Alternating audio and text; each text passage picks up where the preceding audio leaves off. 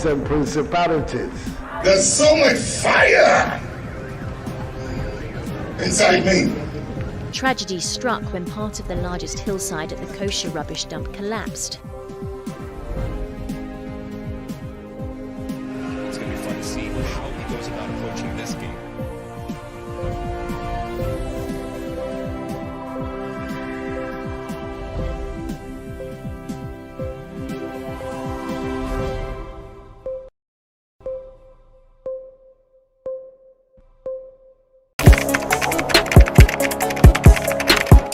We table issues relating to the arts and entertainment for a riveting discussion, of course, without fear nor favor.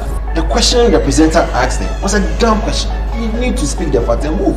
Varied views. We agree to disagree. So I would disagree with everything you said. I think that he's a smart guy. I think what he did. No, but I also said he's a smart guy. Yeah. I guess that I'm waiting for the what next. Yeah, I don't think that we have to wait for what next. It sometimes gets confrontational, but that's the beauty of the game. Today you deny funny face. It's not my brother. Funny face. I don't know him. You don't know funny face. It's not my brother. You don't know funny face. It's a package. We meet, we sit, we dialogue, we learn, we progress. My name is Benefo Huabin Abrantepa, a proud blogger, and this is my forum.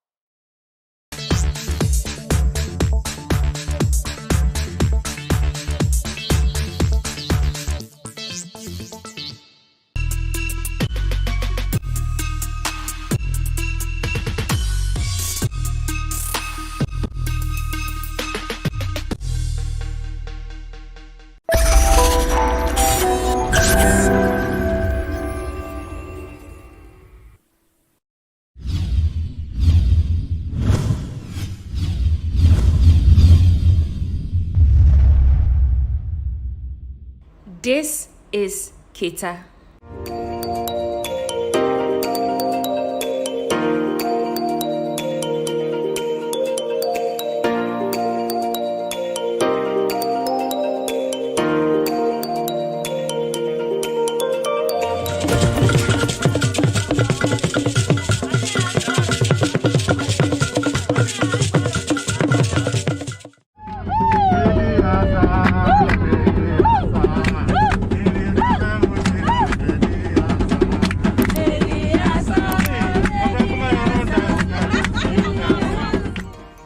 While on a day trip with the party crew, we started with breakfast at the Good Life Hotel, which is located in Ada.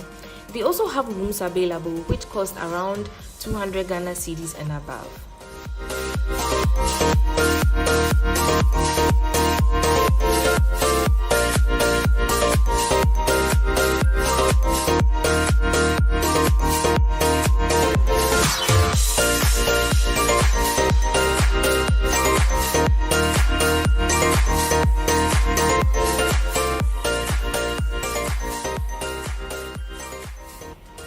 After breakfast, we drove about 2 hours drive from Ada to Kita.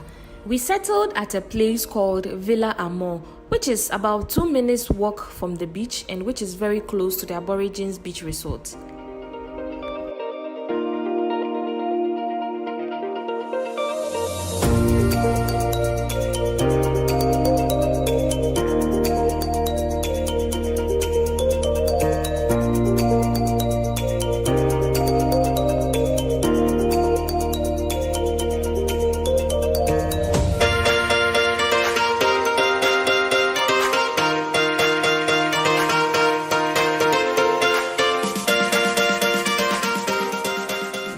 Guys, you can't come to the Volta region and not eat banku.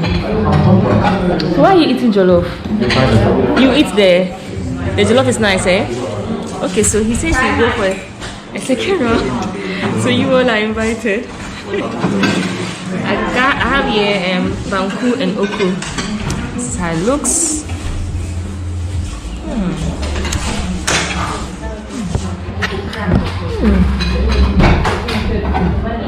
This is very good. It takes an expert to do this type of okra soup. This is benma, dechi, like local okra soup. It's good. She's having jollof. You're also having jollof. Yep. Why are you not eating banku? I'm not banku person. You're not banku person. Okay.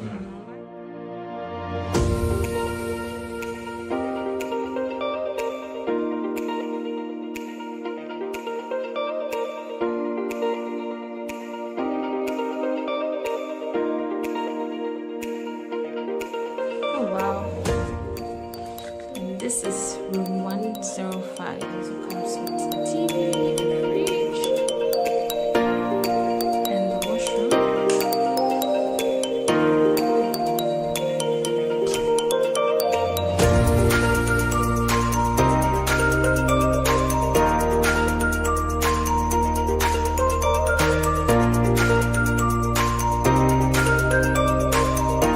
This is their executive room.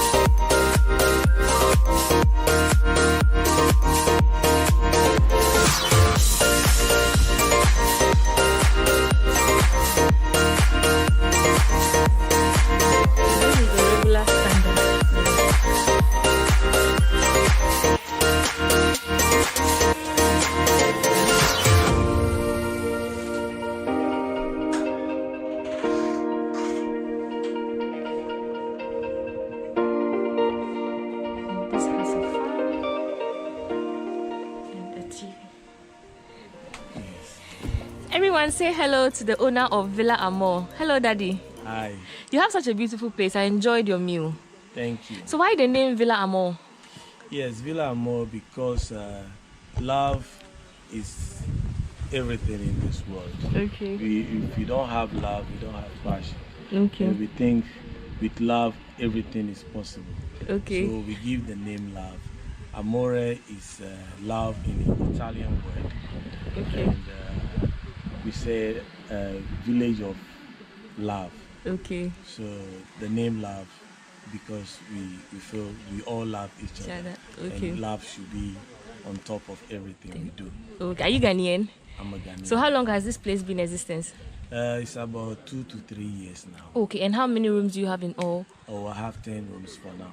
Oh, okay. Yes. So guys, I visited their rooms and their rooms are very, very beautiful. Daddy, so I realized that when people come to Volta region, they always go to Aborigines.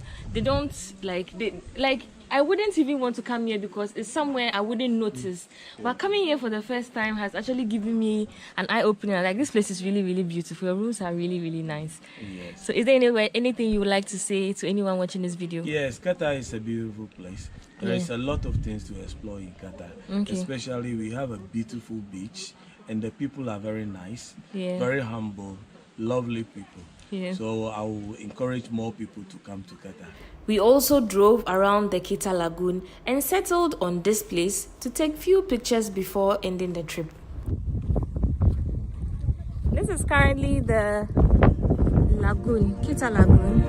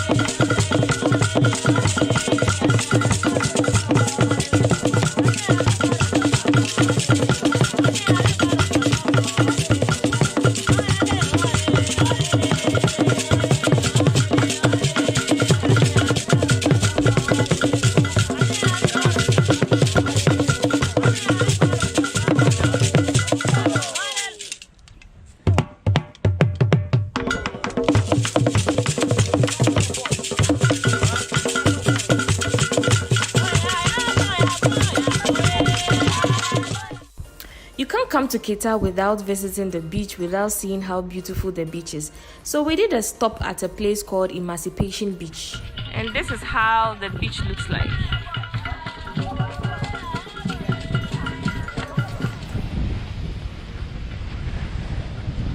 This is one of the beautiful beaches I've seen.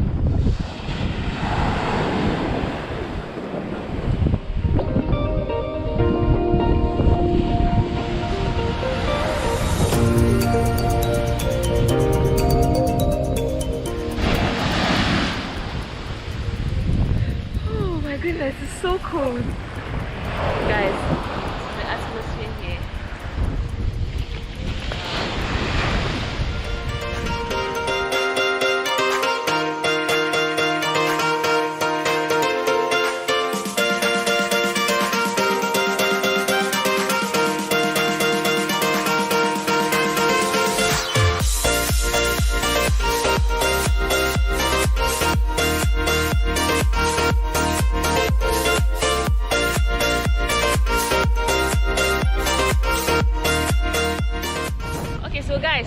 This trip was organized by Party Crew, and this is the COO of Party Crew. So she's going to tell us a bit about Party Crew.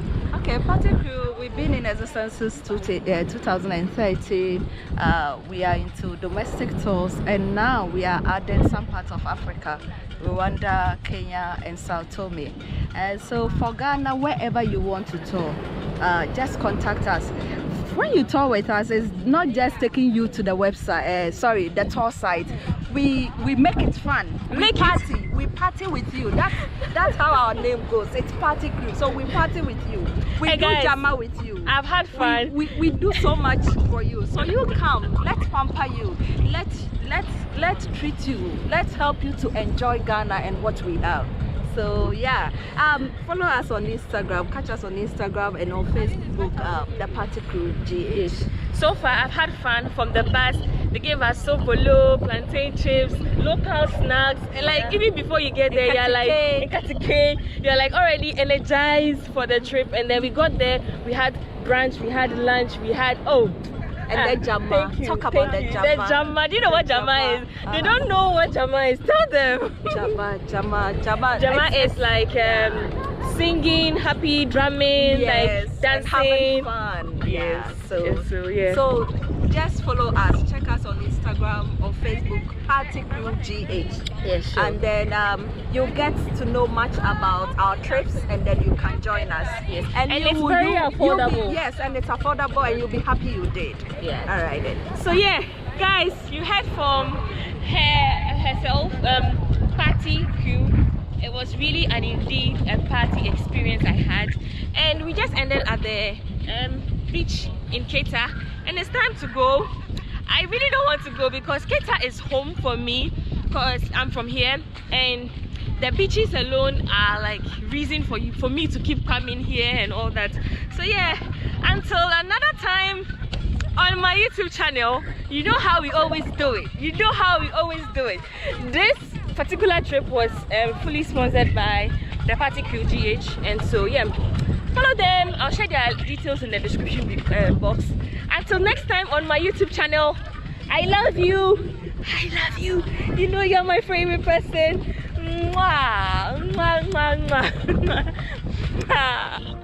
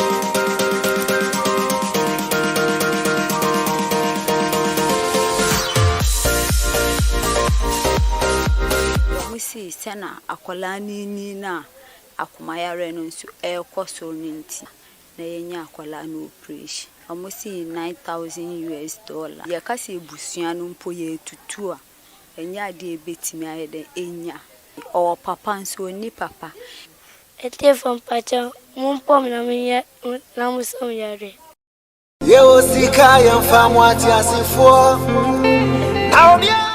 Ashafo se opese uhu Crime Check Foundation ye njumedi a ye di abre nyina koyen YouTube channel Crime Check TV GH subscribe mame se wo subscribe bia mi adoma ne so se na video bia de betu obi a obehu medamase.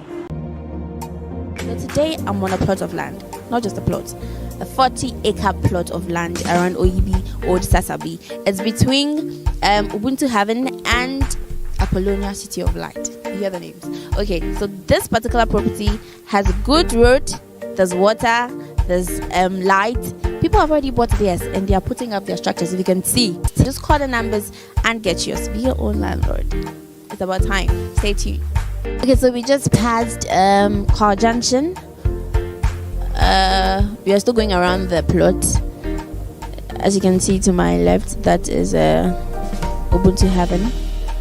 Some have already gotten their plots and then have their buildings ongoing. There's light, there's water as well. You wouldn't have problem with land litigation and land guards and all that. As you can see, there are no land guards around. There's a good place to invest if you need a plot of land, or you can even buy 2, 3, 4 and put up some businesses.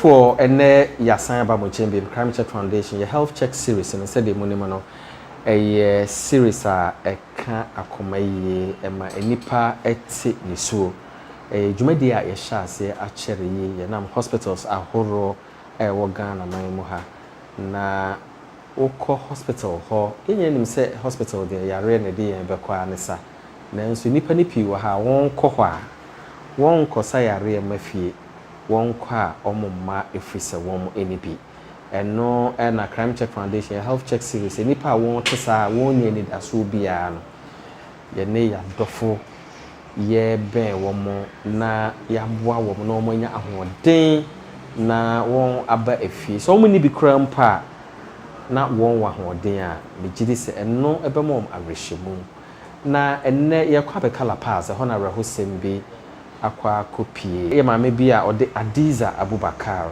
ena ne ba Adamu eho atochema eye abrehosem yi pa na before see ebeko abeka La Paz no umienko Rich Hospital na yinkotie enkrato yi enipa pii na won eyareda hospitals awo Ghana man mu ha won ni obiara wo so wo mo ye nyina enim say National Health Insurance Scheme no eye scheme papa nanso eye scheme a enkava yare nyinaara wo hwe ye nua ba ofa bia wo da ha ya nipa bonefo ye be mo ne awo mienu watu aseda gunenim na obai na busua obiara no ha obetimi aso ne mu eba ne sei a yebeto ensem bi sei so a na enipa won te sa no won hia aduro mpa na ayeden enunti no enipa won te sei no won beda ho ache anhwe yi a na akofa owu anhwe yi a na akofa edemu die eno na yempese ebeba enunti na Crime Check Foundation Health Check Series no ye to yensa afremu nyina se obiara taku anasempoa ebetimi aboa eme dia save enipa won te sei a won ni enidaso biara momeka ye ho na ye moa won a won ni bi na won ewu ewo hospitals ewo Ghana ha emprepi no enipa ni pin so wo ha na won de ka enketenkete ebi akowo na enso no na won aka hospital efi se won ni obiara a won ba betua won ka amawo na sankrofo a ye kon waseme ya ton din se medical prisoners won aka hospital etese de sebe won eda prison nipa we nyina ehia emboa edien na ye ede aboa wo mo meka ye ho ne moa enipa won etese ye damase Black Lens Ventures asaka kan ho biem and they say we JHS graduate, SHS graduate, and na sempo university graduate na utifie uni bibia ye. Na wo pese wonya insanu dwuma bia. Ene tutumika na bra Black Lens Ventures. Se wo pese wo ye professional photographer, videographer na digital video editor. Ne wo be ya ne se wo be pick form e wo ye office a 50 cedis. E wo KFC inside Matayeko Pharmacy dance man. Wo teachers akuku dama wode na wotwensia e be kire we nyina ho nimdie ni ji asemesan wo mun se wo bon ho modin na usua kosisi yia Black Lens be ma wa kwanya ne edwumakuo ni mu bi aye edwuma enti tutumrika na be fa forms ana se frɛ numbers a etwa group screen so 0242 074 276 as 0596 328 008 0302 966 54 Etiefo Crime Check Foundation Eye health check series jumedia ya dia to ye ho sese ye beboa wona sebi ohianti aka omo ahyedem na enne ya ba bepie mu ewo abeka La Paz bebi a friend say free junction na arahosema enam so am ya bepie ha ye ba bia wonya 8 years wonya hole in heart na hole in heart any kidney ya re bia for the past 1 month in Crime Check Foundation ye bua nkola omanya hole in heart omanya kidney yare bia ha adwin yi pa e besre se awofo no behwe omoma no edidie mu yie se na nkwala nkitenkiti omunya sa yare no esobeti ebi se sa yare no ka wo mu pa but Crime Check Foundation ni aboafo nti omo boa yen e ma ye hwe omo se na mdi kankan no ya ba be pie mu ha nti ye ne akola ya meka no ho asem ne maame e be twetwe nkomo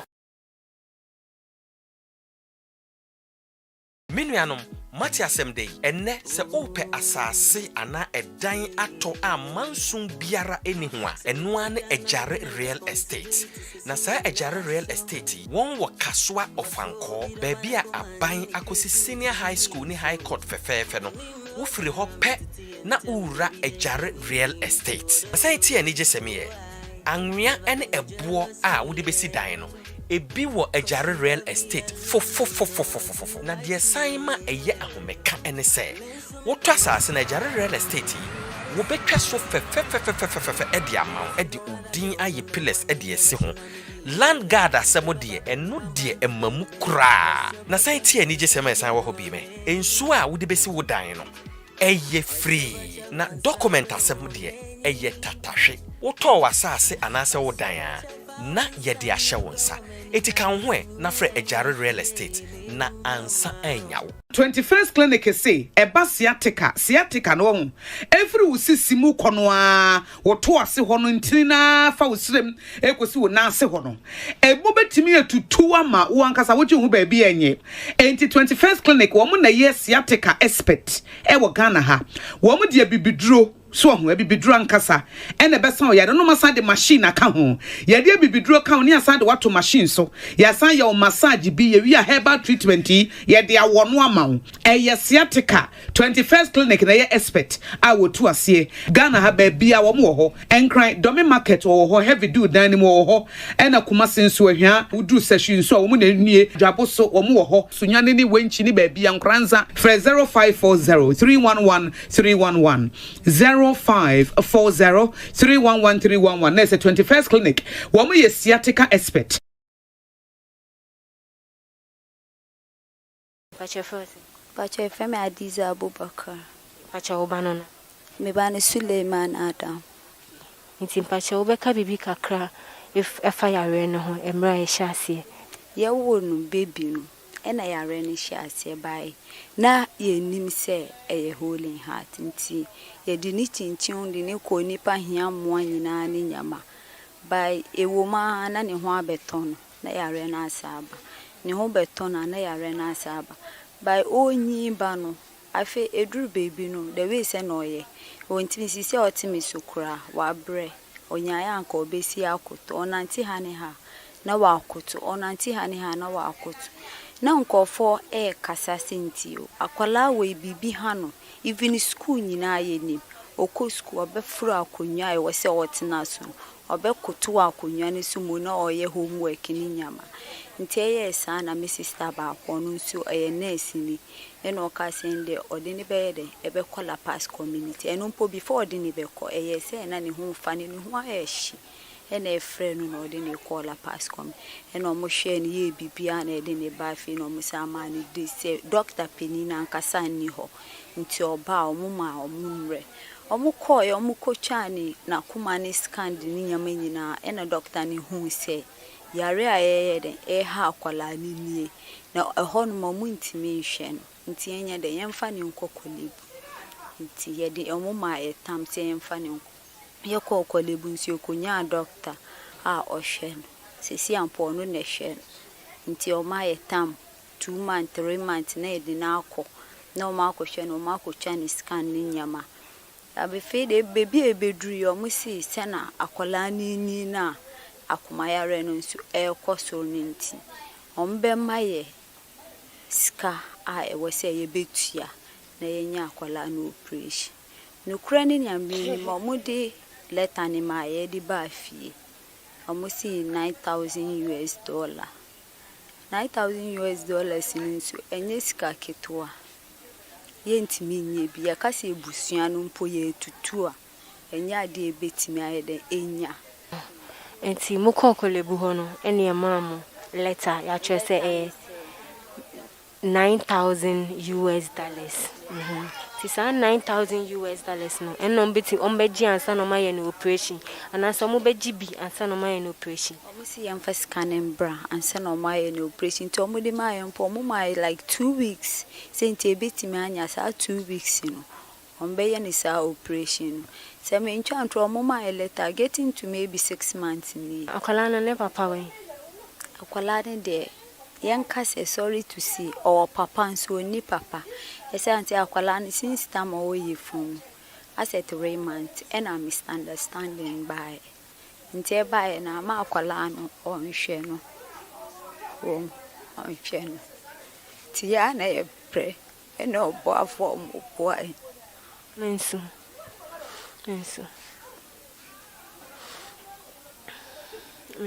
na yawe esiye pene number nkase o maybe se also nhwe yankra ma wo afa me ho afa me ba na sesi ai o me se wa bre okay wa friend no one contact na friend say sesi a wa wo afa ho afa oba na so akase owo no yawe bia me da no so nti ne kakra wo bia o fan so na mo fan ko hospital wa friend even papa no ginemu ama ya aware no oyinu mpo sisi ayekọ ne ho sinti desi ye ne ese ni osi onu mpo onim bebia owo nti sisi ayenkasa bebia ne papa na nkasa won ye ni Oware wo oye awule mensu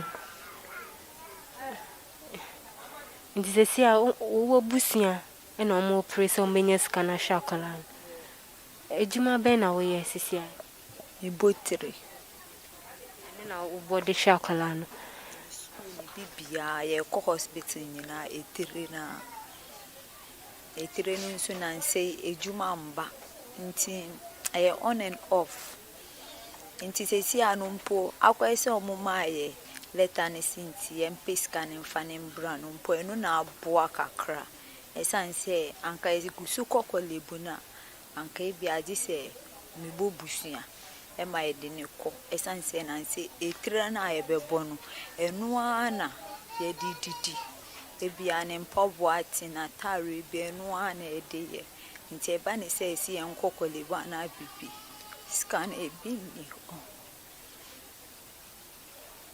manya sikani bi scanning die ye photocopy ene nkofo we si o mo fama we obebo mo fama we nti nkofo mo kyerɛkyerɛ ye di ma o nyina by bebre na enka hwi enkyerɛ mostly omo a omo timebu a maybe 100 cedis 200 cedis no omo nye omo a omo agi leta ni bi omo ati se akwala no ho fa na omo pese omo bua omo no omo timidity askani ba na skanu mpo a sesi eda ho ankofo de bua ye no nyame no kure ni no kure ni mendru 10 million mpo sikana wenya ho na 2000 cedis okay eti say we as yade ho beto ati Yo.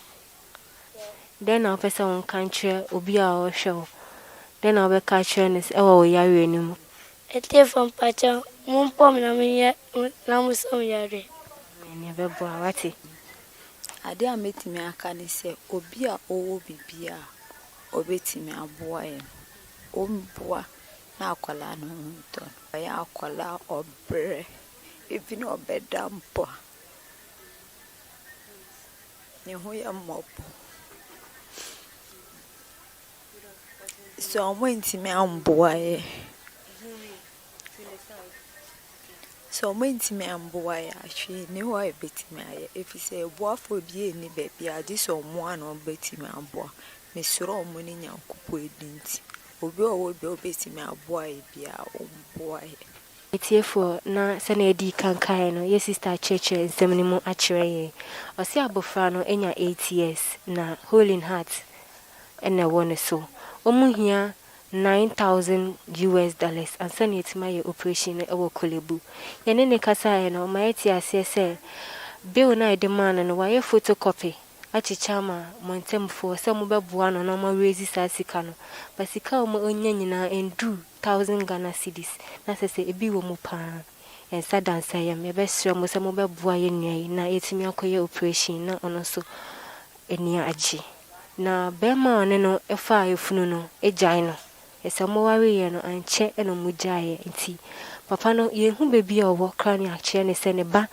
yare kesiese nti se na Crime Check Foundation de bia e de tumani mamo buaye no ebesiro mo se mo beboaye na Holy Heart any kidney yare bia eku nkala kitwa de bia mo de ba yaboboa no se yamboa mo yesiro mo munso yemu na yenhwe yebei na me science subiem se kakra bia obenya bia ye de beboa yenua yi nkanani beji pa o se ogina ho cha na wabre ntasese onkoto ogina ho kakra na wakoto na waso na koma ya homete pa ne ma me kire se oko school kra na se omopon a na se akoma no sori a ka akwa ho kra na wakoto onu de onim ene ya ti bebi obekoto a obenya comfort bia na wakoto nke kanyame nko hankaka ebo no yesre mo a se mo beso ye mu na yetimi atwa sika no na ono soso ne ho ato no ye numbers ene go screen so no frey na ene yan twetwe nkomo you ati fe nyina ya ti sister Daisy aseme ya asema ye ahomete ohwa obeboto na sesei eka aba beda ho ne $9,000. $9,000 ye de call eye Ghana sika mu a na che say ye nam 50,000 ene echire nanso me gidi se wo a wo hwen ebeka wakoma na ye bay yetimi age no nkwa ade asi wo ene Crime Check Foundation en kasa se de be ye no na akwada yi yentimi so ne mu be areho se ye behwe ye bay ama wo free mu obi nim de daachi o ba be ye da mase bebre dasele yankopon ma ho kwan ya ye besa ba mu chimbi ye osika ya famu ati asifo aobiani mwawie ya wati saya wadaja ye nyama ati asifo aobiani mdachi ase unipa wa wanti na chi asem diaka yoni ni nyami ntemu asem eti sawo kuwe bia bwa mine wami wamra meti asi ye wosika ye mfamu ati asifo na sabani atumi nyane awufo.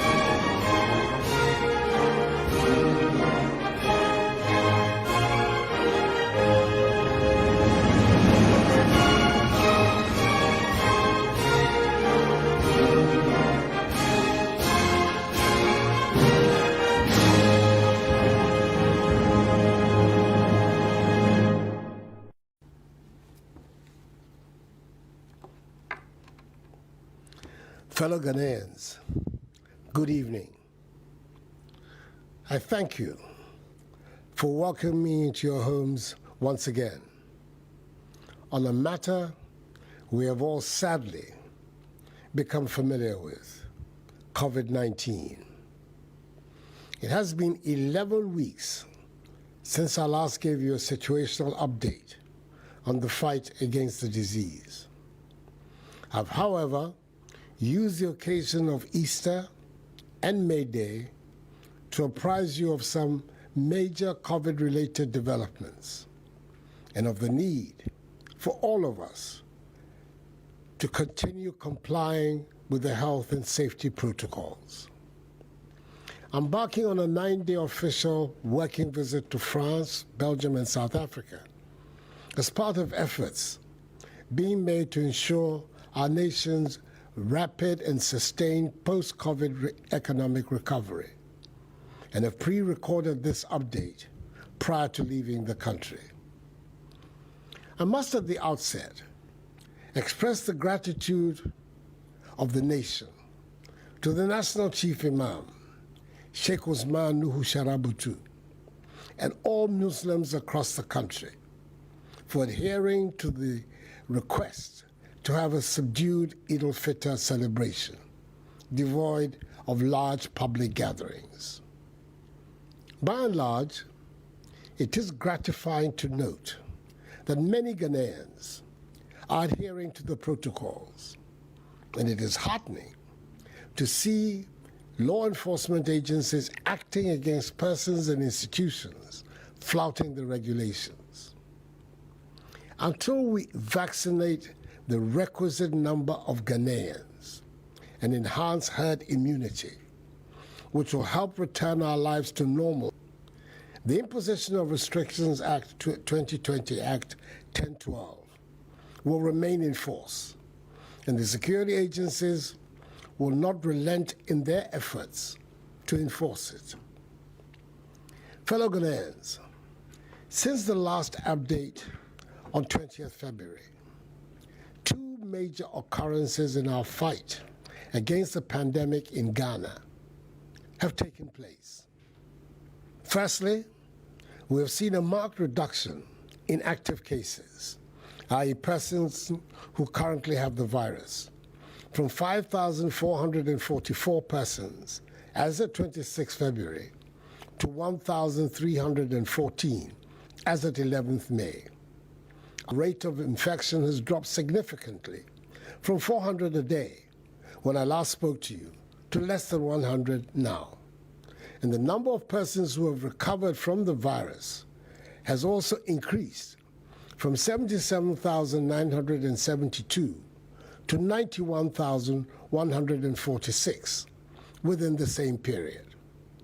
176 more persons in that time have also unfortunately lost their lives to COVID-19.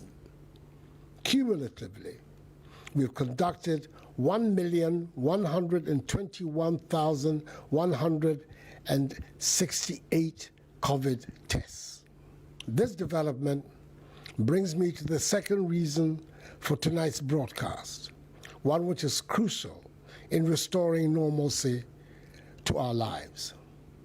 Since I announced the arrival of the first batch of AstraZeneca vaccines from the COVAX facility, together with the procurement and receipt of others, we have rolled out 2 phases of our vaccination plan.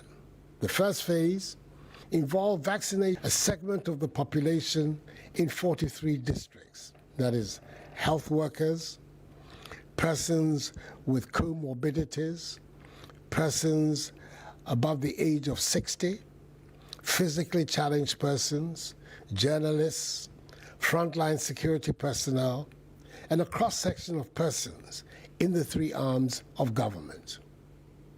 The second phase involved vaccinating all other health workers across the country. Nearly 1 million people have now received the first dose of the vaccine. International vaccine politics and the unpredictability of the supply chain, as well as the third wave of infections in some countries in Europe and Asia, have meant that we have not been able to secure as many vaccines and vaccinated as many Ghanaians as we would have wanted at this stage. In spite of these obstacles, the target is to vaccinate some 20 million Ghanaians, i.e. the entire adult population of Ghana, by the end of the year. In the past few days, government has, through COVAX, received an additional 350,000 doses of AstraZeneca vaccines. These will be added to existing stock to provide the second jab for the 360,000 persons in the 43 districts in the Greater Accra, Ashanti, and Central regions who received their first jabs from 1st to 9th March. I'm happy to announce that beginning Wednesday, the 19th of May to Wednesday, 26th May, the deployment of the second dose of vaccines will take place across the designated vaccination centers in the 43 districts, approximately 12 weeks after the first jab, as the science prescribes. More details of the deployment will be communicated by the Ghana Health Service in the coming week. Efforts are being made to ensure that those who receive their first jabs after the 9th of March will in due course receive their second. We are expecting an additional 300,000 doses of Sputnik 5 vaccines, which have already been approved by the Food and Drugs Authority to arrive in the country. As and when we make further progress in the acquisition of vaccines, the Ministries of Health and Information will make this known to you. We're making all efforts to achieve our overall vaccination target. As alluded to earlier, we are all aware of the havoc the virus is wreaking in Asia and South America, in the form of rising infections and huge death tolls. Whilst our thoughts and prayers are with these countries, we must be mindful of the associated risks of travel to and from these countries. At this time, I want to reiterate, as captured in the travel directive jointly issued by the Ministry of Foreign Affairs and Regional Integration and the Ghana Health Service that all non-essential trips to countries with high COVID-19 infection rates should either be cancelled or postponed. There'll be plenty of time, God willing, for such trips in the future. We will continue to review our travel restriction measures. Fellow Ghanaians, a major objective of our fight against the virus, right from the onset, has been to limit its importation onto our shores. Consequently, when we reopened Kotoka International Airport, KIA, our aim was to ensure that as much as possible, arriving passengers do not carry the virus, and to establish a testing regime at KIA to help us pick up passengers who have the virus and prevent them from introducing it into our population. KIA, some 3 weeks ago, recorded significant increases in the numbers of passengers who tested positive for COVID-19. This was identified as in part being due to the countries of embarkation experiencing a third wave of the virus, and also challenges in attesting to the authenticity of COVID-19 PCR certification being presented at airports around the world. Since then, the increase in positive tests from passengers arriving at KIA has declined considerably. Nevertheless, it's still necessary for us in Ghana to find a way to secure further our borders and attain our objective of limiting the importation of the virus. To prevent fake COVID-19 PCR certificates being used to enter our country, government through the Ministry of Health has begun the process of digitizing PCR test results to ensure ease of verification. The technology platform being used at KIA is based on standards set by the Africa Trust Travel and ECOWAS Biomars. All passengers traveling in Ghana must have test results or certificates bearing the trusted travel or biomass codes to be acceptable at KIA. We have reevaluated quality checks on testing at KIA, and we're satisfied with the sensitivity and specificity of the testing regime there. All arriving passengers who test positive will follow the laid-down procedure. Those who test negative from designated COVID-19 hotspots and testing negative at KIA may be subjected to a repeat test on the third day of arrival. Our fight against the virus, my fellow Ghanaians, is by no means over. The continuous havoc being experienced by some countries as a result of the virus is a testament to the fact that until all countries have rid themselves of the virus and have achieved herd immunity, none is safe. So let us all continue to adhere to the COVID-19 safety protocols that are now part of our day-to-day activities. We see the rewards for our compliance with the protocols whenever we witness favorable scenarios in our fight against the virus, evidenced in the easing of some of the restrictions. I'm particularly happy that the significant investments we have made in ensuring compliance with the safety protocols have enabled us to open in safety all schools, private and public, at all levels. And I want to thank parents, teachers, and students for making them work. We have also put in place the necessary protocols that have allowed us to return to churches, mosques, workplaces, markets, stadia, and to travel. Our ability, however, to congregate in closed spaces like cinemas, theaters, and nightclubs remains restricted. In a move towards the reopening of cinemas and theatres, government has engaged cinema owners and operators on a set of protocols and guidelines that need to be put in place and implemented by all operators before eventual reopening. In the coming weeks, the Ghana Health Service and the Ghana Tourism Authority will be announcing these protocols and mandatory modalities and work with the operators on a set of directives that will ensure the health and safety of all patrons and staff in all the facilities involved. Fellow Ghanaians, I remain optimistic that we can return our lives to normal if we cooperate and work together.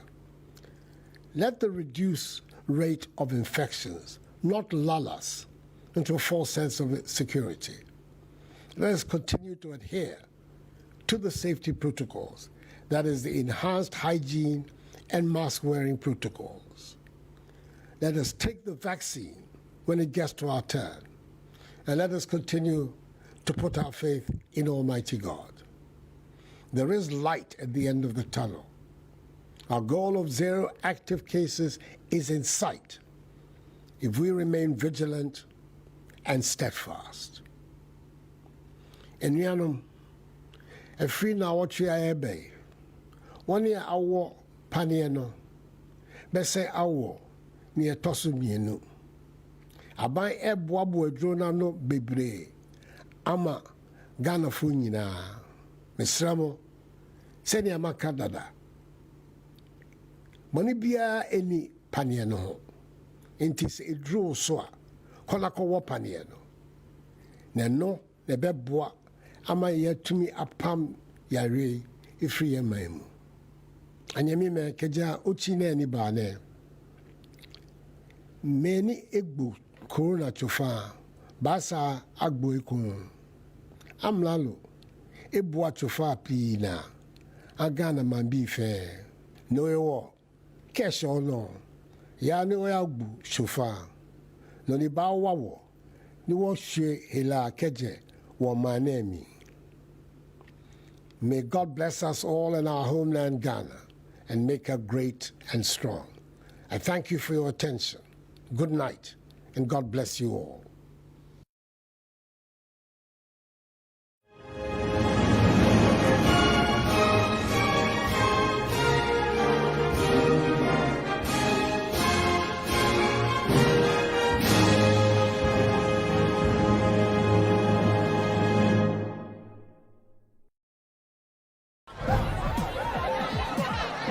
Powers and principalities. There's so much fire inside me. Tragedy struck when part of the largest hillside at the kosher rubbish dump collapsed. It's going to be fun to see how he goes about approaching this game.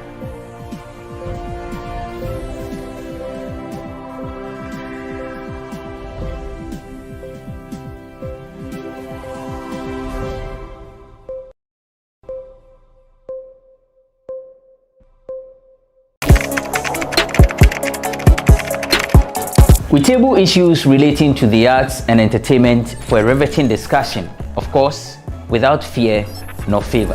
The question the presenter asked them was a dumb question. You need to speak the part and move. Varied views. We agree to disagree. So I would disagree with everything you said. I think that he's a smart guy.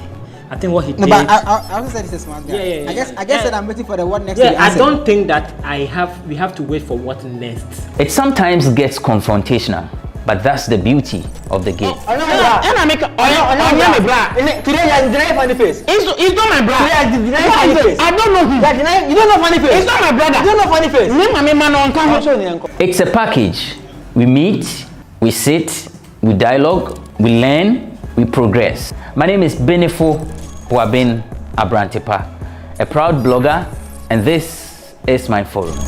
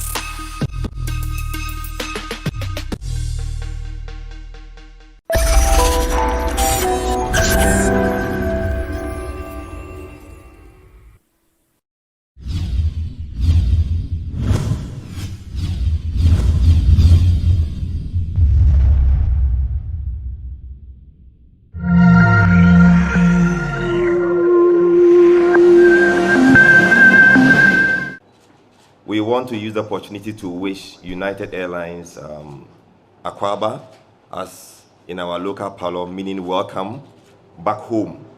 We believe that this is your home, and so there's nothing wrong for you to decide to come back home.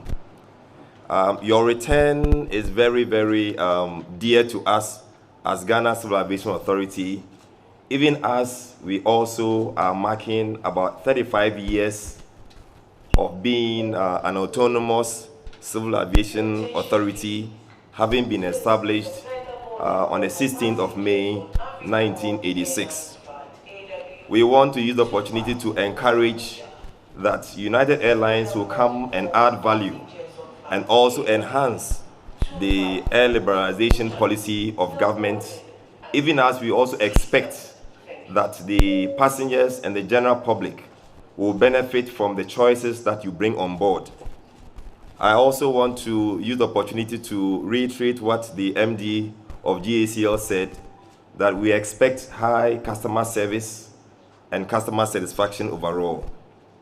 We as Ghana Civil Aviation Authority, we promise, as is our brand promise, that we will forever offer or provide all airlines, including United Airlines, safety and security at all times, because safety and security continues to remain our priority as Ghana Civil Aviation Authority.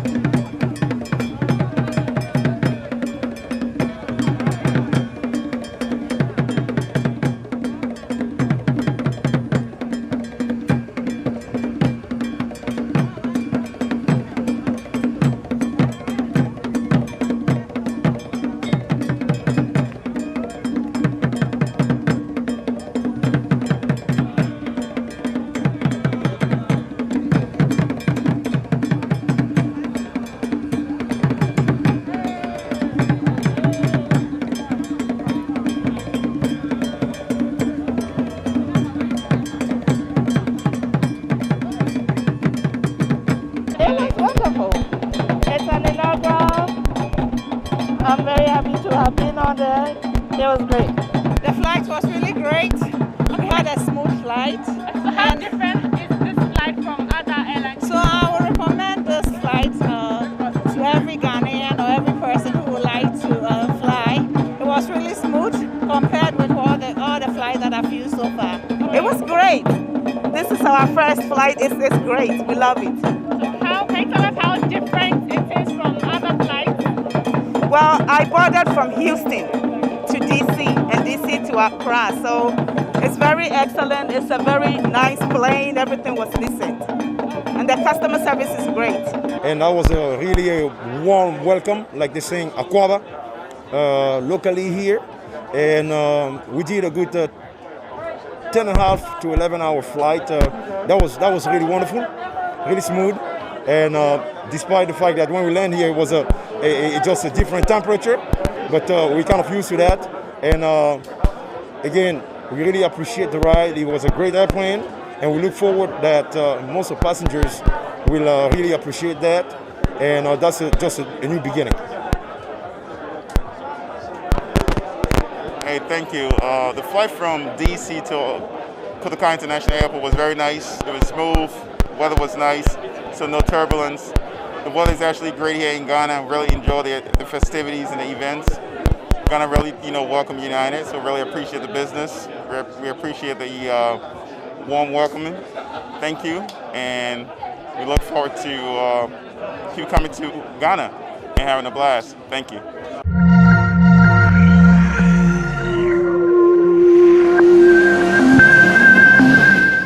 On behalf of the board, management, and staff of Ghana Airports Company Limited, I wish to commend United Airlines for their decision to relaunch passenger flight operations to Accra, Ghana, the destination of choice. You are warmly welcome. The commencement of the Washington, D.C., Accra, Washington, D.C. service is a demonstration of the confidence in Ghana's aviation industry and the great strides made so far in positioning Ghana as the preferred aviation hub and leader in airport business in West Africa. This relaunch will offer the traveling public greater connectivity options to destinations across the United States. As operators and managers of airports, Ghana Airports Company is committed to providing smooth facilitation to enable United Airlines achieve a consistently high on-time departure and arrival performance. This is in line with our mission of providing world-class facilities and services for the benefit of our stakeholders. We believe that United Airlines will, in turn, provide excellent customer service to passengers so that together we can make traveling through Kotoka International Airport a memorable and delightful experience. Once again, we welcome United Airlines back to Kotoka International Airport, the best airport in Africa by size. We look forward to a long, fruitful, successful, and enduring working relationship. United Airlines, Akwaba. Thank you, and may the Almighty God bless us all.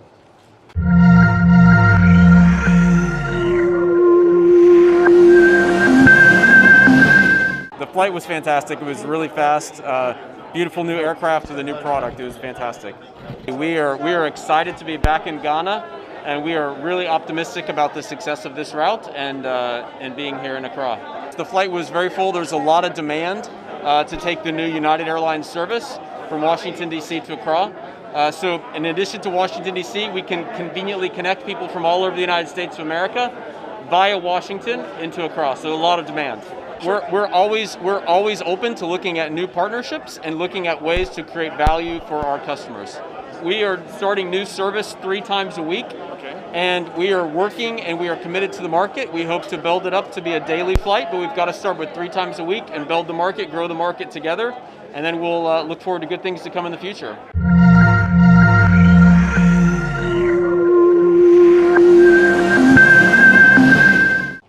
It is my pleasure to warmly welcome you all to the United Airlines relaunch of passenger flight operations to the Kotoka International Airport.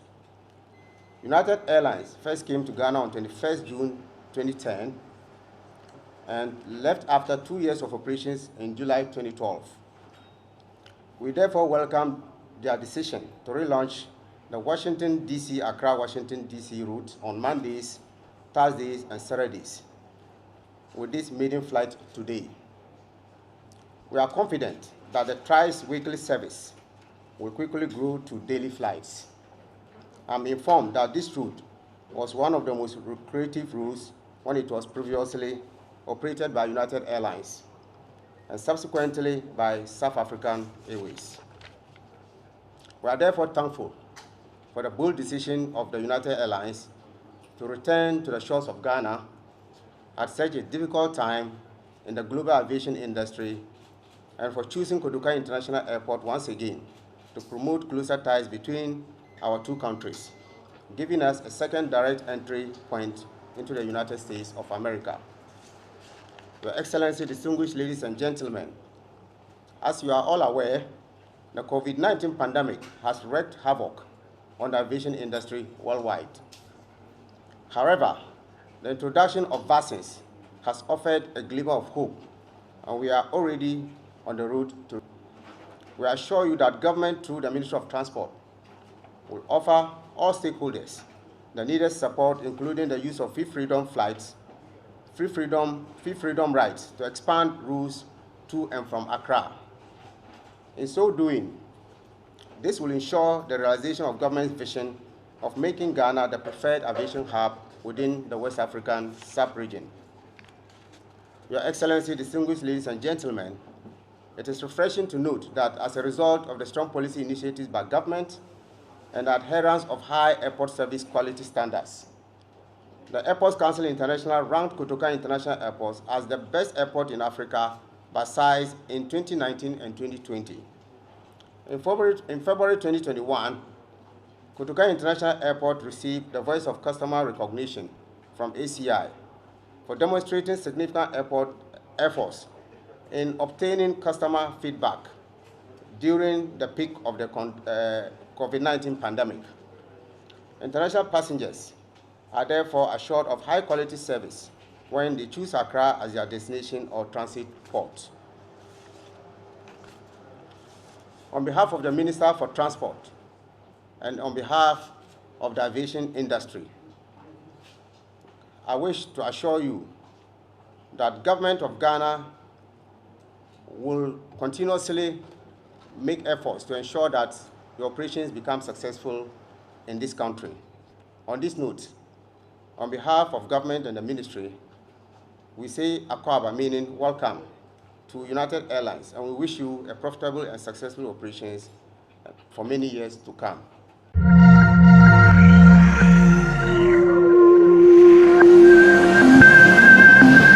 I'm pleased to personally welcome United Flight's 996's inaugural flight from Dulles International Airport in Virginia, United States of America, to Kotoka International Airport in Accra, Ghana. Let's all wish United Airlines a warm, and I do mean warm, Akwaba to Ghana.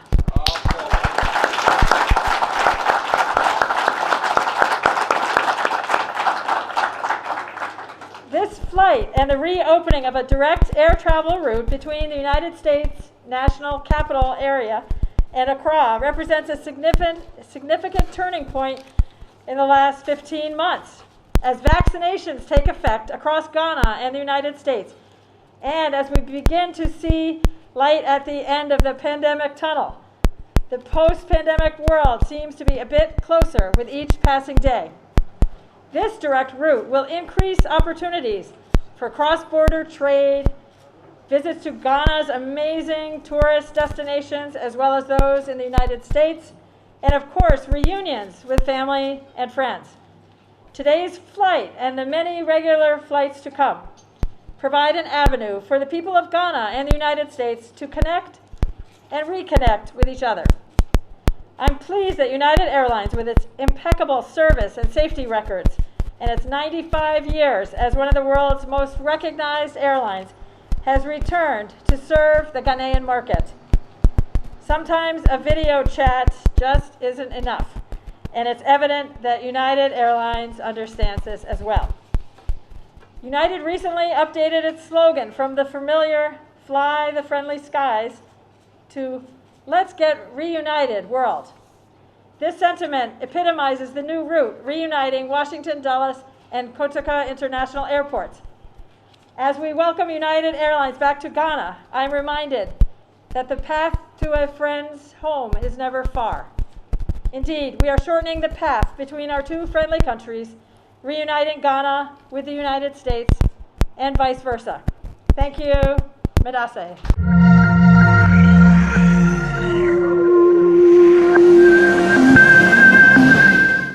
I humbly take this opportunity also to appeal to all parents to still keep close bonds in this changing world especially with their children, and guide them against the mega trends that have made some children vulnerable to predators. I call on families to help us stop children from living on the streets. Please take your children off the streets. Take your children off the streets. We are begging you. Begging is not work. It's against the laws of Ghana. And very soon, I know, there will be an action.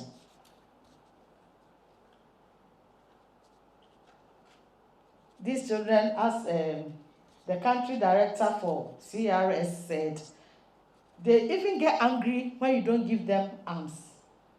And I hear they don't like food too. They like money. If you say you are hungry and I have food and I'm giving to you, say you don't like it. You want money. You don't like rice. You don't like bread. You want cash.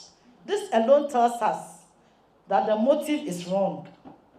It isn't that some of them, they don't have the means, but I think some people have seen it as a lucrative business. I know a man who single-handedly took about 5 of them to train them and was paying them at the same time. When they took their salaries for 3 months, they vanished and went back to the streets to go and now sell things. They want to be CEOs on the streets, having their own businesses. They are entrepreneurs on the streets. Please, today is Family Day, so we are talking about issues that are affecting families. All parents who are pushing children to the street to beg for them, please stop it. It's not good. You are not helping Ghana. You are disgracing Ghana. Because when foreigners come and they see the number of children on the streets, they don't carry any good news about us to their countries. We must stop.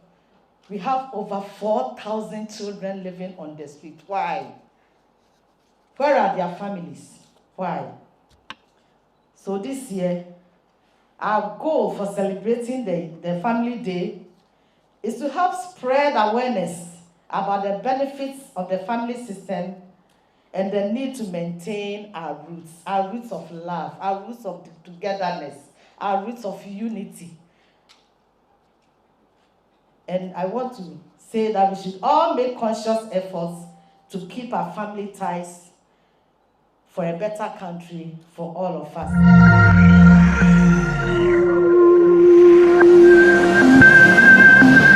This year, we are going to continue to close down the children's homes. It is not the best place for children.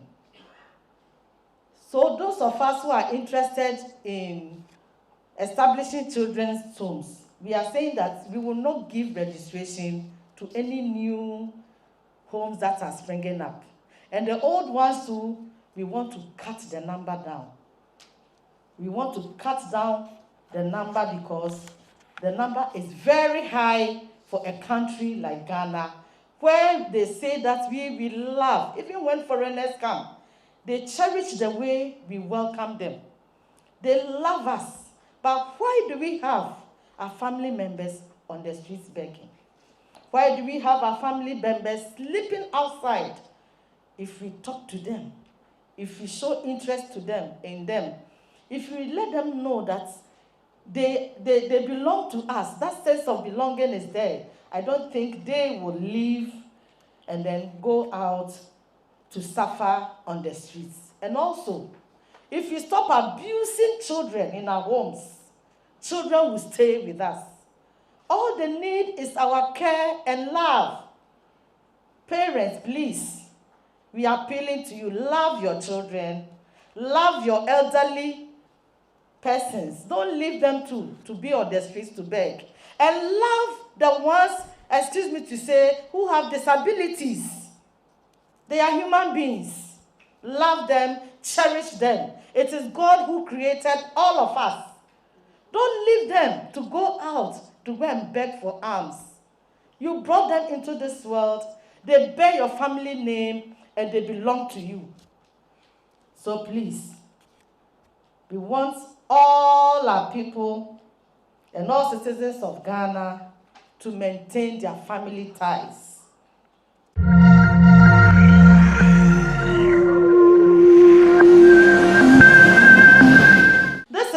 Social Welfare, and also the Central Adoption Authority has been mandated by government to take. So please, if anybody tells you to bring 25,000, 30,000, 35,000, 10,000, report the person to us. Report the person to the Ministry of Gender, Children and Social Protection or to the Central Adoption Authority. We don't sell children. We don't sell babies. We facilitate processes for those who want children to have, and for those who want to help government take care of these vulnerable children, get the opportunity.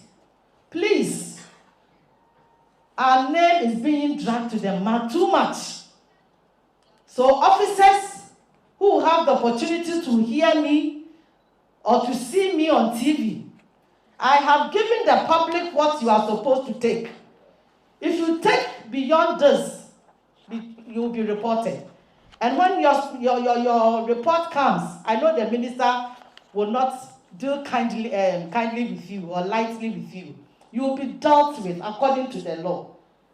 We should stop that. We don't sell children. How can you sell a human being? Are you the one who created the person? This is just to facilitate the process for you to get a child.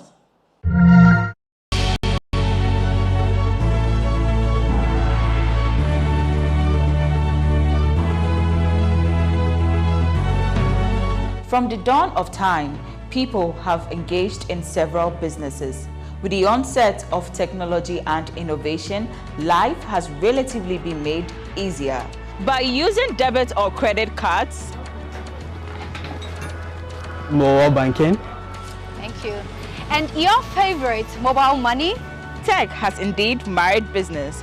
On BizTech, we spend time with faces behind known and upcoming businesses in the country. Learn more about the new technologies and innovation, as well as find out about the trending issues in the world of business. Join us as we serve you with a variety of compelling interviews, projects, and others right here on GhanaWeb TV.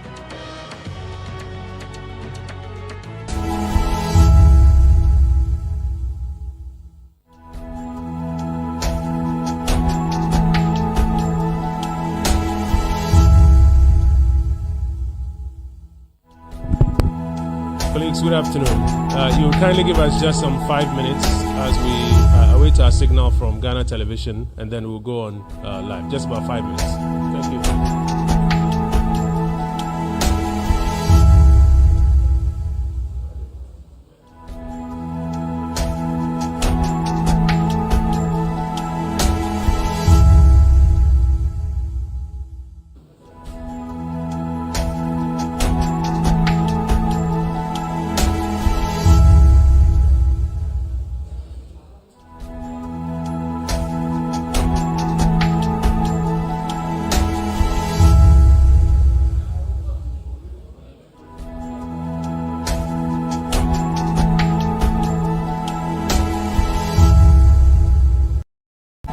Colleagues, good afternoon, and our appreciation to you for joining us here at the Press Center of the Ministry of Information for the first activity that we have for this week, starting the 16th of May, year of our Lord 2021. We have a nation building update for you. It's an update that allows the entire country to be apprised of some key activities going on in key sectors of our economy. Last week, Sunday, you would recall we spent some time with the minister responsible for finance as he outlined some of the key interventions that are being executed to ensure that the Ghanaian economy achieves the objectives that we've set for ourselves. This afternoon, we're privileged to have with us the Minister responsible for energy, the Honorable Matthew Nana Poku, Prempe. He will be speaking to 3 major subjects, and then after that we'll share with you a little video we've put together that tells a story bigger than what we can tell you this afternoon. There's been a lot of work ongoing in our energy sector. This afternoon we can highlight just about 3 major parts of all the ongoing works, but when we are done we'll share with you a video production that tells a story better than what we can even do this afternoon. We crave your indulgence to find some time to share that video with your audiences. We will do also the same exercise of sharing it with audiences on digital and on traditional media. This afternoon, I want to, as we start, acknowledge the Chief Executive of the Ghana Grid Company Limited, Mr. Jonathan Amwakuba. You see the giant towers that are transmitting the power. He is a giant who is responsible for them. Mr. Makoba, thank you for joining with us this afternoon. Mr. Emmanuel Entry Dakwa is Chief Executive of the Volta River Authority. He is here with us. We have other dignitaries with us who I will introduce shortly. The Deputy Minister for Energy Designate, the Honorable Andrew Mesa, Member of Parliament for Sekunde, is here with us this afternoon. And the Honorable Matthew Opoku Prempe, who is the Minister responsible for energy, is here with us. Thank you very much, Minister, for being with us. We know you have a very tight schedule even on a Sunday, but you've made time to be with us. This afternoon, Honorable Minister will speak to about 3 major themes before we share with you the video. He will talk to us about what we've been doing to improve energy transmission. You will recall that in the last 3 to 4 weeks, we have been going on tours with you, our colleagues, across various places where there's major works ongoing to support energy transmission and distribution. He'll speak to us on that. He'll also speak to us about what it means to you at home, especially when it comes to the subject of affordable power. So his first brief is on improving energy transmission. His second brief is on delivering affordable power to you at home. What does all the work, megawatts, kilowatts, hundreds of millions of cities, what does it mean when it comes to delivering affordable power to you at home? And then finally, the ministry responsible for energy has been doing a lot of work to ensure that we save you, we save businesses, we save the Republic of Ghana some good money that can be put to alternate uses. He will spend some time speaking to those. So, Honorable Minister, may I invite you to the podium to address the nation.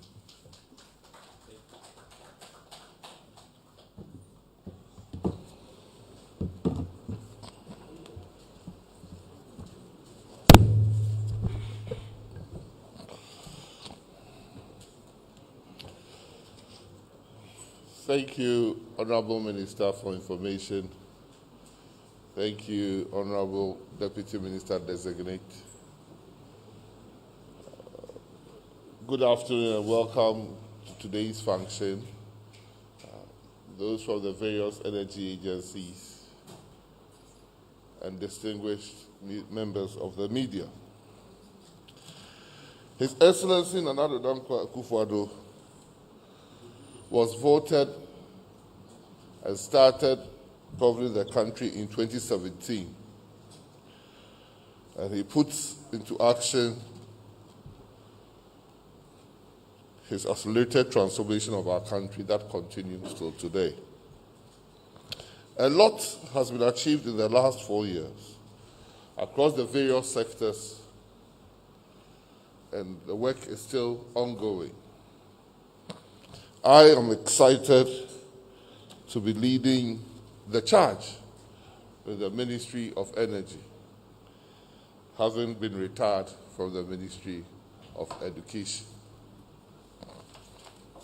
The Ministry of Energy has about 15 agencies under its belt, from Nuclear Power Ghana to bulk oil storage and transport, through Ghana Cylinder Manufacturing Company and Bui Power Authority. Before I even got settled as a Minister of Energy, there seems to be in this country, or there was in this country, frequent interruptions or outages of our electricity system. Today's brief would attempt to discuss the power sector and what the government is undertaking. We would request a special day to come and do what is happening in the petroleum sector. So I spent my first few weeks with stakeholders and agency heads visiting grid company to find out what was happening, because they had explained in various circulars and press statements that the power interruption that was going on has to do with one, either a pressure failure of the gas from ENI, or as a result of the transmission works that was ongoing, that necessitated momentary outages so that people could work on those lines. We were informed by the grid company that our transmission system was mainly through between regions and further distances on 161,000 kilowatts of voltage of energy. To transmit across large areas, you have to transmit at higher voltages, so that when you get to where you want to go, then you bring it down through bulk supply points and ECG supply points. So I did visit, together with your esteemed selves, Ghana Grid Company, and there we saw, I've never seen it myself, human beings hanged on these things in the air, trying to string new wires to improve and to strengthen the transmission system of the country. The transmission system of the country had been in place for between the 50s and the 60s, and essentially that was what we are having now. What they were trying to do was to strengthen some of the 161 kVA, like from Tuma to Achimota, and also improve the capacity of some of the wires, like from the western end of the country as far as Bolekatanga through the 330 kVA lines. So because the work was ongoing, it definitely means that in some portions of the Bolekatanga line from Takrady, the huge section between Kumasi and Kintampo, were 100 kilometers or 170 kilometers, was still ongoing. What it meant that with increasing population, we were transmitting on the same lines that as we had in the 1960s and the 50s, meaning there was congestion and was failure sometimes on the line. We could even experience some of the doomsday by seeing some of the insulators actually splitting up because of high heat that had been generated and had worked on the splinters. Some of the lines just gave in. Some of the transformers just caught, well, there was one transformer in the Volta region that caught fire. Some of the lines near Trasago just got snapped up. And all this meant that at a particular time, the good people of Ghana had suffered intermittent or erratic power fluctuations. But what we could then assure Ghanaians was that they should be patient, and the men who knew how best to handle it were on work at the site. After visiting the Gridco headquarters in Tema, we did two separate visits. One to the Pokwasi bulk supply point, a $50 million project that was going to improve transmission of power and distribution of power in the eastern end of Accra. We then visited the Kaswa bulk supply point, also to find out what they were doing about that $40 million facility, or $50 million facility that was supplying the west end and part of central region, mostly parts of central region.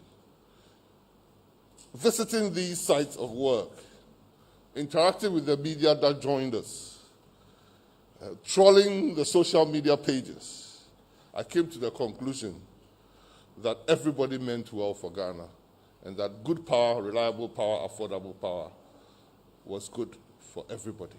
And indeed, we needed to up the game to get the work done to power Ghana on. We believe that together We were fixing it, and we'll continue to fix it to our utmost satisfaction. The power value chain, or the energy value chain, like I said, and I'm admitting, has various challenges. We suffered from chronic underinvestment in the sector, like I said, between the 50s and 60s where we put it down. We hadn't improved much on our transmission network. We hadn't improved much on our generating network. Neither had we improved much on our distribution network. So intermittently, we get challenged, and we see the challenges in the power sector through the doom source that we have operated. Cyclically, between 5 to 7 years going back, we see that some shortfalls in our energy situation or outages in this country. In the 2006 to 2008 power outages, the government at that time decided to solve the problem by buying generators and buying fuel. Albeit some describe this as toy generators, it did work for us. So under President Kufuor, the problem was not passed on directly to Ghanaians. The central government used its own funds to procure the generators and to procure fuel for those generators to run.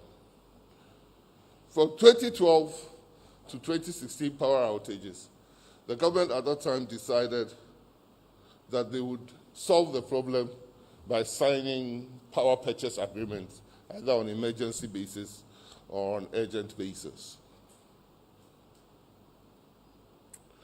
Being in crisis and signing those agreements meant that the stronger one was the one who was able to bring you the generating sets to generate. Also, we should remember that we had gone into a cash crunch into the country and had gone to visit IMF for solutions. It meant that we were seriously curtailed as a country in our ability to make revenue or make money to be able to buy the fuel to power our generating sets. So the problem that started with not having enough funds to buy fuel for our generating set became compounded because the population is also increasing with a shortfall in the generating. That shortfall and lack of fuel meant we experienced a protracted level of doomsday that this country had never witnessed. In fact, for 4 years, we had to do so.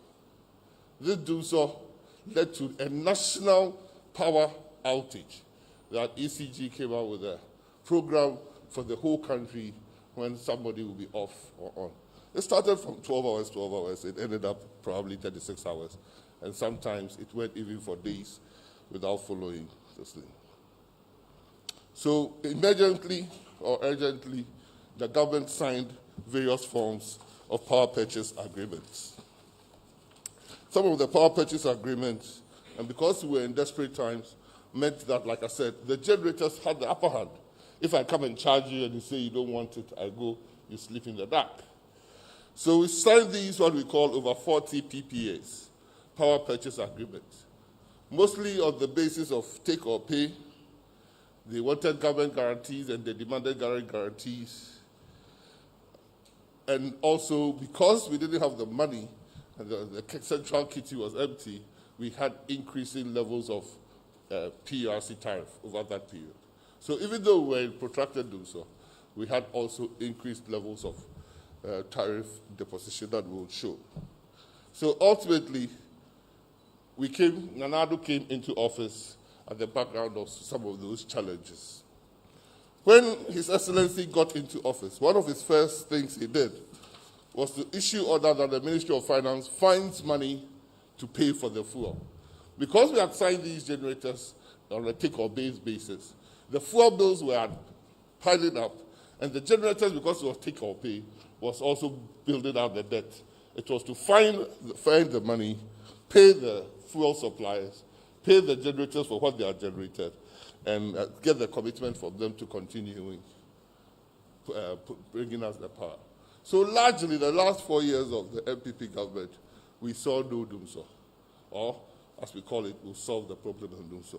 The second thing that we did was to look at all the PPAs that had been signed on take-or-pay basis And some had already been deployed, car power ships, Senate, Mary, some had been deployed. But the government decided that we had enough generating sets. And so there was no need to deploy more generating sets at that time. So we deferred 3 notable generating sets. We deferred Rotan Energy. We deferred 3 different types. And it saved Ghana, those 3 generating sets that we deferred, saved Ghana as much as $1.24 billion. Meaning, if those 4 or 3 generators had deployed at the time, brought it to commercial being in 2019, we would have seen an increase, or Ghana would have paid up because it was take and pay. Ghana would have paid up as much as $1.426 billion. We deferred early power from deploying in 2019. We deferred Jacobson power from deploying in 2019. And we deferred Rotan from deploying in 2019. Each of that, or the 3, would have cost us $475.5 million if they are deployed. So just by deferring deployment, we saved an excess or nearly $1.5 billion. That is about money good enough to have built 62 stadia of the type of Tamale Sports Stadium. Tamale Sports Stadium cost about $23 million. And the savings by deferment, not cancellation, saved the country a payment of $1.425 billion. So some of those initial decisions started paying off, and it has paid off to now. Like I said, we've been to Gridco, we've been to their bulk supply point, Pokwase. They've now even gotten to the stage of they've connected, and they are in the commissioning basis. By July, His Excellency the President might formally go and outdoor that power station. That necessitated a power outage in those eastern parts of Accra that ECG published. Kaswa bulk supply point is over 60% complete, and we hope that by the 3rd quarter, we would have finished with Kaswa to improve the eastern corridor or western corridor if you are coming from western region. And also the Kumasi to Kintampo, 330 kVA, we hope is about 75% complete. All these 3 projects, we hope by the end of this year, would have finished them, would have commissioned them, and we'll begin to have more reliable, stable electricity across the country. Not only that, because we went to the site, I could say that if the power transmission system had challenges, the challenges were not because of financial. The challenges were that the ongoing repairs were being done. What it needed to be done was being done. And I challenge some of you that even the normal 240 volts in our house, if there's a problem, we all first run. Or we take a step back and shout for somebody. Or we go to the meter to switch everything off and see if we can get sorted. So the idea that some people would say that if you are changing wires or stringing wires, or if you are working in a bulk supply point station like Pukwase, you can just do it side by side. It's really wishful thinking. I don't think that I can ever teach the engineers their work. But we went there, we spoke, or you spoke to the engineers yourselves, and they told you what was going. I doubt nobody will let his son or daughter go and work at 161,000 or 330,000 kilovolts and expect power not to momentarily support. We would never, Excellency, would never ever put Ghanaians through undue hardship if it can be avoided.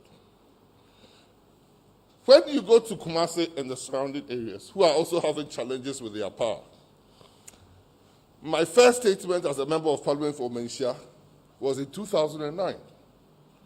And that statement is still existing in the Hansards. And I talked about the difficult low voltages and challenges we are having in Kumasi.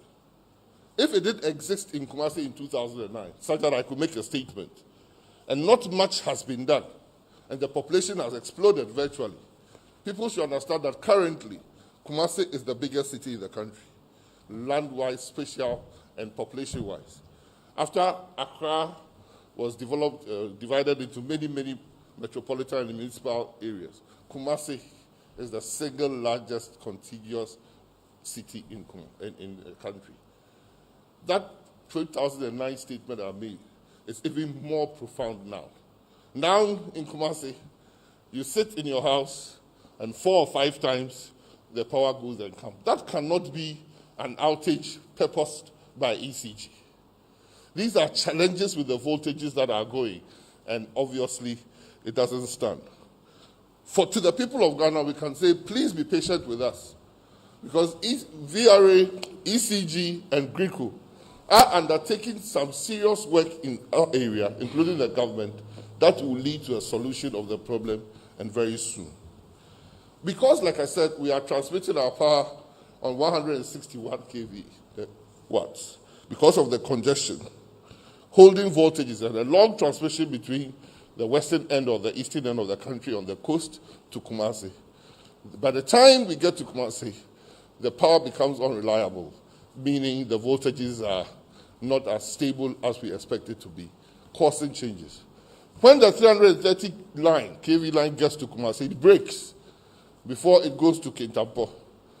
The work being done in Kumasi would mean that that load would not need to go through the Kumasi stations, substations, to get to Kintampo, freeing up space and making power more reliable. Moving a Mary plant, as we have indicated, from its coastal basin to the middle belt would ensure a balancing of the voltages and stabilization of the power network, improving reliability and stability in Kumasi. And we promise the people of Ghana that that is fixing the problem of Ashanti and the northern parts of the country as far as the voltages are concerned. We hope that by the end of the year, that power problem will be no more. These voltage problems were partially mitigated if Bui Power was going to be fully on board. We don't control the water, one of the problems with renewable energy. Our investigation tells us that our counterparts in Burkina Faso have put up a dam higher up, severely constraining the amount of water for Bui. As we speak, we do publish it. Bui is operating at a level that is lower than the lower limit possible. So it is not able to produce all the 400 megawatts. It produces 90 megawatts. And this 90 megawatts is produced only at peak time, meaning 6 p.m. to 10 p.m.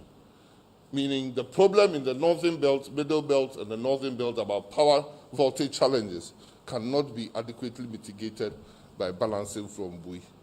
The government is working to to make sure we start building some of our critical infrastructure in the middle belt and the northern belt, like power generating sets, so that we can mitigate this problem and solve the problem in the Kumasi to northern belt area. I believe the power outages that Ghanaians have suffered, though not pleasant, is in good faith in the sense that Yedum SCAC, Yedum Nia Yedi. The problem is being fixed, and with patience and support, this government will truly deliver the works. Like I said, the Pokwasi Borg supply point would come on, the Kasua, the Kumasi 330, Kumasi Kintampo, the Achibota Malam ongoing. We hope that by the end of the year, people will see a dramatically improved power system reliability in the country. These problems are not, and I repeat, are not due to financial challenges, because they are being fixed. They are being fixed, and there's a need. Somebody said to me this morning, without breaking an omelette, without breaking an egg, you make no omelette. We plead with the people of Ghana to be supportive and expectant of their government and His Excellency the President to deliver on their behalf. That is not to say, even if we finish these big interventions, that is the end of the deal. We, last week and 3 weeks ago, last 2 weeks and about 3 weeks ago, Together with the ECG MD and the Greco MD, who were in Ministry of Finance, to ensure that the critical interventions yet more needed to be done to make the system even more better will get fully funded. Greco came up with 3 critical problems, all to do, I must say, with either improving bulk supply points or stringing 330 kilowatt kV lines. Their first item that they proved to be very, very critical was to increase their capital expenditure or find money to the tune of about $326 million to improve certain further lines on the Western Corridor. Critical or priority 2 was construction of more bulk supply points in Takoradi, Kumasi, to ensure that the system is more reliable.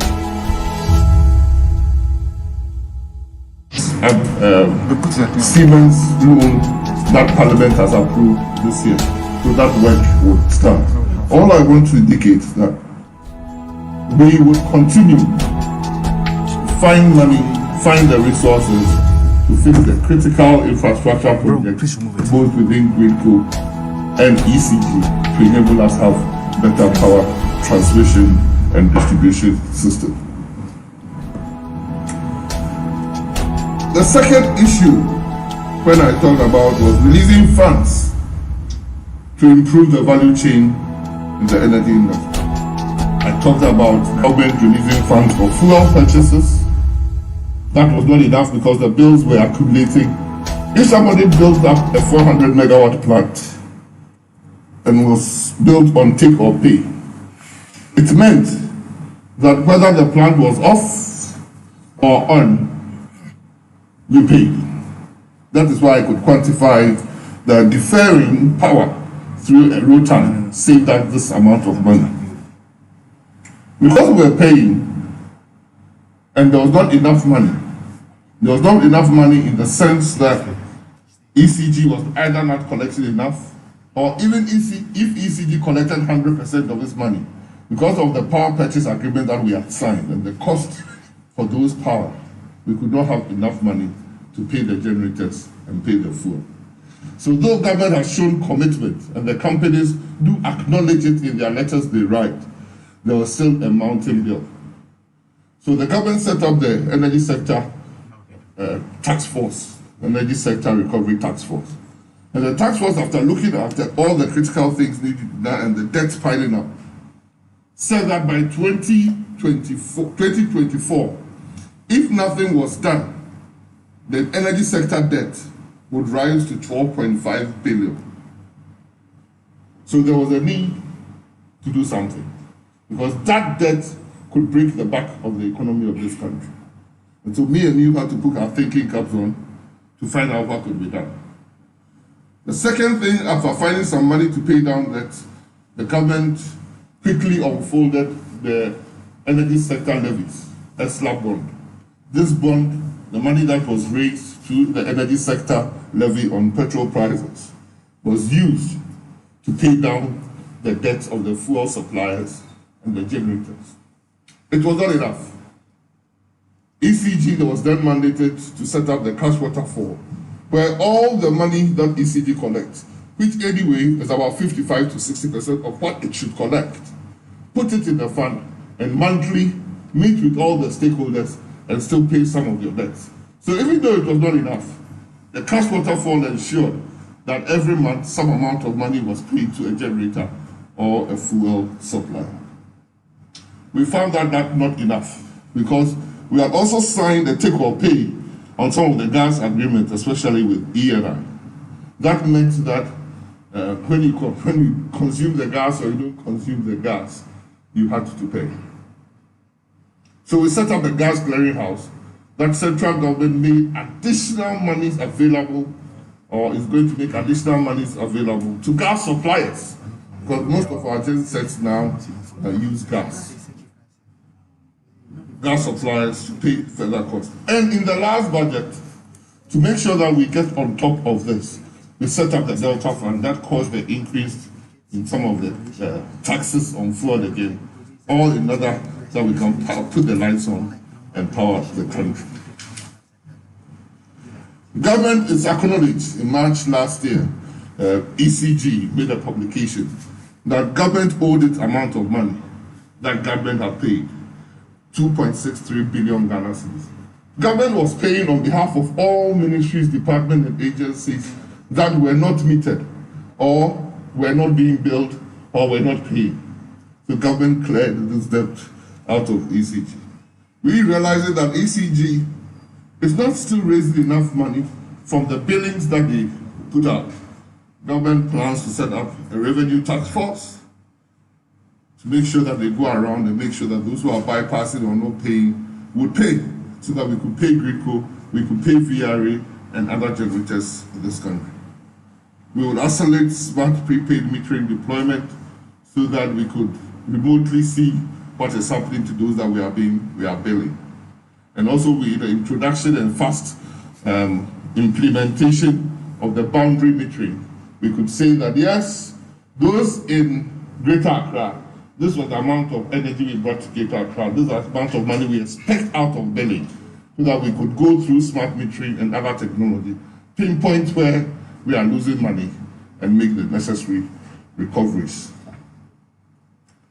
The biggest issue, two of the biggest issues we want to address today, one of them I've spoken about, the next big one, that was reliability. The next big one was affordability.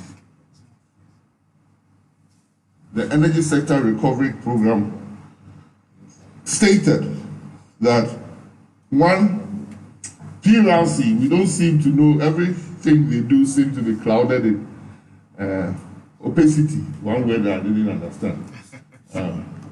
It looked like you go and visit the shrine and they go and ring some bells and they come and tell you something after putting powder everywhere. We want Ghanaians to be knowledgeable and be informed and educated about how PURC comes up with its tariffs, so that we know when they say we pay low tariffs, we know whether it's true, or when they give us new tariffs, we know whether it is excessive. Every Ghanaian who wants to know must be furnished with the information to ascertain for him or herself whether it is true. So one of the things, the charge of the Energy Sector Recovery Force, or Task Force, was an open, transparent methodology and tariff setting by the PURC.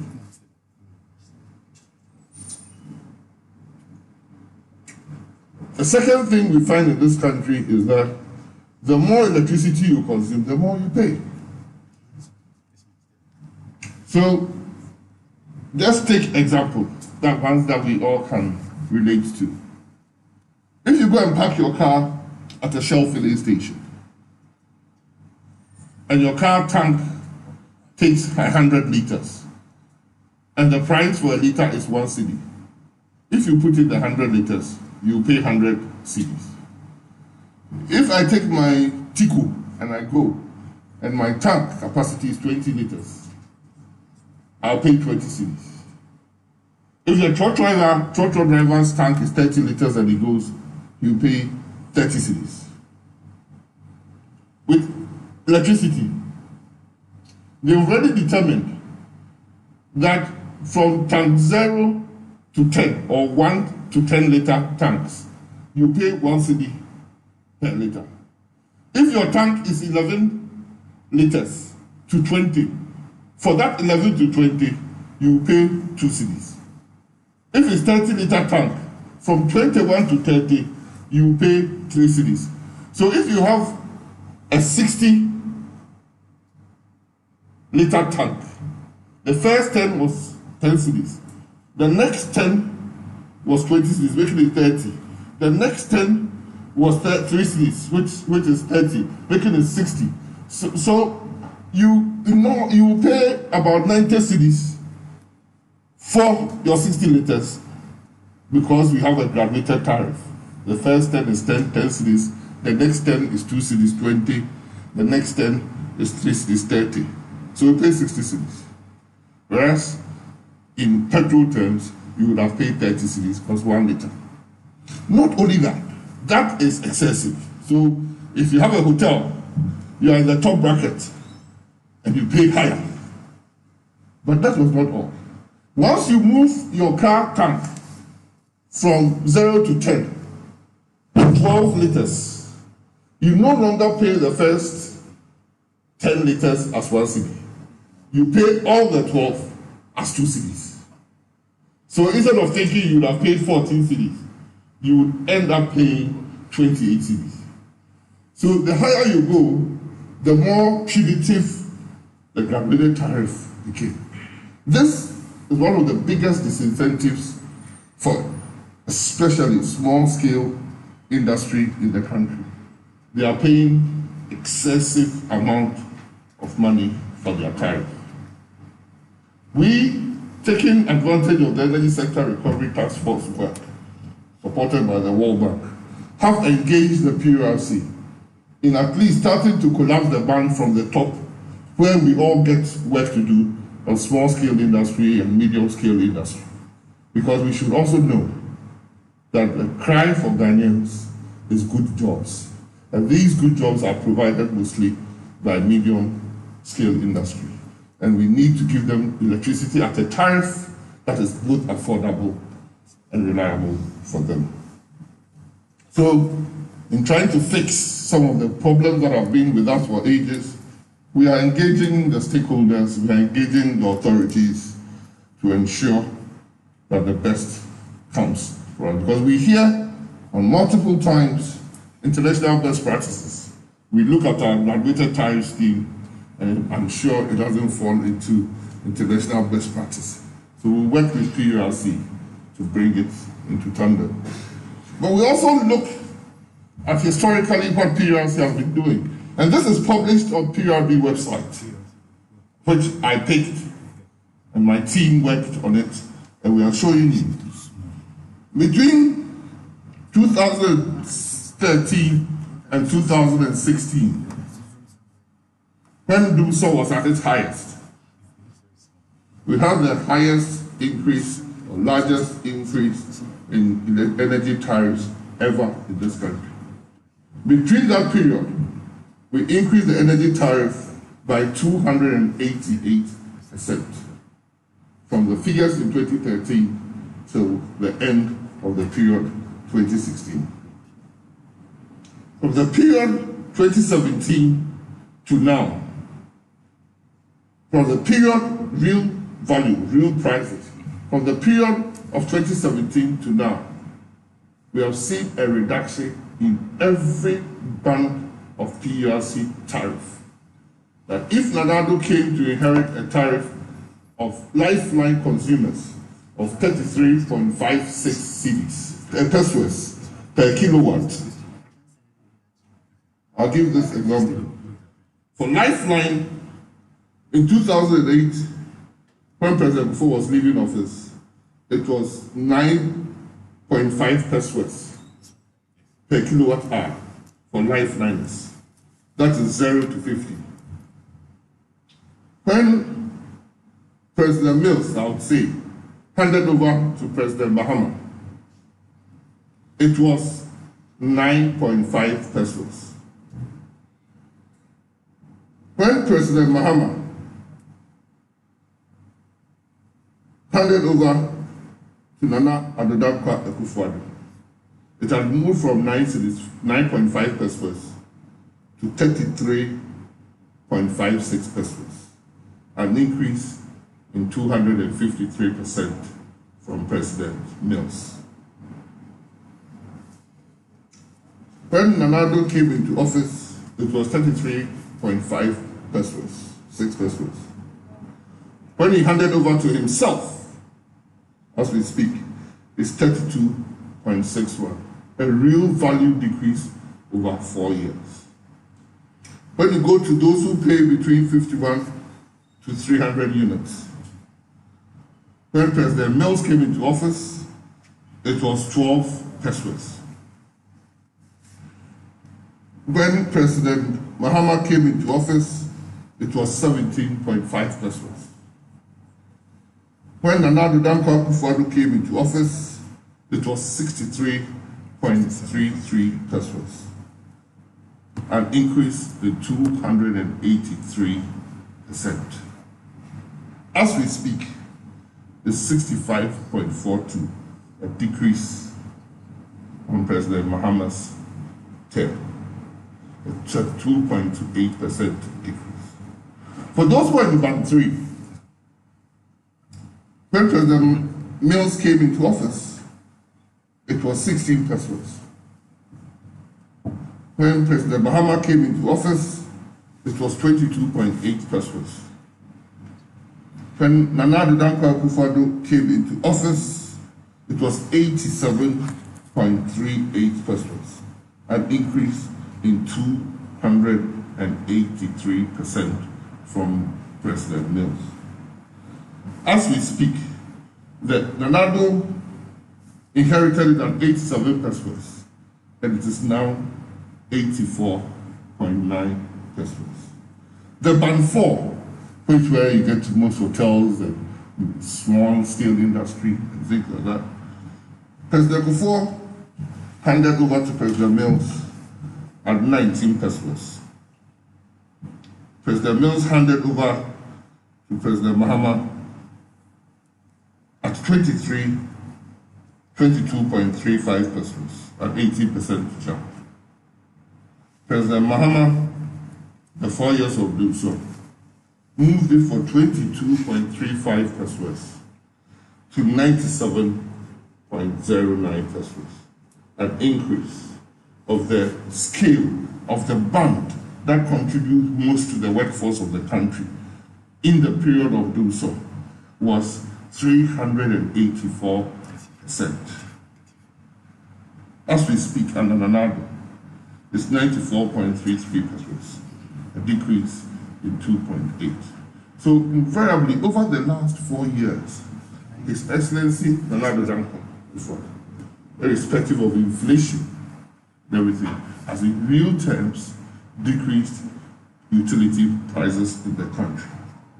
Cumulatively over those 4 years of all those governments,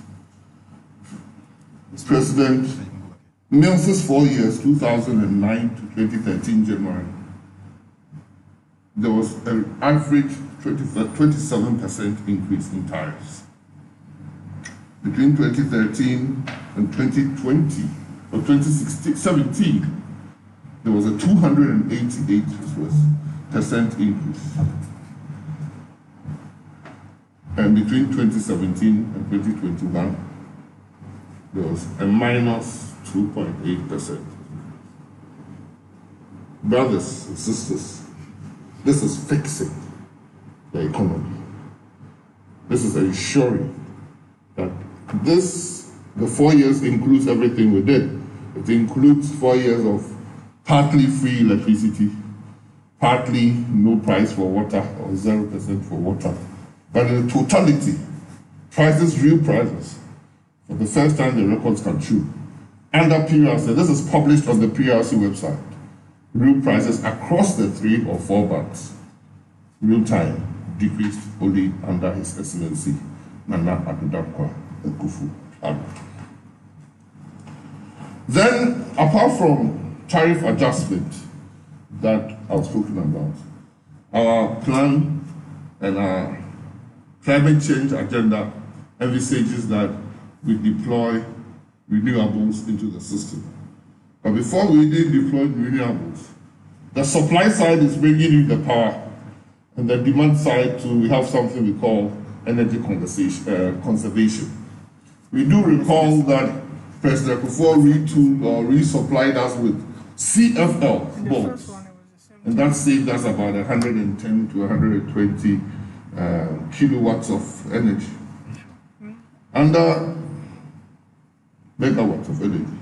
Under Nana Addo Dankwa Akufo-Addo, we have distributed 12 million LED bulbs, which even saves energy more efficiently than CFLs. We distributed 12 million LED bulbs with an energy saving of 91.8 megawatts per hour. Total savings per year is 64.5 million Ghana cedis. If you increase your demand, you save more money. And so supplying those LED bulbs for free led to less pressure of the generators and the energy bills that we have. In the area of renewable energy, we've amended the Renewable Energy Act. We've given empowered grid power authority to deploy renewable energy as well. We finally established the Nuclear Power Ghana to ensure that Ghana seriously starts to have a nuclear power as well. We've started our solar systems implementation. These are all ongoing energy to meet the sustainable development goal of 10% of our energy mix being supplied by renewables. We think that if you look at the power PPAs signed with the solar systems, we will be able to meet that by 2030. This is fixing and ensuring that international commitments that Ghana has gotten into itself, we still make sure we deliver it now. I already talked about how we are saving money. And I've talked about one of the other things the energy sector recovery program outlined was that the energy value chain from suppliers through generators, transmitters, distributors, all the entities there to be financially solvent. A break in the chain affects every part of the chain. We've seen a break in the chain from the generating side in this country. We've seen the break in the chain from the fuel supply side in this country.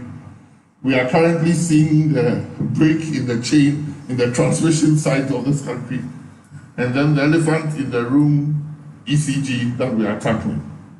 So all those four entities, or players in the four entities, private sector, public sector, should be financially solvent, because without them being, we will not have the energy we need to power the country.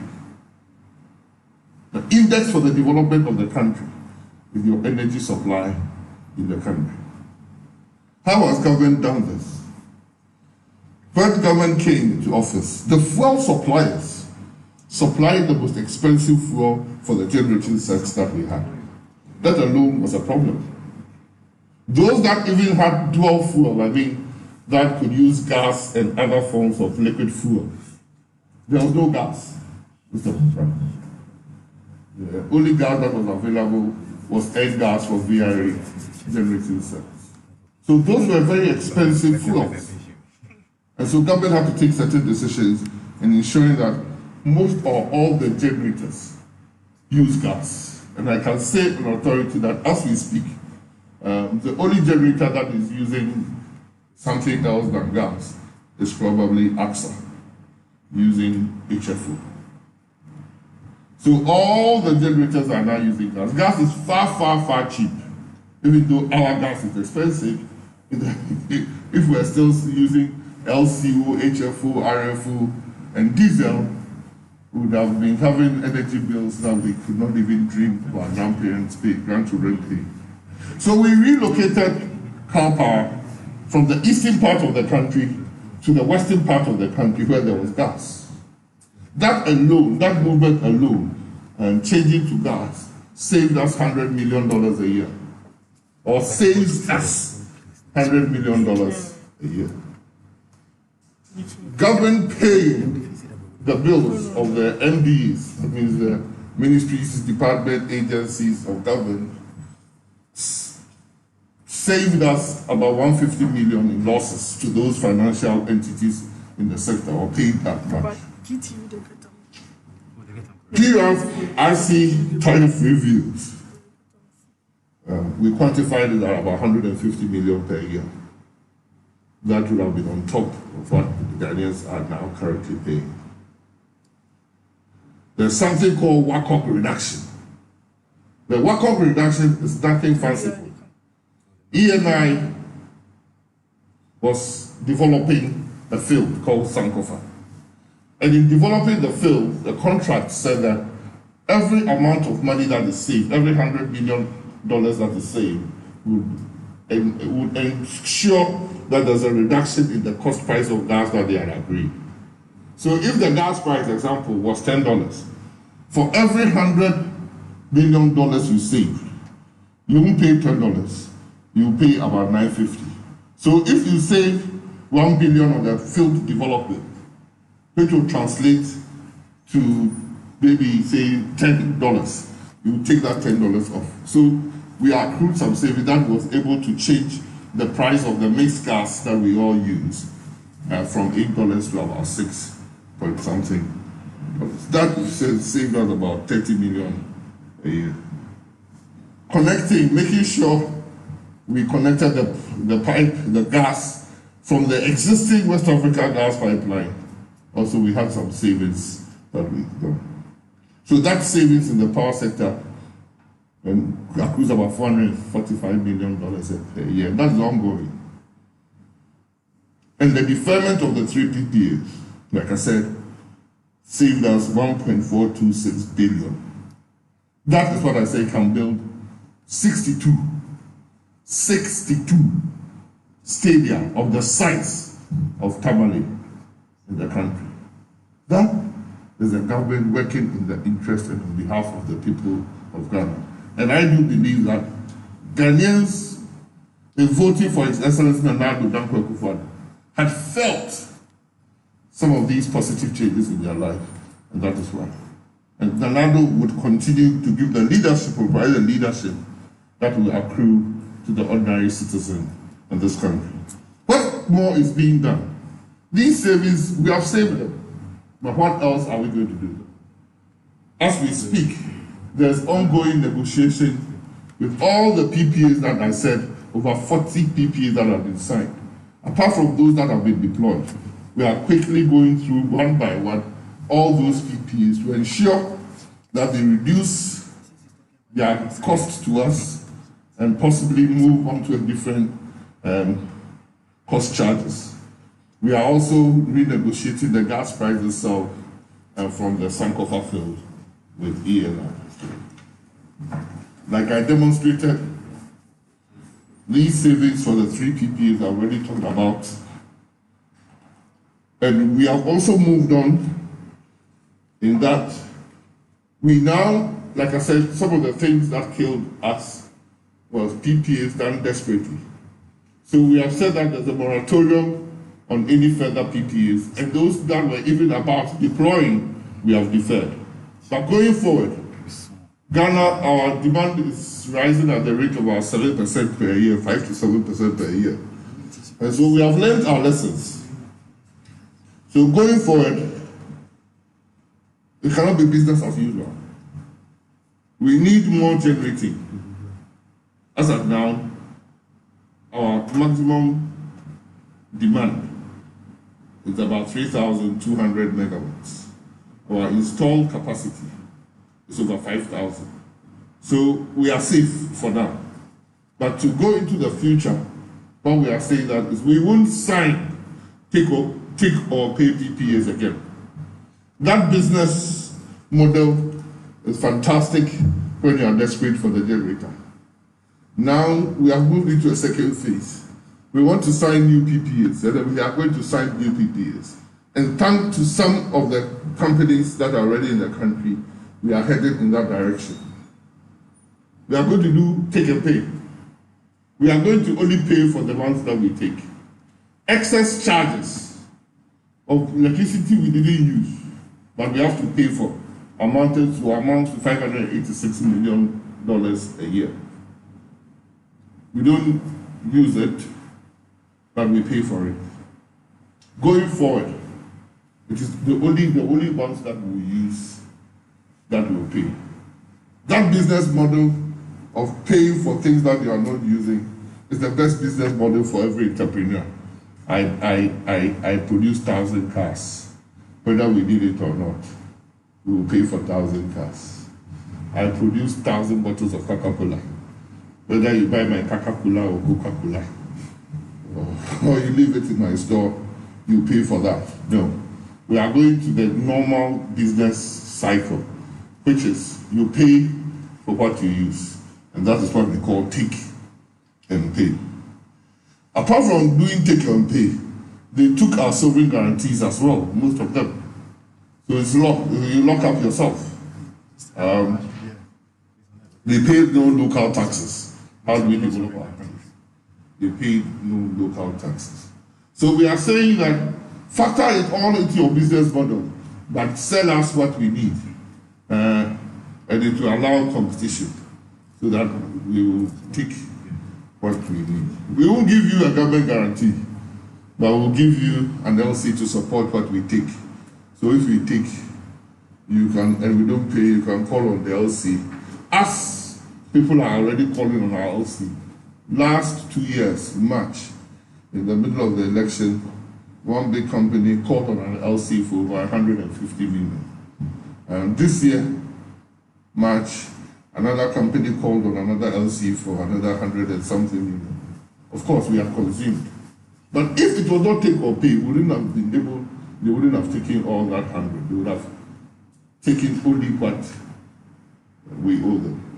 Also, the reason why, one of the reasons why our energy cost is so expensive is that because we didn't take or pay, and because we're in desperate times, until y'all came up with a generator and said it will cost you 31 pesos per kilowatt. You are desperate. You don't buy it, you die, right? So you take. Then Mamienu came and said, she has got some 200 for you, but hers is 41. So 35, 41, somebody 62, somebody 18. So we are even paying the generators different amounts of money. When we don't even go international best practice, and we go into our local region in West Africa, and I go to Ivory Coast, they have a maximum energy charge, right? Like PRC. Everybody in that bank pays the same thing. Like MPA. Everybody pays the same for a liter of kerosene or a liter of fuel. So we are going to pay a maximum price for the energy you give us at the kilowatt hour. We won't pay what you have given to us, just like that.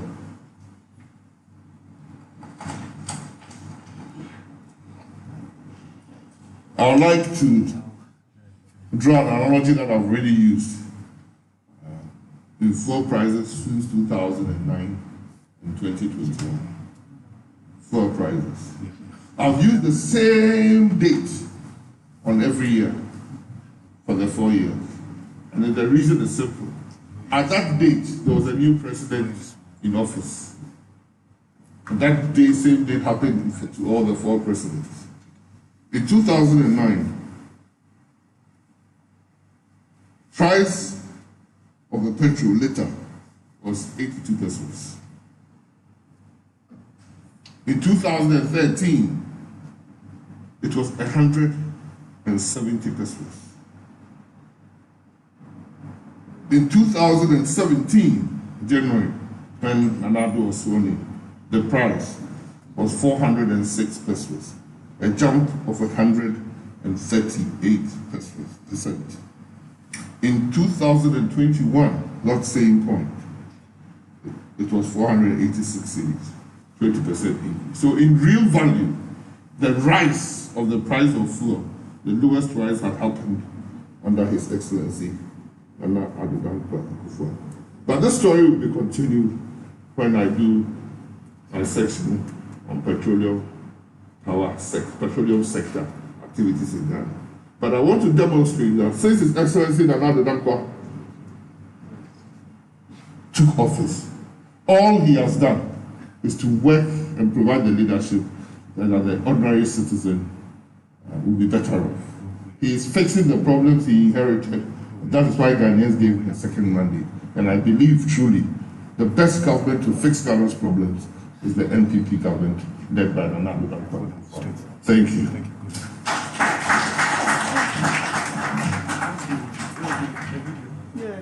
Minister, very grateful for your presentation.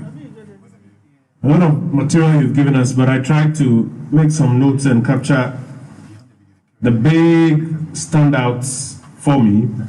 First is that the power transmission upgrades are on track.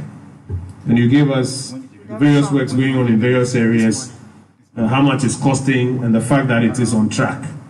It's been one of the major things that Ghanaians have been asking about. You've taken us on tours, but this afternoon you updated that they are on track. Second is that you are continuing, the Ministry of Energy is continuing under the leadership of Nana Adanko Akufo-Addo to ensure that tariffs are affordable. And it was very interesting. Colleagues, can you take me back to the tariff slide? Very interesting looking at the tariff increases in the past and actually the decrease in the last 4 years. Can you take me back to that slide? And then thirdly, one of the big things I noted in your presentation is the rationalization of the tariff regime, or the PPAs rather, the rationalization of the PPAs that ensure that we are saving about, did you say $1.4 billion? And that's equivalent of about 62 Tamale Sports Stadia. That's how much we've saved, based just on the rationalization of the PPAs. No, not this one. This is the rationalization of the PPAs. There's a slide on the increase and decrease in tariffs that Minister showed us. That's the 288% as against the decrease of 2.8%. Real value. Interesting. Colleagues, I want to take your questions at this point. Honorable Minister will join us. But just to recap the three big things he's spoken about. The power transmission upgrade program is on track. You've seen what's happening. You've seen what's happening at Kaswa. You updated on what's happening in Kumasi. And how it's being funded. Yes, it's temporarily inconveniencing. I was telling somebody the other time that when I used to travel from Tema to Accra, when the Tema motorway works, or the motorway roundabout works one way, it was a very inconveniencing time. But today, I think it's a nice thing that we all drive on. And that's what the Honorable Minister is talking about. But that program is on track. Secondly, that we continue to ensure tariffs are affordable. 288% increase as against minus 2.8% decrease, real value. And then thirdly, a whopping $1.4 billion of savings so far. That can build 62 of the Tamale Sports Stadium. That's money we would have otherwise paid out. Wow. So, the microphone is available. Please show your hand and I'll have the microphone directed to you and then you can raise your question. I'll take 3 batches of 4 at least. And then we'll have an opportunity to... There's a lady at the back. I'll start with a lady. You know we are biased towards ladies. Is that Sarah? Yes, so I'll start with Sarah. Then I'll come to a gentleman there. Are there any other takers? 2 more? 1? Is there a 4th? In this first batch. Sarah, let's start with you. Okay. Thank you very much, Honorable. My first question has to do with government's assessment on the cost of the erratic power supply that has been going on so far. Have there been any costs put to it? And the ECG came out with a timetable that hopefully tomorrow, Monday, 17th May, some parts of Accra, we are going to have this erratic power supply stop. You have just revealed to us that it's likely to, because it's a maintenance work and it is not doom so, but yeah, doom ACAC, it's likely to go further till the end of the year. Is it going to be the same parts experiencing the power outages, or it will roll other parts of the country into it? I also want to find out, transport fares are likely to go up by 20% tomorrow. The operators have put that across. What's your take on this development? Thank you.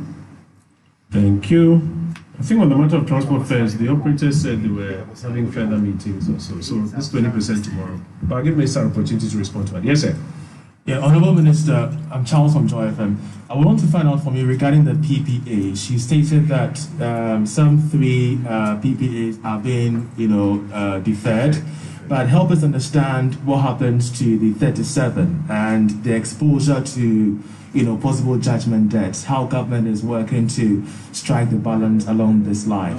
And regarding the matters of the maintenance, is it a short to medium term or a medium to long term? What happens beyond this timeline? Thank you. When you say maintenance, are you talking about the upgrade program? Okay, so is it short to medium term or it's medium to lame. Thank you. There's a third hand up here. Yes, sir. My name is Emmanuel, and I work with Asasi Radio. Now, my first question is still on the take or pay that we're going to. Sorry. My first question is on the take or pay. Are we going to involve those existing IPPs? Are we going to involve them? Are we going to renegotiate with them, or you are going to deal with new IPPs that are coming on board under the new business model you talked about? Now, secondly, you also talked about Sankofa gas being expensive. Now, if it is too expensive for us, we have other sources of gas supply. I mean, 10, Jubilee, and WAPCO or Nigeria Gas. So why don't we maybe shelve that, source for now and deal with the other sources so that we can have some minimal, costs of gas? Thank you. I want to take a final question for this first batch. Is there a final question for this first batch? Sarah Kwaku is asking whether there's a costs or impact analysis of the Boom CAC exercise that is ongoing. She's also asking whether it's the same parts of the country that will be experiencing it. And it's asking whether indeed transport fares are going to go up and what's our analysis of the impact. Charles is asking what's happened to the 37 PPAs if the 3 have been deferred. How do we answer the question of possible judgment debts as we go through this PPA rationalization program and this energy sector upgrade program that is ongoing? Is it, let's say, short to medium term, or is medium to long term? Where would you categorize it? And Emmanuel is asking whether the take or pay movement to take and pay is for old IPPs or it's got to do with new IPPs that are coming in. And he's asking if Sankofa is so expensive, why don't you just ditch it and go to other options? Please, sir, where are your hands? Thank you. I'll start from the last to the first. If Sankofa is expensive, go to the rest. Sankofa gas is take or pay. And I hope that answers your question.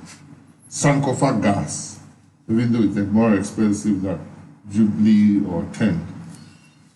In fact, Jubilee gas is virtually for free. But whether you take Sankofa or you don't, you pay. So you can't ditch it and go. In fact, there are even penalties when you refuse to take a certain one. So that was the contract. So we can't just run away. We have sent the letter because to ECG to renegotiate all those IPPs because they have not been brought to completion. So they should renegotiate all the IPPs so that they can deploy on take and pay. There are about 2 or 3 of them that are indicated to us and they are ready for that. I hope it's satisfied. It is for both new, as in the new ones that will come fresh, and the old ones that have been signed but they have not reached commercial decisions.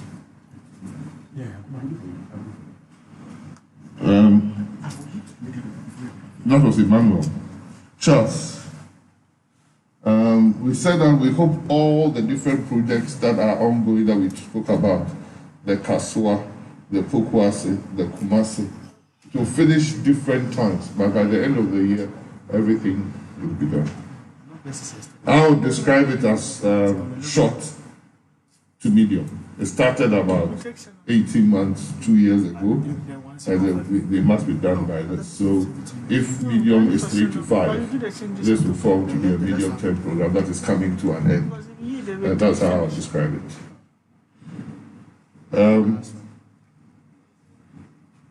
What is happening to the 37?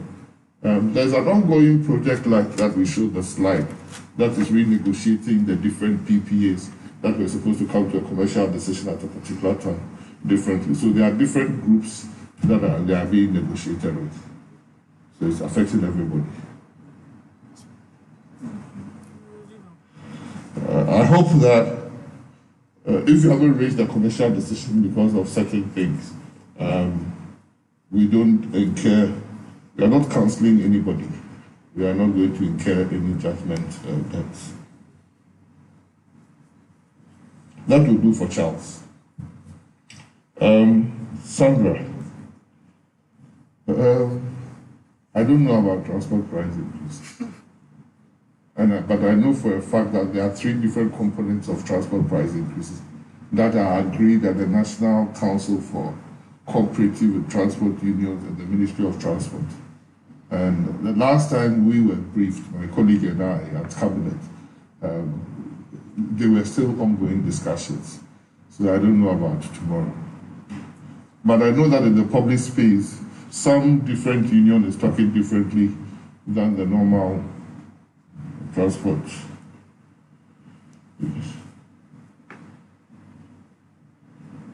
ECG timetable.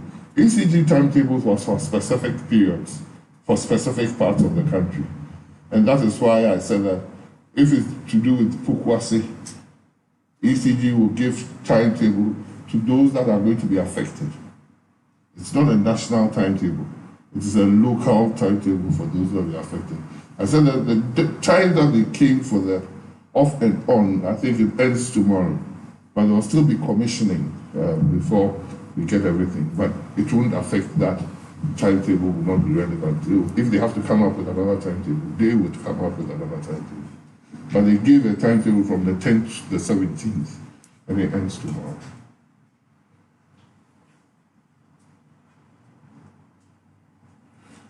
Yes, I don't have the figures now, but I'm sure the economists will be able to tell us. We were told that the 2014 DUSO, that was nationwide, cost us about 2% of our GDP. The 2014 DUSO, which was nationwide, cost us 2% of our GDP. This pockets of DUSO, I think they should be able to do. There were periods doing things will be able to come up how much it has cost. Thank you. Thank you. Minister, there was a question on social media. As I'm following those who are watching on Facebook pages, there was a question about the details of what goes on in the 12 hours when the power is put off in some of these areas. I think we took our colleagues in the media on a tour, and you saw all that is going on. The connection switching sometimes from 161,000 to about 300,000, and then the connection from Gridco to ECG. So all of that has been explained already. And this on a lighter note, it says that those who went to Prempeh and Opoku who say Doom CC, but those who went to Wesley Girls and Achimota, they say Doom Fix. And what do you say? Pope John, we don't have a name yet. We don't have a name yet. Colleagues, I'll take a second. But those of the market, those in the market, obviously Napo Duma they say Napo. So perhaps that's the third category. Yes. 1, 2. Colleagues, this will be my final batch. I see 2 who have already asked questions. If I don't have any, then I'll go to them. So I'll start with the lady. We're biased towards ladies. Yes, madam. My name is Shelley from CTFM. So the minister mentioned that some 2.63. Thank you.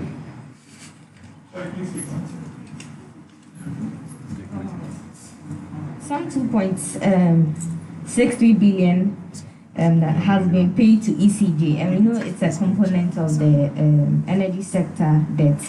We want to know what's the state of the debt on the rest of the entities, and is it expected to have a challenge on past stability?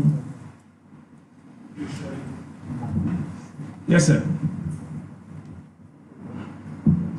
Hello, Minister. Good afternoon. My name is Nana Puku.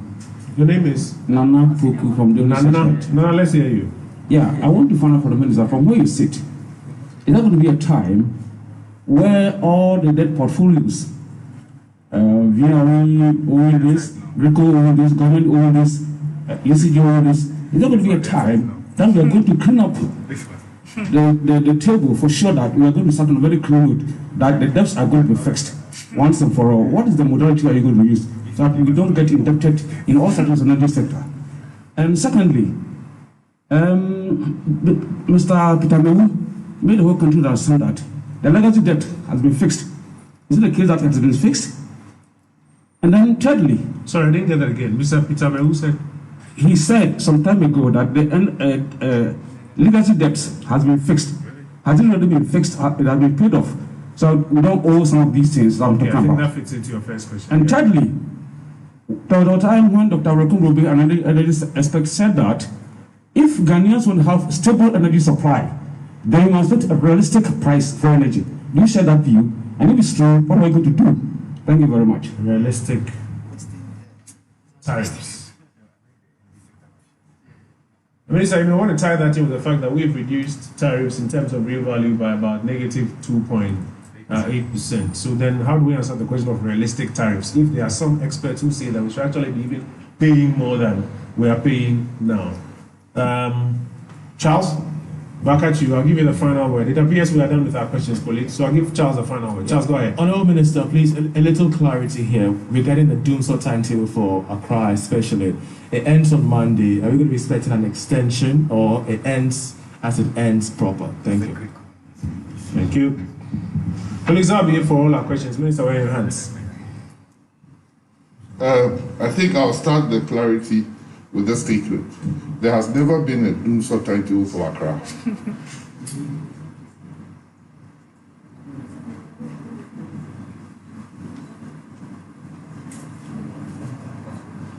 There has been a doomsday timetable for those in Accra who are served by the Pokwase substation. And ECG published a timetable for that, and it ends tomorrow. I cannot stand here and give you yes, no, maybe so answer, because I don't know what will happen tomorrow. But we are sure that for what they needed to do, the reason why they came up with that timetable, it ends tomorrow.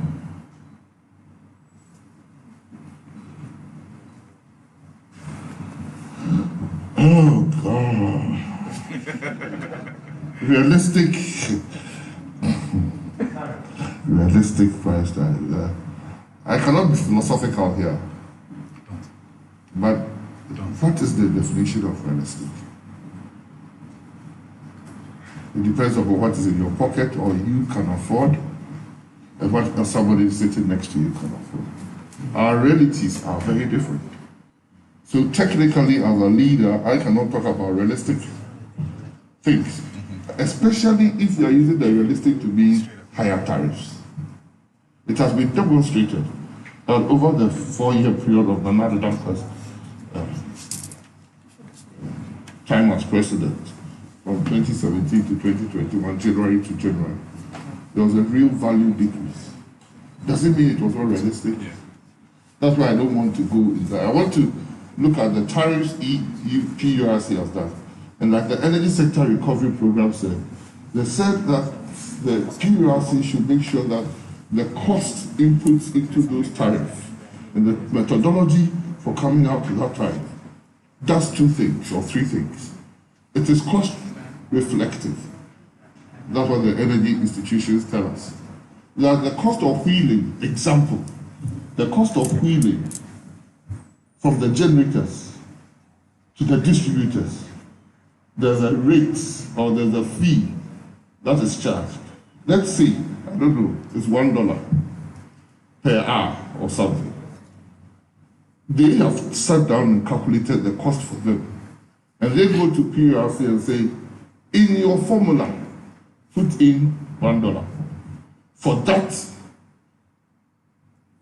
coefficient or something, VRA, who is a generator, will go and say, for my Akosumbo, put 0.5. But for my thermal, TAPCO, put 2. So PRC collects all that data, slots it into the formula, and hey, bingo, a number comes up. What we are saying through the Energy Sector Recovery Program is that PRC should demonstrate to Ghanaians that it has inputted all the necessary factors into that formula and publish the formula for everybody to see. Then me and you can have the conversation as to whether Ghanaians can afford or can't afford. Not realistic or unrealistic, because that is very, very realistic, relative.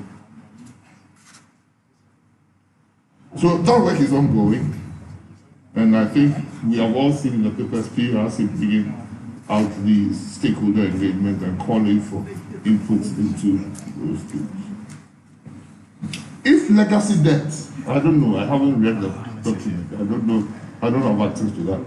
But if legacy debt meant what government owed, then ECG published that government owed them 2.63 billion, and they have cleared that as at March last year. Or is it this year? Last year. It has cleared them. But I'll use that to answer another question of yours. Debt and indebtedness, and whether there will ever be a cleanup. Insofar as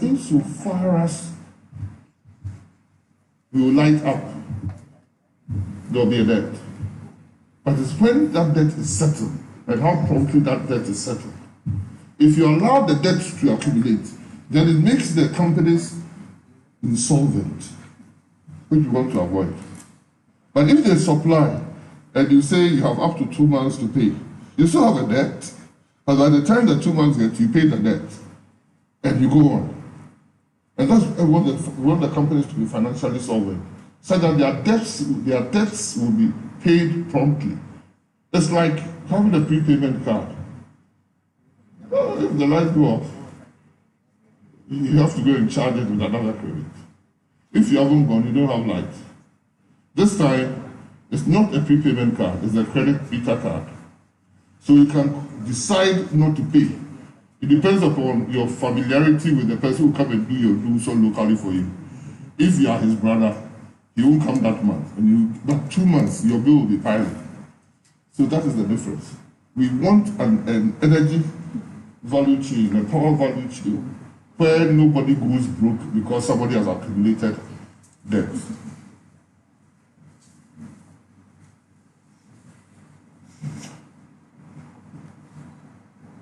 The first question, the City FM question was, if you could repeat it.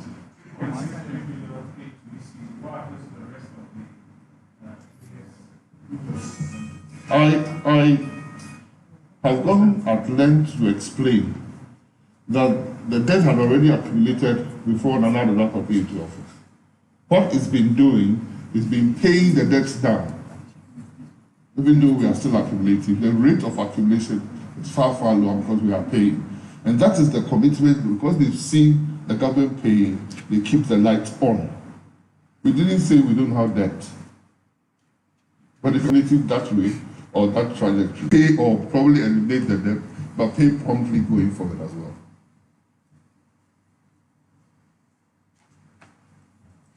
The 2.63 billion you talked about was to ECG. ECG is the one that has entered into most of the power purchase agreement. It buys the energy from the generators. The generators get the energy from the gas, right? So when ECG gets money, it has to pay its contractors, it has to pay its staff, it has to pay for its investment cost, it has to pay for the energy it's bought. So apart from, if it doesn't collect the money, it must collect, then there's a problem. So that is why we have to deal with the ECG inability to collect its revenues as a problem. I think that is it.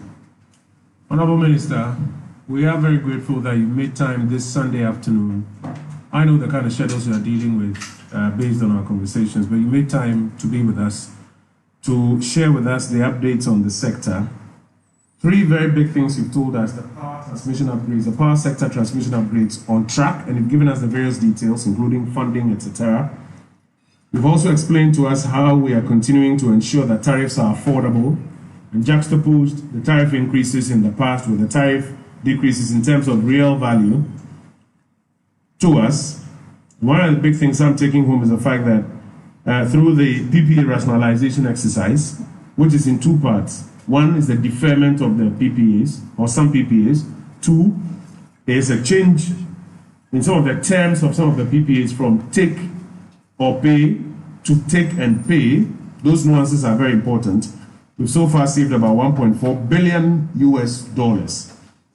And I like the way you broke it down for us. $1.4 billion US can build about 62 the Tamale Sports Stadium as we see out there today. We want to thank you for your time.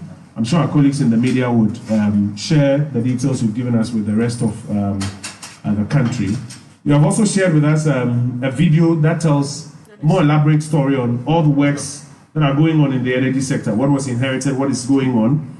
We will play that so that those who are carrying us live can still carry that on television and then on the social media platforms. And then we'll share it with our colleagues in the media. They'll also share it with their audiences. But we'll draw the curtain down here for this formal briefing at this point in time. The Chief Executive of GRIDCO, Mr. Jonathan Amwakoba, we thank you for your time, yourself and your team. VRA Chief Executive, Mr. Emmanuel Nchi Dakwa, yourself and your team, we thank you. The Honorable Andrew Mesa, MP for Secondary, Deputy Minister Designate for Energy, we thank you for your time. And my senior brother and friend, the Honorable Dr. Matthew Nana Poku Prempe, Member of Parliament for Malaysia South and Minister responsible for Thank you. Or for the Wesley Girls, they say Doom Fix.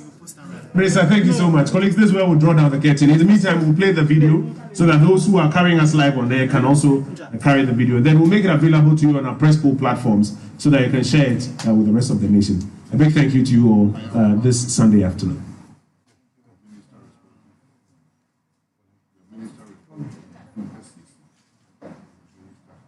Responsible, you do INE. Thank you. Minister responsible. I am Matthew Poku-Prempe, the Minister responsible for Energy, the Minister responsible for Yidum SCC, and the Minister responsible for Yidum INE. Thank you.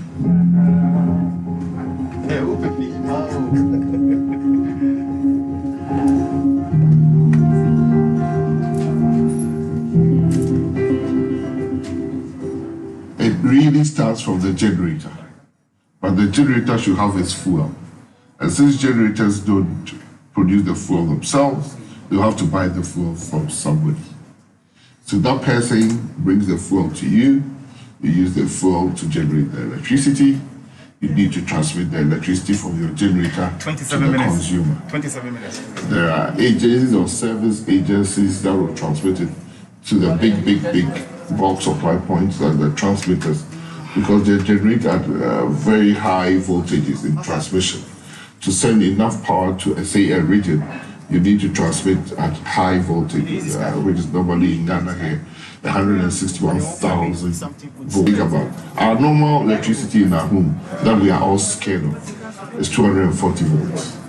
But we transmit it from the generator to the distributor, goes through wires that will concentrate it to up to 161,000. Some do have 330, which we are trying to modify and change our transmission network in the country. But yes, some do go 400 and 500,000 volts to transmit. The more higher you can transmit, the more efficient the transmission is. Okay. So when you get from the transmitting point of view, you have to bring the voltages down to be able to distribute. So you bring it to the ECG substation, it gets to about 40, 50, 60 kilowatts, and then you move it from the station to 11 kilowatts, probably voltage lines, distribution lines, and you see there's some small transformers on poles around people's houses. It brings it further down before what you get into your house. The 200 volts.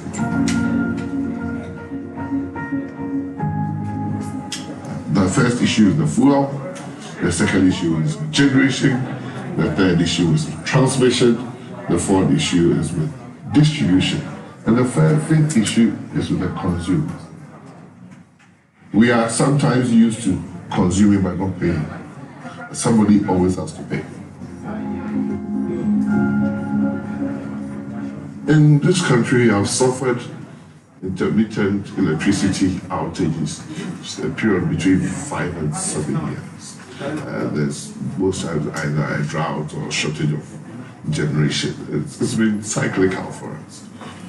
Beginning 2012, we started noticing power shortages. But by the time we got to 2013, because of the huge debts that had accumulated after the 2012 election, government found it difficult paying for fuel for generators. And consider that our electricity usage is increasing about between 5 and 7%. More people were using electricity, but we couldn't generate enough. So a combination of lack of money to pay the fuel supplies and a generational deficit led to what we would term doomsday. Doomsday in the sense that it was nationwide. The power outage that came, unlike the one we have just seen by ECG, it was for the whole country. It started with 12-hour on, 12-hour off, and it got to 36-hour off, 12-hour on. So it got increasingly worse.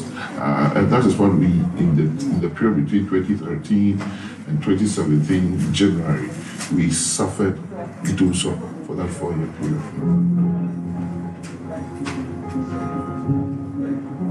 Currently, we generate mainly from our Kosovo and thermal producers. Thermal producers are either from VRA itself, Kosovo belongs to VRA, from VRA itself, or from other independent power producers like Cal Power, Sen Power, Senet, Asonia, Sogli. They all produce what they call generate to supply through the transmission system. We have green power too that came on that was supplying a bit. But generally, with the hydro, it's very, very cheap if you get the water. But the hydro load that we have in the country is about 1,400, 1,500. It's not enough for us. So that's why we have the generators. And as soon as you go to the thermal generators, somebody has to pay for the fuel. So even though by the time we got to early 2012, we had enough generators, the ability to pay the generators to generate. This one. And then, because we are increasing our usage, we outstripped the ability of the generators to supply. And so we had to then quickly, because the doomsday was at its peak in that period, we definitely had to sign on more generators. So some generators came on ships, some came with the very modular form to come and assemble, like Ameri, Car Power was on ship, AXA came quickly with this system, with this modules to come and deploy. So some were quick to deploy, but all depended on your ability to pay them. Most of the generators, thermal generators at that time, were either reliant on RFO, HFO, LCO, or diesel, which is even more expensive fuels. So they were using very expensive fuels in generation, which means the cost of generation was higher than if you have used something like gas, or if you have used a supplemental generation point like solar to supplement what you're doing. So gas is the cheapest probably that we can find apart from the hydro. But we didn't have that. We have had to convert most of the plants to either dual fuel before we did that. Initially, some of them that could use gas, there was no gas available. Now our gas came on stream and we have lots of gas. So we've converted most of our generators, thermal generators, to gas-fired thermal plants. Under President Kufuor, we had lights out on doomsday. And the solution at that time that the government at that time did was to buy the generation sets, buy the fuel and deal with the problem. So there was no cost build-up for either ECG or VRE or anybody, because government bought the generating plants, government bought the fuel on emergencies to light the country or to power the country. In the 2012-2016 doomsday, what government decided to do, because it didn't have money anyway, if they had money it would have paid for the fuel, was to sign power purchase agreements with various people or entities that could come and put up generation plants and give us electricity. The people realizing that we were in desperate need gave us draconian terms that we call take or pay. So if he is generating 400 megawatts, whether you buy it or you don't, you're going to pay. As far as he has installed in your country, every time you owe him 400 megawatts equivalent of electricity. What made it inimical was that they use government guarantees. So if you say you won't pay, they will call on your guarantee. And that has been the albatross on our neck for the last 8 years. A government that was desperate for money, the government that had run to IMF because it was bankrupt. This same government was facing mountain debts, mountain bills as far as generation capacity was. So they couldn't have solved the DUPSO problem because there was no money anymore. Even workers were not being allowed to be employed, teachers and nurses and everybody, because that was part of the IMF conditions. So we came into 2017, we quickly exited the IMF. We used central government money because your priority is what you decide as a government. We used central government money in paying down the rapidly accumulating debts as a result of the take or pay, to continue to have lights on. Once we started paying and we showed the goodwill of pay, the generators continued to generate, and then government continued to pay as and when it makes some money available. The first thing the government did at that time was to find money and pay down the accumulated debts that were owing the generators. Then the second step the government took, the power purchase agreement that had been signed were too many, and we had more generators than we consumed. Even as of now, we have an installed capacity of 5,100, and our maximum peak load has hovered around 3,100 to 3,200. So there is built-in capacity, there's resilience, but what was happening was that if whether we took the power and consumed or not, we paid. And that was what was rapidly accumulating there. So government looked at the PPAs that have been signed and said, hey, hold on, we don't have money now. For some of you, can you defer your start date to later date? So we have a few IPPs, about between 6 and 8, that were deferred. If those IPPs or generators had not come on board, it would have even made our situation worse. So there was a potential to have even a worse situation than what we are in now. But government deferred that through negotiation.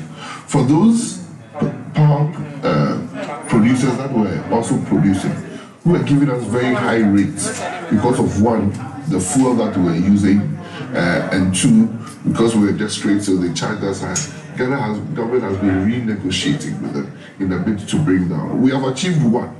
We've converted almost all our generators to gas, which brought substantial savings. And we want to even go further. The debts were accumulated. ECG, that is at the distribution end, could not collect enough money to pay those. In fact, if ECG even collected 100% of all the energy that it has been provided for it, what it collected didn't amount to paying all the debts, because there was a huge difference.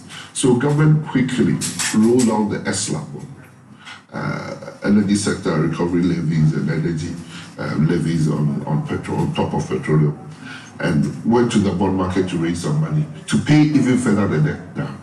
So the generators and the fuel producers became a bit more comfortable, and they saw that government was striving to pay, so they continued to generate.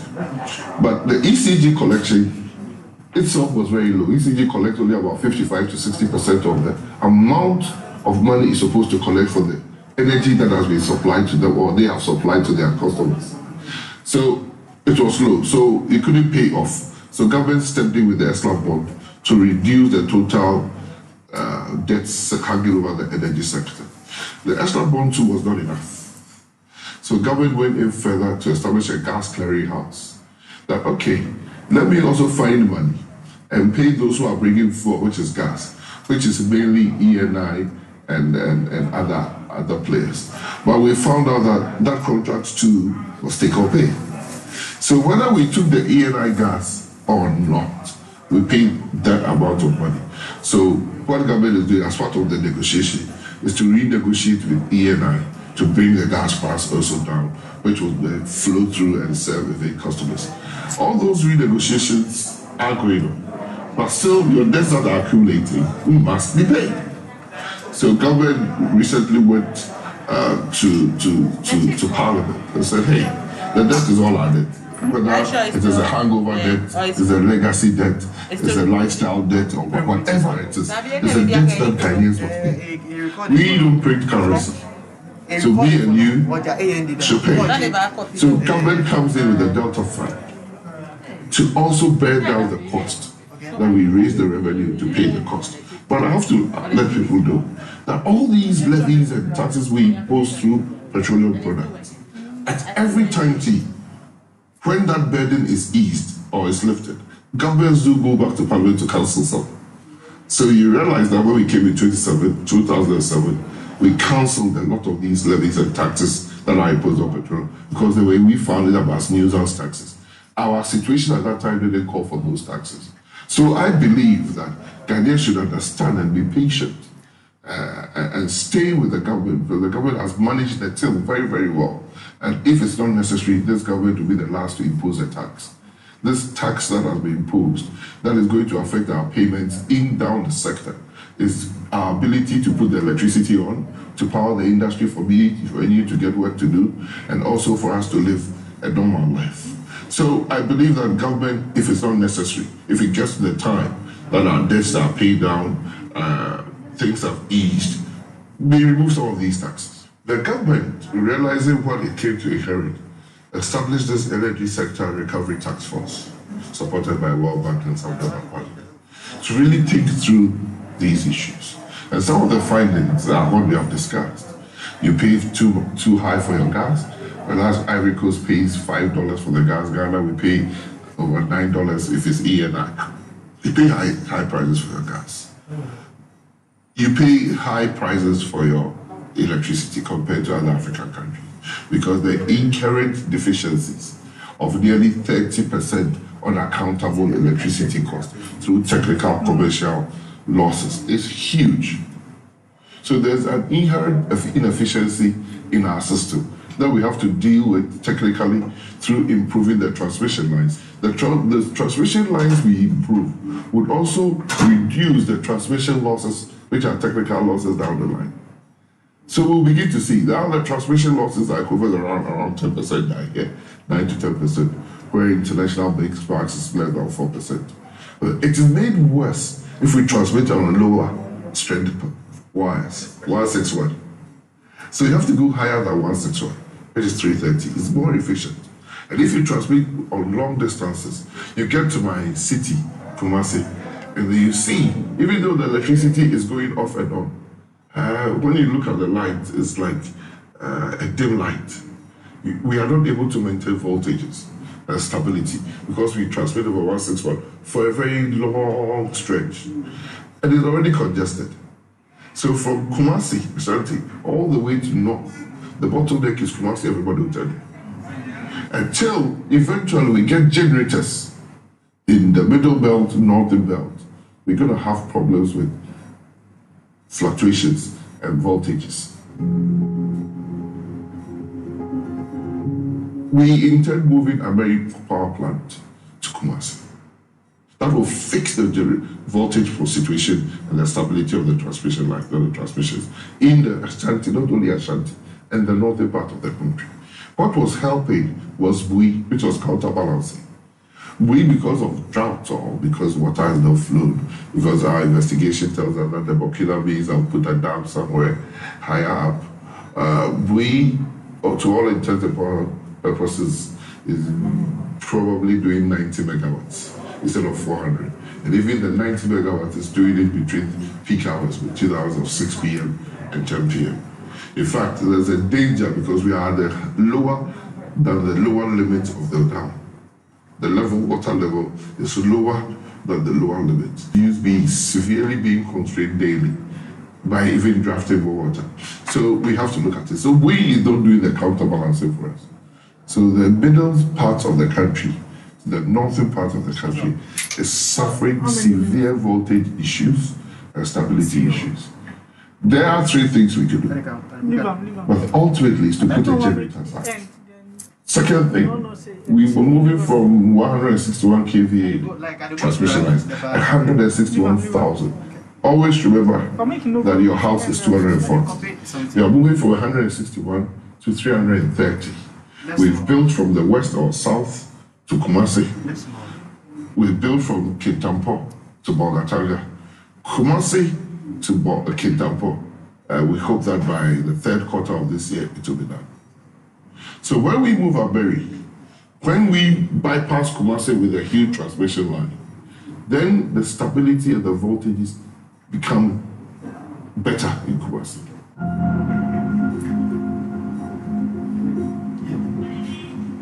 Ofi was talking about the border. It was to extension board. Extension board, me and Sapen also. What about come out TV? They were. What about come out iron? They were. What about come out fridge? They were. And you go to washing machine. What do they say? And now say extension board. Wow, loaded the full you know. So who pay no and she no and do no. We are not fear because electricity are never say no more so. It is only why I differ.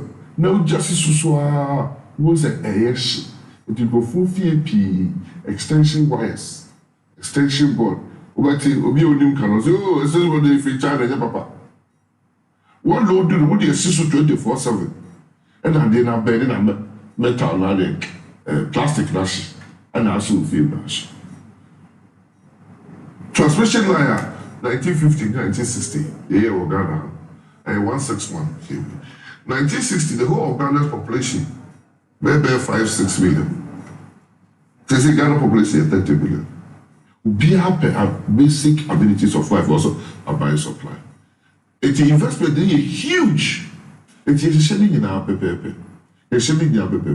And no till I say, Musha, can you do kakra? Because I said, and yet, do so I organ high one, you go to 2012 goes to 2016. And yes, I do so to be now. When you do a CC, you do IEDA, you do a CC, then you do IEDA. It's of this draw for great cook. On the quarters of Tema. Yenya ni kuhui nipa ma a say wire I know give it 330 kV 161,000 volts nipa ma say so see huma se o say so no see huma odia me no nim se o timi so ka dey fancy so ensan koye e jo see do ka dey o baby no obi timi yes say one and no need do see down there. The transmission problem is a congestion problem because of our population and our inability to maintain or service or improve the network for years. That needed work is going. Government is fixing the problem.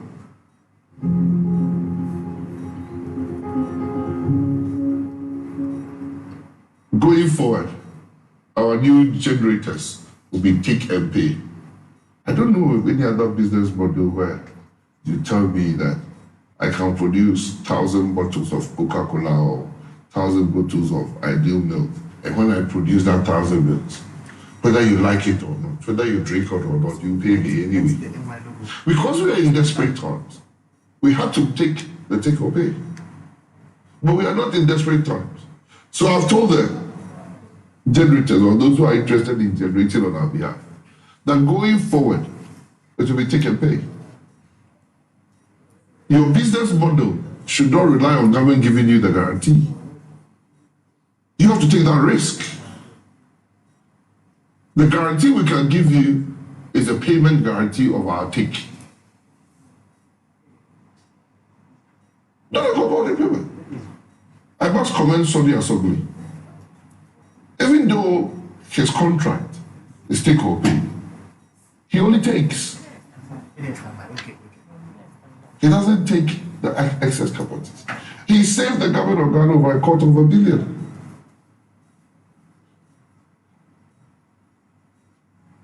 So even if when others were taking advantage of their contract,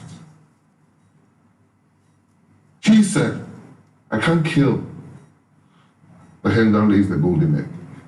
So going forward, what we're going to do is that, yes, we encourage generators. Yes, we'll give them the climate, the enabling environment to work. But it's going to be take and pay. One, take and pay. No government guarantees or PCOAs or partial risk guarantees. No, take and pay. Government will put, or ECG will raise an LC for you. Now when it takes and it doesn't pay, call on the LC. That is a guarantee. That is a guarantee that will be available to everybody. We are also moving to a maximum energy charge so that this anomaly of somebody saying my own is 36 pesos, my own is 2 cedis, my own is 1 cedi doesn't exist. So those will be coming in from say 2024. That's what they're doing. By the 2024, most of the generators who are doing take or pay, their time will be up. And we will then be able to, they will then be able to join the take and pay and stay, or their business decision, their contractual obligations are. So that is where we are going.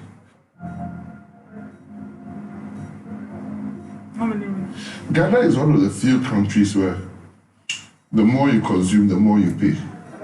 That model is also for scarcity times. Not when we have even more generation and people are willing to consume.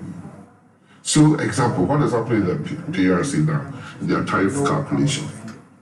They say that if you consume, example, 0 to 100, every 1 unit is 1 cedi. 101 to 200, every unit is 2 cedis. 201 to 300, every unit is 3 cedis. What's the point? If me and you drive a 4-wheel drive, I drive a Tico. What are we going to say on the fuel dump to buy fuel? When my fuel engine is, tank is full, it takes 10 liters.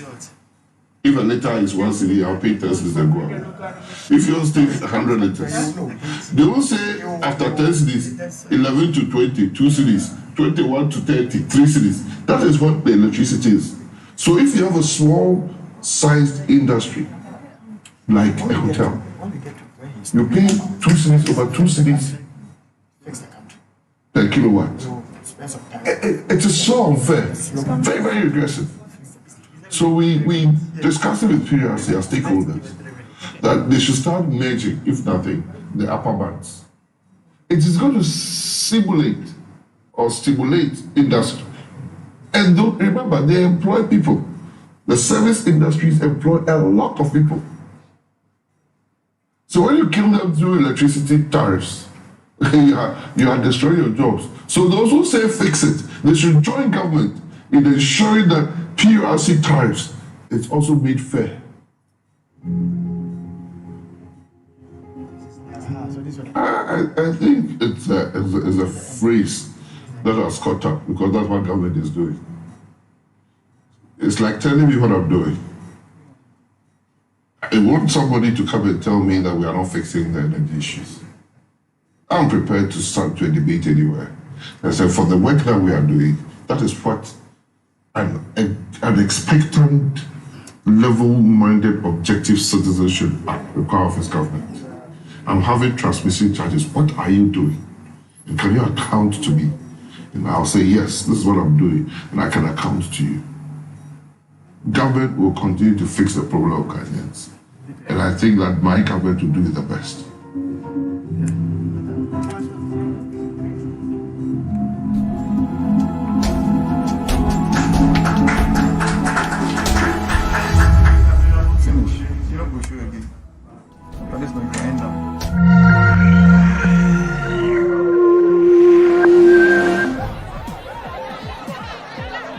powers and principalities. There's so much fire inside me. Tragedy struck when part of the largest hillside at the kosher rubbish dump collapsed. It's going to be fun to see how he goes about approaching this game.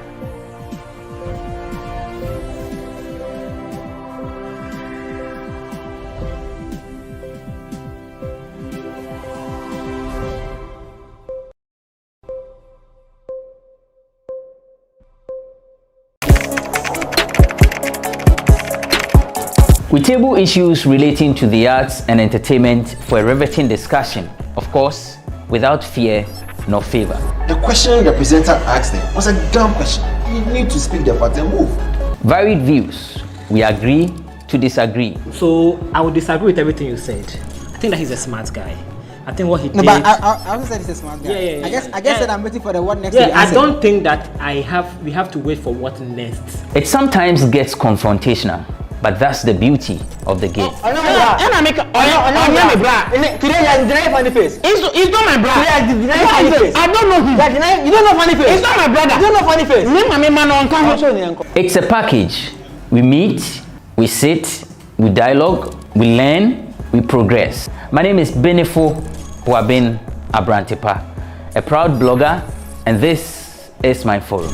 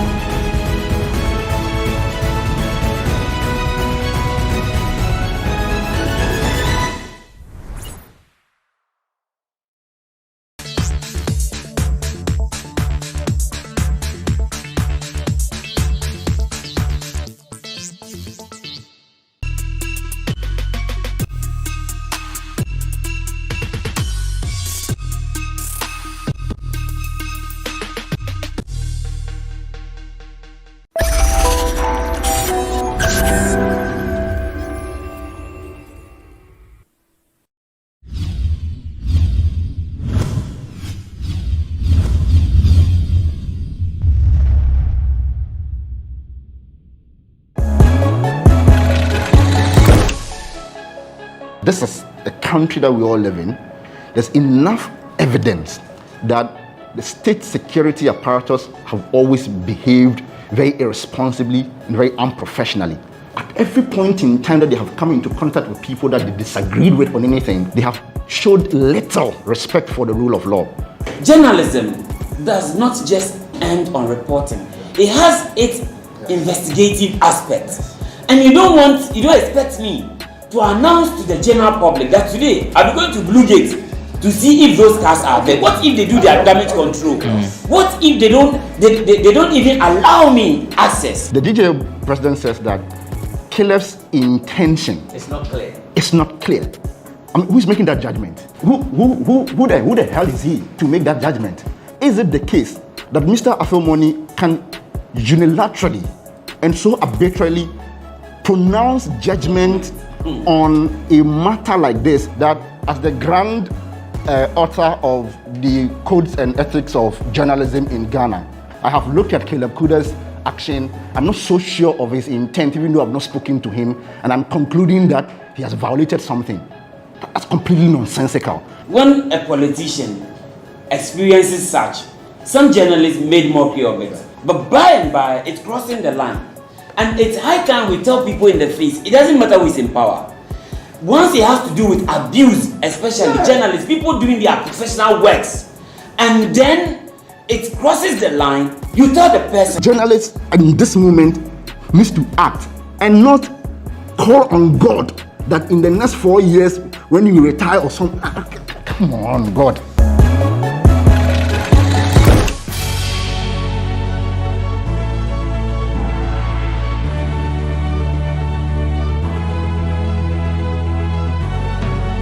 From the dawn of time, people have engaged in several businesses. With the onset of technology and innovation, life has relatively been made easier. By using debit or credit cards, Mobile banking. Thank you. And your favorite, mobile money? tech has indeed married business. On BizTech, we spend time with faces behind known and upcoming businesses in the country. Learn more about the new technologies and innovation, as well as find out about the trending issues in the world of business. Join us as we serve you with a variety of compelling interviews, projects and others right here on GhanaWeb TV.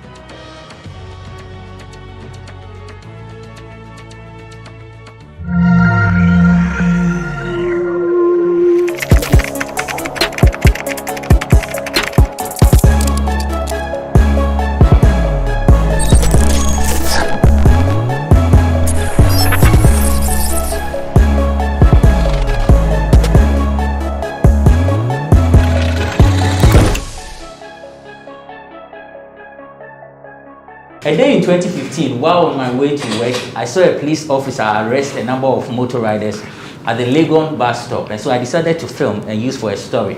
I was subsequently arrested, sent to the Legon police station, detained and intimidated for some 6 hours before I was let go. Now today, Caleb Kuda, a colleague, remember, we all started from Radio Universe. He has been allegedly being tortured by some personnel of the national security for filming installation, but the journalist says he rather filmed some cars that had been left to rot at the premises. Captain Smart faces a month suspension for allegedly slandering President Nana Addo Dankwa Akufo-Addo, Vice President Dr. Mahmoud Bawumia, and the IGP, but the journalist has denied any wrongdoing. Call it occupational hazard, but we ask, is free press in Ghana a facade? We table this for a riveting discussion. Later on, we'll focus on Ernest Owusu Bempeh's apology after that episode that angered a number of showbiz personalities. I am Benefo Boabin Abrantipa, and this is Bloggers Forum on GhanaWeb TV. Thanks for joining us on Bloggers Forum. I am Abrantipa. Abdul Karim Ibrahim, it's a columnist. He joins us for this episode. Karim, welcome. Thank you very much, Abrantipa. And Baraka de Salah. Baraka Kadi.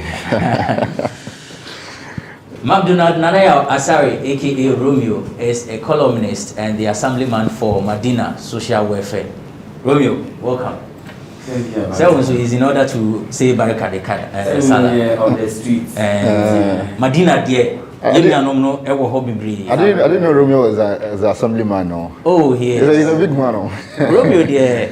You know, back then on the University of Ghana campus, he's always been a leader. Oh. He's been JCR president of Ekwafu Hall.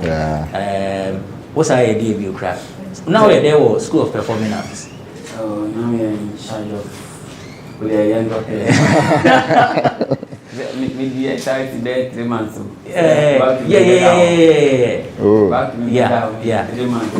Because you were part of the executive council of the SRC anyway. All right. So, Ama Bruni is on standby with Nkomo Hall. Let's join her. We'll be back shortly.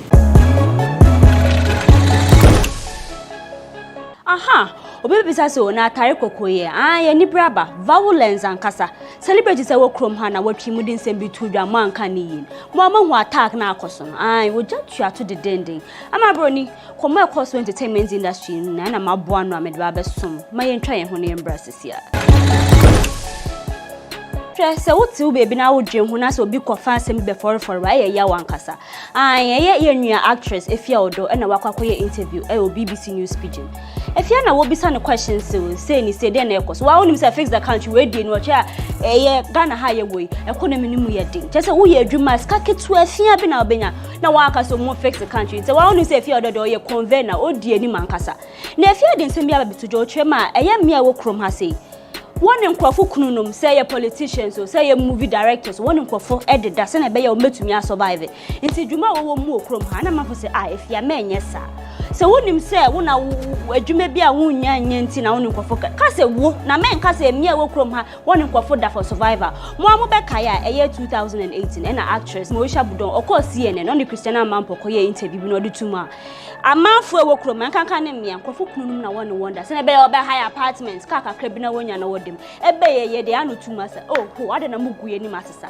na Efia Odo kirema o se mia no wa na wode won body nti so be man nkrofo adwudwam saa na wa ma wosika nde ye ono a nti ye ono anybody nti ne wo ye bia say wo be survive say wode na obi kunu be da wo politician no enfo bia ho Ghana fo say ye fix the country nkomo na wodi no nya nja ayo wo ko Twitter other social media platforms ene o how e koso Ghana ye bad news ni ade wo tro ana wo de ahase ho baby fix the country hashtag na trend yankasa na e koso na a female musician a friend Amare wa wunim na fancy wa wunim say she has a different vibe oba bet tweeting on so din sem bia betu jo twemo politicians there mo betumi yakase o ne man koso ya ase wo betie won fa anye hwe but ubo modern na ko kidnap won baba ko bia honum na wan adwen bebe fie na mafuka say ade de wan boss Ghana ha say ana say but say na nkomo yi koi de wan ze Ghana say say de protest koso politicians wanti mafu say na ye Ghana ha sem no ka na say general na boss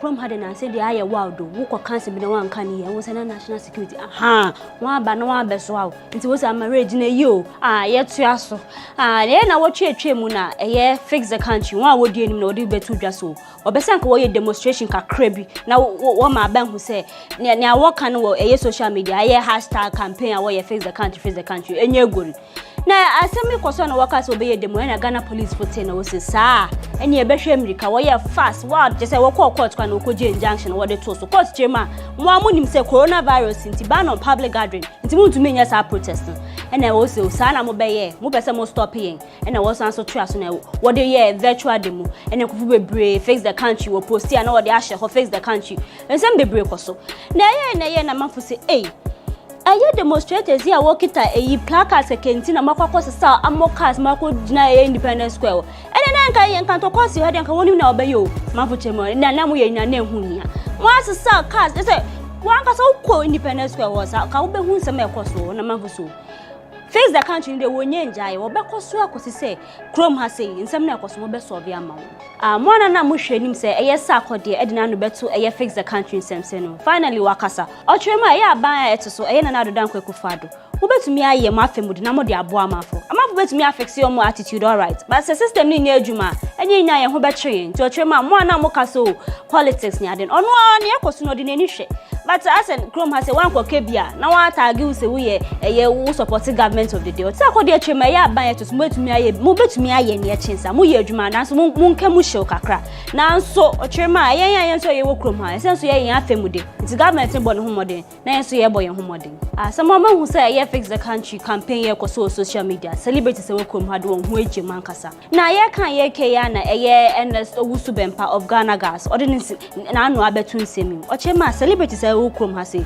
mo nyam hu ni papa asem yi bae mo bo eye na adodran kwachi mo bo na echi sa so onbo ne ho modern na fan kosia mo kasa mo trotro tweet na fix the country mo kasa se ne bia manu mo nsa mo say ene so Bempa asem aba na ye kan na wo ba ka say mo kasa sa kasa na ye kasa ben ne le jawo tutu bi man na kasa je say wa power na kasa wo chemo wan kasa yi ope hint na senye sa na ohun ze na nkomo no kɔ na ɔno ankasa ba no so opa mo chow ewo mu se nsɛm na ɔkan e bia na ye hash kakranti mu bia amfa ne bɔkɔ sa na mototo bia ma nti opa mo chow mo fa mo ne enche no I am music producer Morris Babyface and odin se bia betudwa ɔtwema kan na no worry asen emi a wo se won won koda in a day onua tie asem ya ma beke in a day otumi fa me amako nan before otimi no wonder asemi beto do na say eh Morris we sure no chema ono ankasa or how bia no fem tam wo wiase no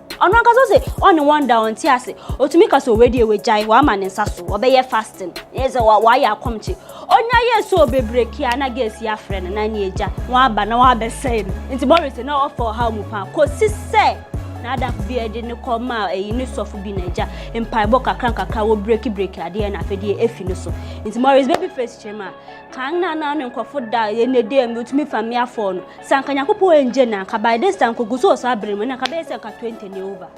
So we say do election time celebrities some endorse political parties and no candidates one who 2020 ba ku ya koye na Samini MPP or endorse one fine campaign man kama amafo chema bi be di ne side just scan wo twia na nkasa ye ni mu na moka na Links Entertainment omo former signing 20 Dub Nation what dem say me abetudwa wo say one pa say political party bi on be endorse one dey anka common dey one wo say one nya saade ni bida ko if say who endorse one no ma wos kakra fe dey wo ba na say one bo homodin a na fe dey ese wo kasa untumi nkasa ye because as won sa hwenwenu into one day one will follow one will pay one what feel all over the world into one to me ba no one kasa omo endorse party here and as a party B into pass or be endorse there anka common dey one Mix Master Gazi wow ni music producer we producing nyom bebre okom aye di crime nyom Koko Sakura ono no producing Stoneboy album ya Gloga Junction nyom ni fakesia ono no producing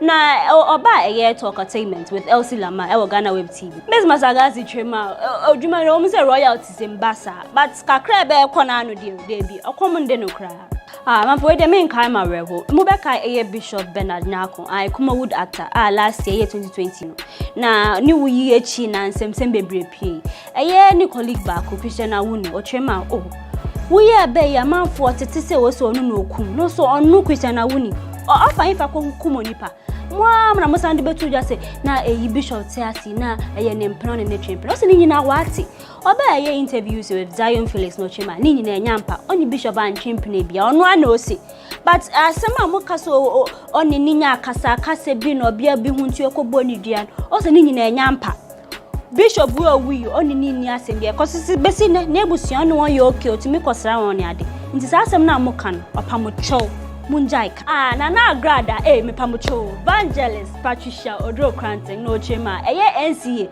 muka say we close down need to TV stations bi and now asem na we court egusu kan ho asem na odi atu just say NCA car na odi won mo we say operate illegally no ni license no operate we say we twia saka ni nyina times o use a year we twia ni nyina to the extent say 2 years advance kwa we twia and of course okay so what kan ya ate ye kwa konhwem ni hu say yampa na grade de hu say na we twi de what is our trend ya okonfo bia so say de ho amanyame so evangelist na nsem na ekoso na osofu ba ko wo kroma prophet kum chacha wa wati ase ochema time bio beba na obebeka agrada ho nsem ese so onu do so ye 419 dwurum no du bunkrofo wo kroma obeka ne ho asem bia na agrada se so evangelist no wasoma new young boys bi no aba no na be pachel kosi se wo discover brain wo se na ko so bribe so be obeye din kum chacha so no sa 2000 5000 enye no hwio asem na okan ne se wo ye fake to be expose you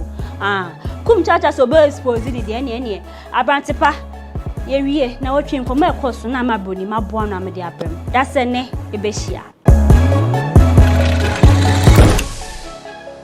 We are back. It's Bloggers Forum on GhanaWeb TV. My guest, Abdul Karim Ibrahim, is a columnist.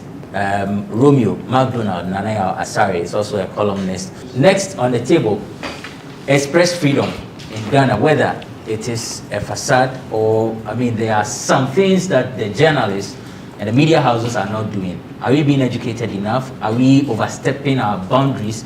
And in instances where we overstep, what is supposed to be done? Karim, you have been in the journalism business for close to a decade. Yeah. You have a story to tell? I don't do quite as great the job that some of you do.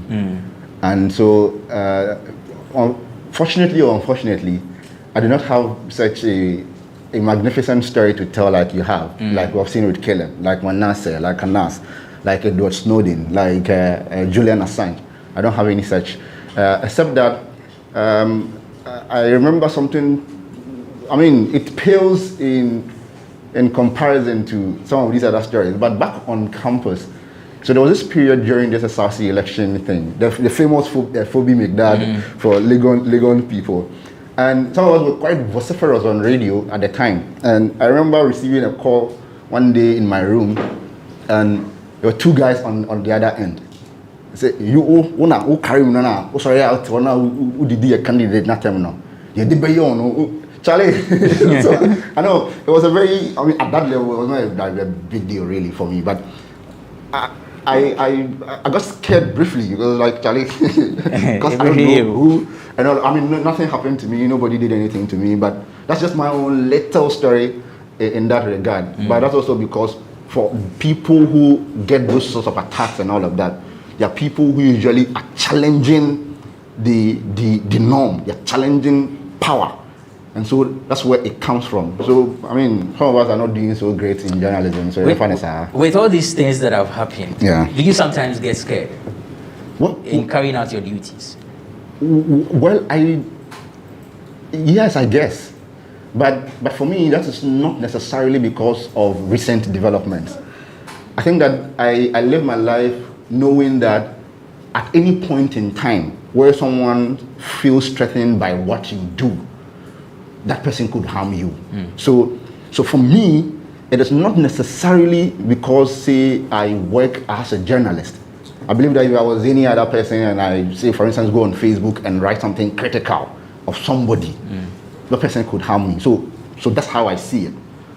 Notwithstanding that, I think that there are, I mean, some examples, evidence to suggest that the people also who have dedicated their lives to do this work of journalism and do it well get attacked because of the work that they are doing. So that's also there. So obviously you always have it at the back of your mind to worry a bit. But if you ask my personal story, it is not because of journalism for me, even though I'm sure that it could be sometime to come in the future maybe. Okay, now let's get into the discussion proper. With all that has happened in the last couple of weeks, what's your own assessments of the issues? So let me start from Captain Smart and then segue into the media freedom in Ghana is under threat. That question is a very ambiguous one. And so the answer to that question, it's often also quite complex. It is pretty similar to fix Ghana now. And the question, if you say fix Ghana now, what do you mean? Because, I mean, if you want roads, government is doing roads somewhere. If you want employment, government can point to someone who has been employed. Does that mean that your claim or demand for fix Ghana now is invalid? So that's how this media freedom thing is. Is media freedom under attack in Ghana? Well, we're here, we're talking. We can say anything that we want today and it will be published. But it is also true that some people have done work as journalists and have been attacked by one person or the other. So I like to answer that question this way, that there are accounts, evidence, symptoms of media oppression in this country. As to whether or not that is commissioned by, say, the state, that's a different thing altogether.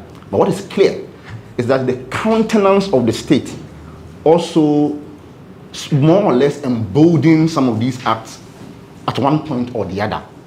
So in some instances, you, for instance, have, say, the chief spokesperson for the government, Kujo Nkrumah, would make claims that don't, just as bad, let us not do this, in support of media freedom. I mean, the president will say one of such in his speech and all of that. You get government people or the state saying things in support of the media.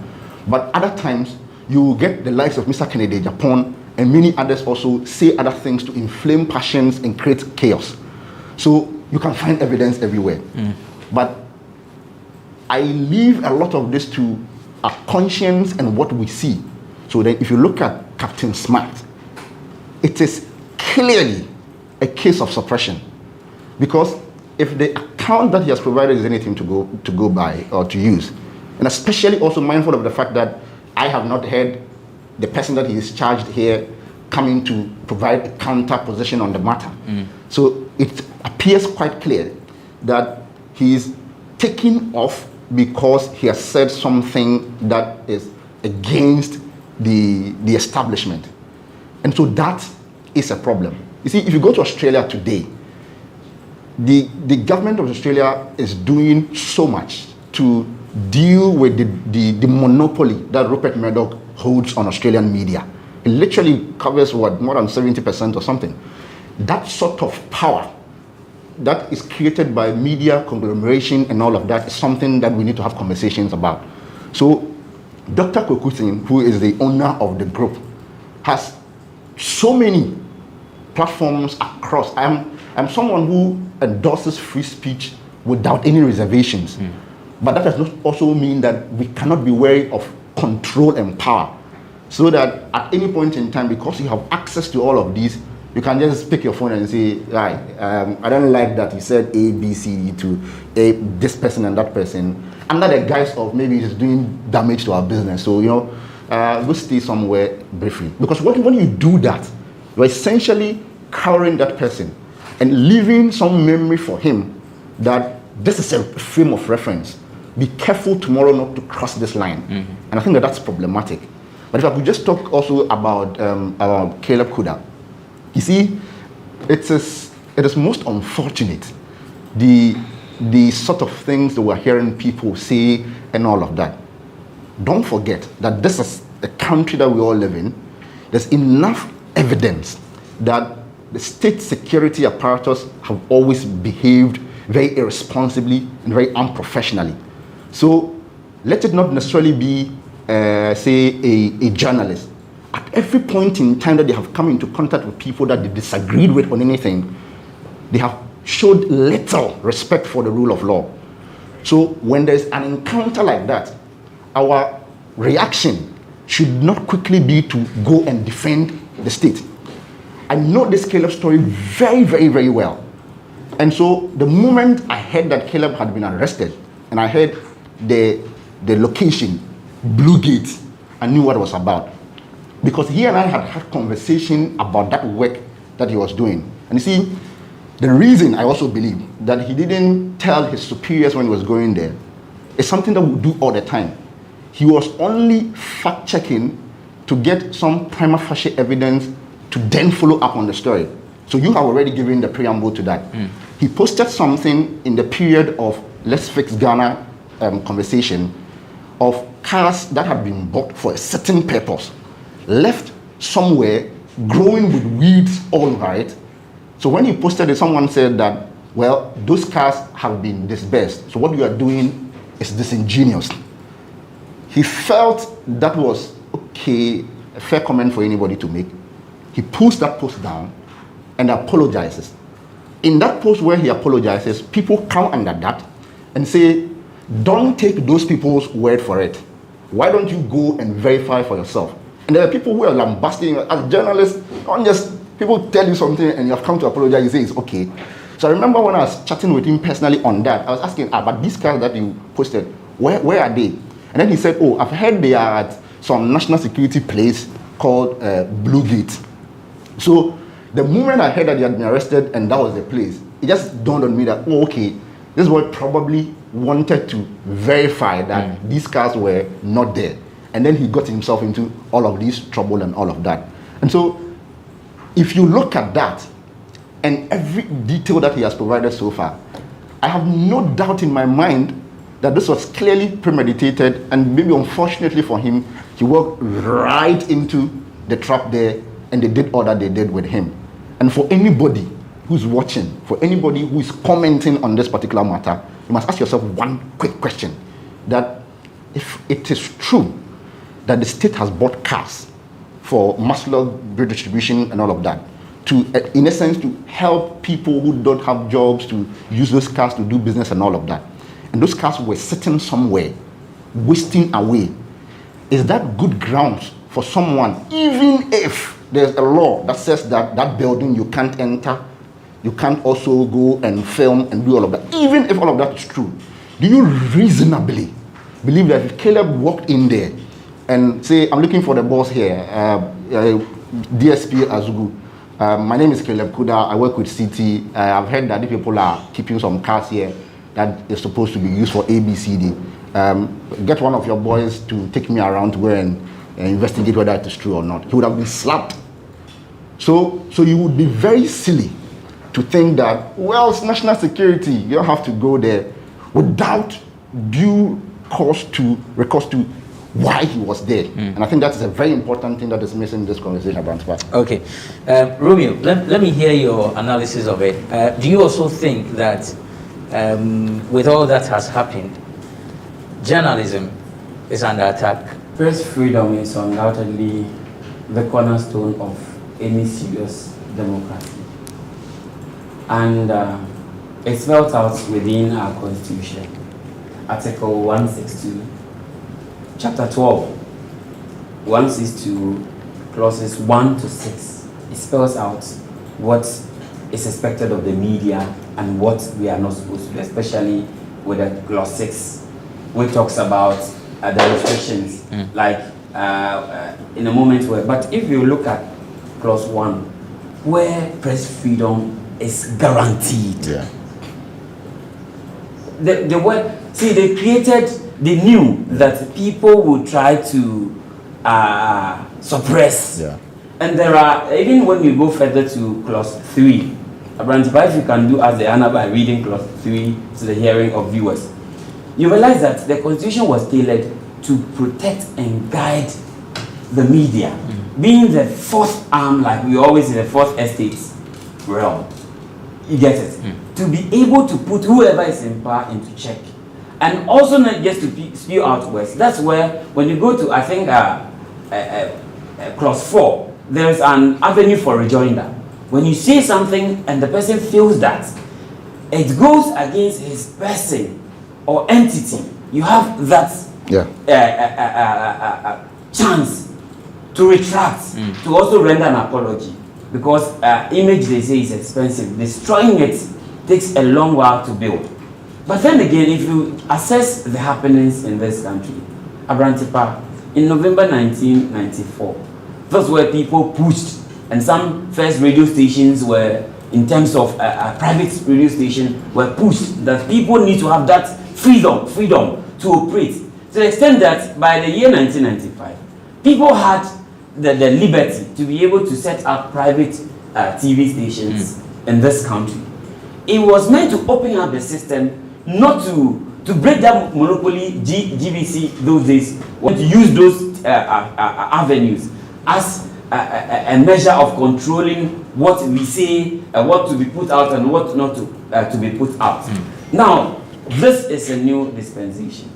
There's been a paradigm shift from the 1992, before the pre-1992, and even within 1992, people felt people were being suppressed, and that was what people pushed for. And the likes of Nana Akufo-Addo, recently our president, who was a kingpin in terms of fighting for free speech, freedom and independence of the media. That was what he's been touted for in terms of human rights activists, especially when it has to do with demonstration, the right to say what you have to say to put the government on the toe without fear or favor.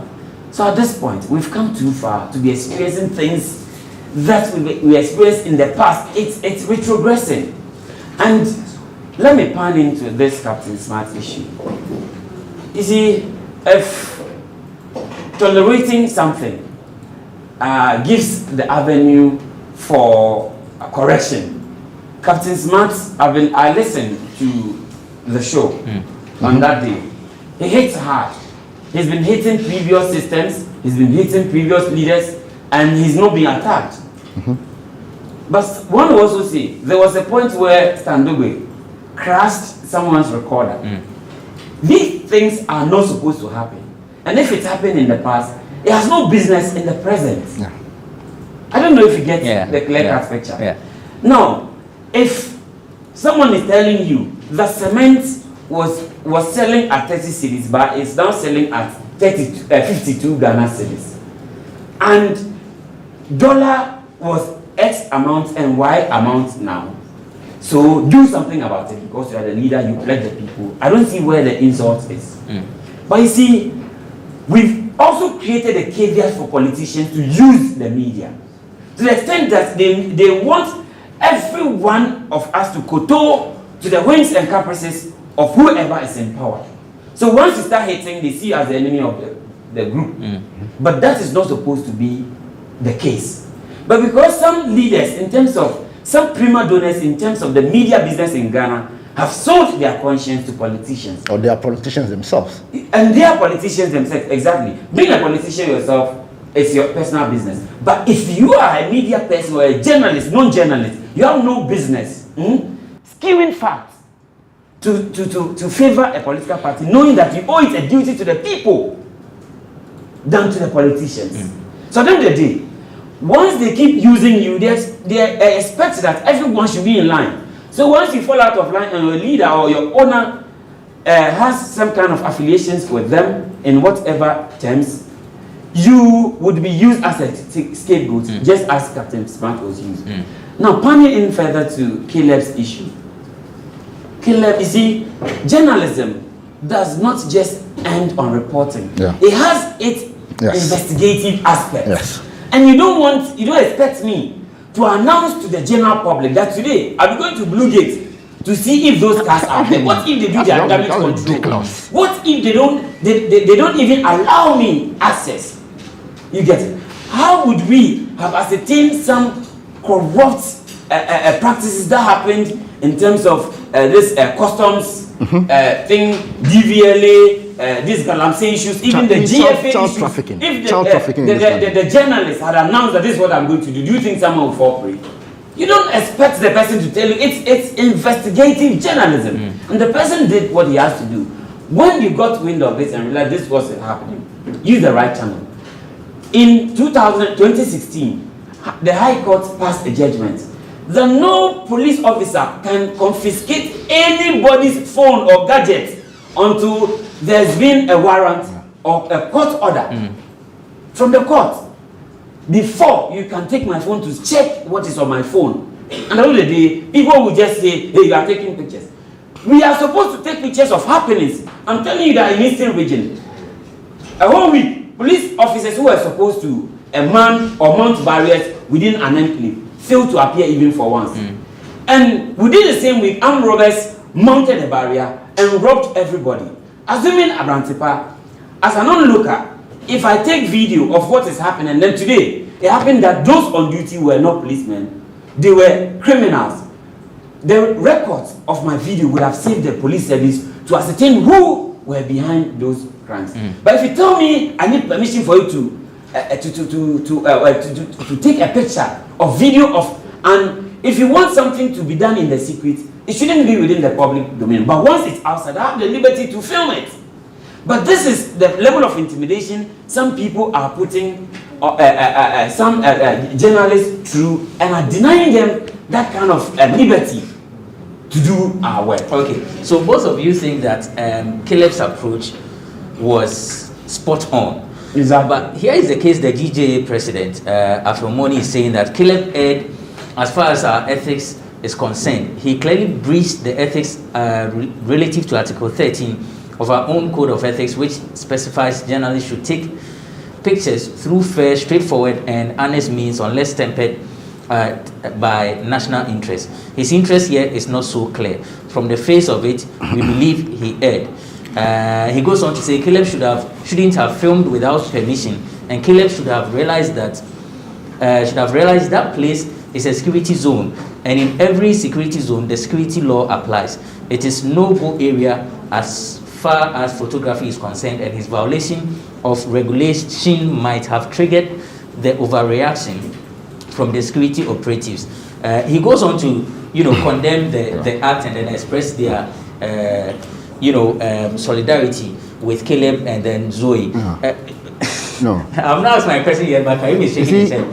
Karim, why are you shaking your head? No, because that logic is so poor. It's counterintuitive. So you say that unless it is in the interest of the public or some good measure in there. Yeah. So that means that the blanket idea that you must film it, I mean, so visibly without any whatever, go do or take permission, all of that, can be excused under certain circumstances. The DJ president says that Caleb's intention it's not clear. It's not clear. I mean, who's making that judgment? Who the hell is he to make that judgment? Because yes, someone makes a story and goes further to want to substantiate or to prove the fact. Mr. Afel Money spoken to Caleb Kuda to take him through why he was there, what the underlying goal was, to then make this determination? Or is it the case that Mr. Afel Money can unilaterally and so arbitrarily pronounce judgment on a matter like this, because clearly this is a matter that divides opinion, and then say that as the grand author of the codes and ethics of journalism in Ghana, the Kim Jong-un of media practice, ethical media practice in Ghana, I have looked at Caleb Kuda's action. I'm not so sure of his intent, even though I've not spoken to him, and I'm concluding that he has violated something. That's completely nonsensical. And you see, I'm angry because there's this respectability politics around some of the things that we do. And you see, especially when actions like this have consequences for the future. You heard Caleb Kuda in that interview, that very bland interview with Bernard Avile, another very poor job that somebody like him has done in this period. That shocks all of us. That his dad called him and was like, put the family first. You see, he was worried. Tomorrow, if Caleb Kuda sees something and he gets the slightest inclination that this thing, even though it's a good story, but if I attempt something may happen, he's not going to do that. And you see, that is a dent forever on him and for many who are watching. And maybe finally, Mr. Filmoni, in that judgment that he made there, to say that, well, he should have known that this is a security installation, blah, blah, blah, so he could be arrested and all. You see, that arrest element is something that is quite okay and understandable. Because the fact that that's some security element in there is not in doubt. So if he were only arrested and then the due process happened, that's fair enough. But when he was arrested, when he says that which are warranted or something caused the overreaction. Yeah. I don't know if you could read that part for me. He talks something about overreaction. Okay. So he says it is no go area for as far as photography is concerned. And this violation of regulation might have triggered the overreaction from the security operations. See the attempt to justify. Yes, and to play down, you see, might have influenced the overreaction. That nonsense clearly downplays the veracity of what has been done. And you don't forget also that there are equally, Mr. Afemoni, I believe, is not a lawyer. There are lawyers of some good repute in this country who have argued vociferously that no law was breached.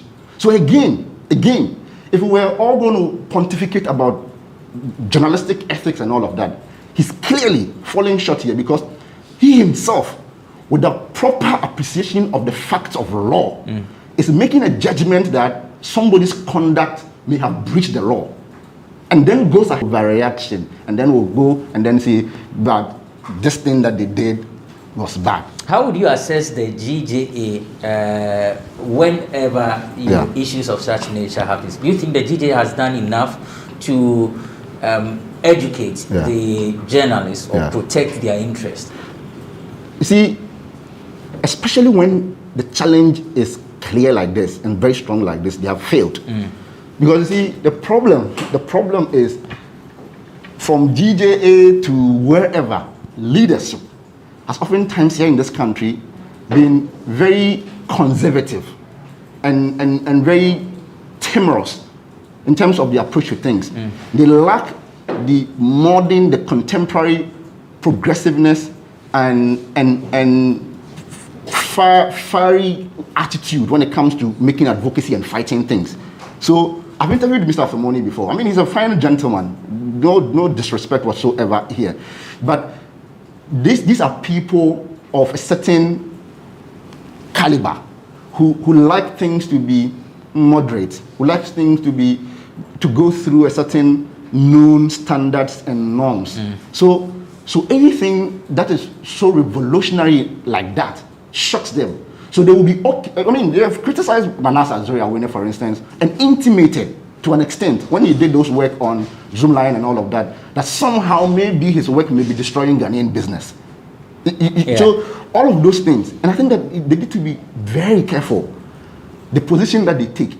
And that is also precisely the problem that we have collectively as a journalist. Because when this whole matter came, Mr. Benadable, who is the boss of Caleb Kuda, who is also the journalist of the year, when he was telling this story, told it in a manner that suggested that here was an independent, objective, neutral journalist of the year, Mr. Benadable, that everybody likes, and engaged the story like a third party. You see, when you are part of a pack and it gets abused in that respect, the idea of some objectivity, some neutrality becomes nonsense within that particular context. And here, I'm not even advocating that he should say, take the side of Caleb Kuda, even if he doesn't believe his story. I am saying that the attempt to be some neutral guy sent from, say, BBC, that something has happened in Ghana, so he's coming and do a conversation without appreciation of the context doesn't help. And that is what GG does a lot of these times, trying to stay in the middle and interrogate the issues and ask questions, because as journalists, we ask questions. Ask questions for what? Romeo, on the GGA thing, I think Mr. Money is not a fountain of knowledge. And in this regard, an experienced person with good intentions would have even engaged the journalists in question before even putting out any comments, knowing that there wouldn't have been nothing behind Caleb going to that extent. Definitely, there was a rationale behind his movement, and there's been sort of a platform that he had made a publication earlier in that regard. Someone came in to refute it. Then, as a journalist, you need to redeem your image. Otherwise, people will tag you as publishing fake or false informations, and it affects your brand. Now he goes beyond the mouse and then digs to find out or to ascertain that this thing I highlighted, you people came to rebut it, but here lies the case. It's here. So he was digging for it, which is part of journalism. So I don't get the angle from which I feel money was coming from. If you remember, Kwachi Afreniama, he's been silenced now. Not even a word on Facebook ever for a very long time. Why? Because he was constantly on the neck of the sanitation minister and I feel money. And he leading the pack. For me, honestly speaking, I don't trust him. So I don't trust his judgments. Because any good leader, for instance, if I happen to be the president of Ghana, and an appointee goes to do something, before even releasing a statement to the public, I'll call my appointee and query him and ask him what happened. And then you'll be able to know the nitty-gritties of the happenings. So when you're putting out a statement, you say for a fact, not just mere assumption. He was just assuming that the young man. Meanwhile, you have, aside your code of ethics, the Constitution is supreme. He should take the Constitution and open to chapter 12 from Article 162 to clause 1 to 6 and tell us which of the two, compared to the journalism code, is more supreme. So he should give us a break. Honestly speaking, he didn't speak like a father. And it saddens my heart that same people will go out to make him retain his position. So, how should media houses handle issues of such nature when your employer, when your staff is being abused for what I mean in the course of their duties? How should they be handled? Good. Abrantepa, apart from the Caleb incident, there are some media houses who are also not doing the right things. Yeah, that's fair. Not doing the right things in the light that they are not even paying their workers, but they are not paying their social securities. People are quiet in this country because of lack of jobs. They are scared to be shown the exit. I've heard people say journalists are the only people who speak for others, but there is no one to speak for them. Yeah. Exactly, because once you try to be loud, those who are very loud are those who are well established, that they have something working for them. So you can't tell them what to say. A typical classical example, Captain Smart. He had his foot on the pedal, and knowing that he has a setup, he's free to do whatever he likes. Like anybody in Japan, he's rich, so he can speak his mind even against his government. But you be in that party and be poor and be employed by government and be poor and speak against government and see if you will not be shown the exit. But because the man Kelly Japan is what to do, he feels comfortable telling people the truth. So now, if you do the whole analysis, it tells you that truth in this country is dependent on your stomach.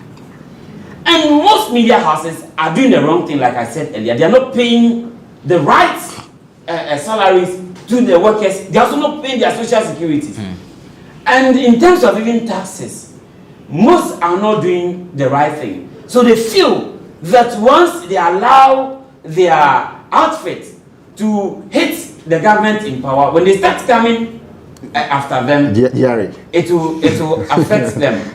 I'm not using Captain Smart per se, but there are myriad of them in this system operating in the same way. But remember, it was this social security issue that sent someone like Agude to jail. I don't know if you get what I'm saying. But as I said, the law is softened when Mr. A is concerned. It's bites harder when Mr. B is concerned. These are the injustices we are talking about in the system, that the system must be fixed. Yeah, so see, and I hate to be dwelling so much on the Caleb Kuda story. I mean, it is the latest, it is good to use that, but everything I'm saying here, I would hope that people understand it to be about the broader perspective, because remove Caleb Kuda and put someone in there, or remove 2021 and push it to 2050, these principles must apply the same way. So you ask, what must general media houses do? I'm happy that Senior Robio here has talked about, the fact that, conceded to the fact that there may be some other things that are done wrongly. But in the specific instance of when journalists have been under attack in this manner, we have failed to seize the moment to let those who have power realize that we can fight back. So of all the things that Mr. Samuel Atamensa said in that interview, which had Caleb in there yesterday, the only part for me that resonated quite well was what he said. He told one of the operatives when they, invaded their premises, that don't forget that we are media personnel, and that today you are doing your work. We're telling you to calm down and do it professionally. You are not listening. When you are done with your work today and you go, we also do our tomorrow work. And forever, we have the field day to also do our work. Except that seems to me plainly rhetorical. He's not added the work to it for me so far.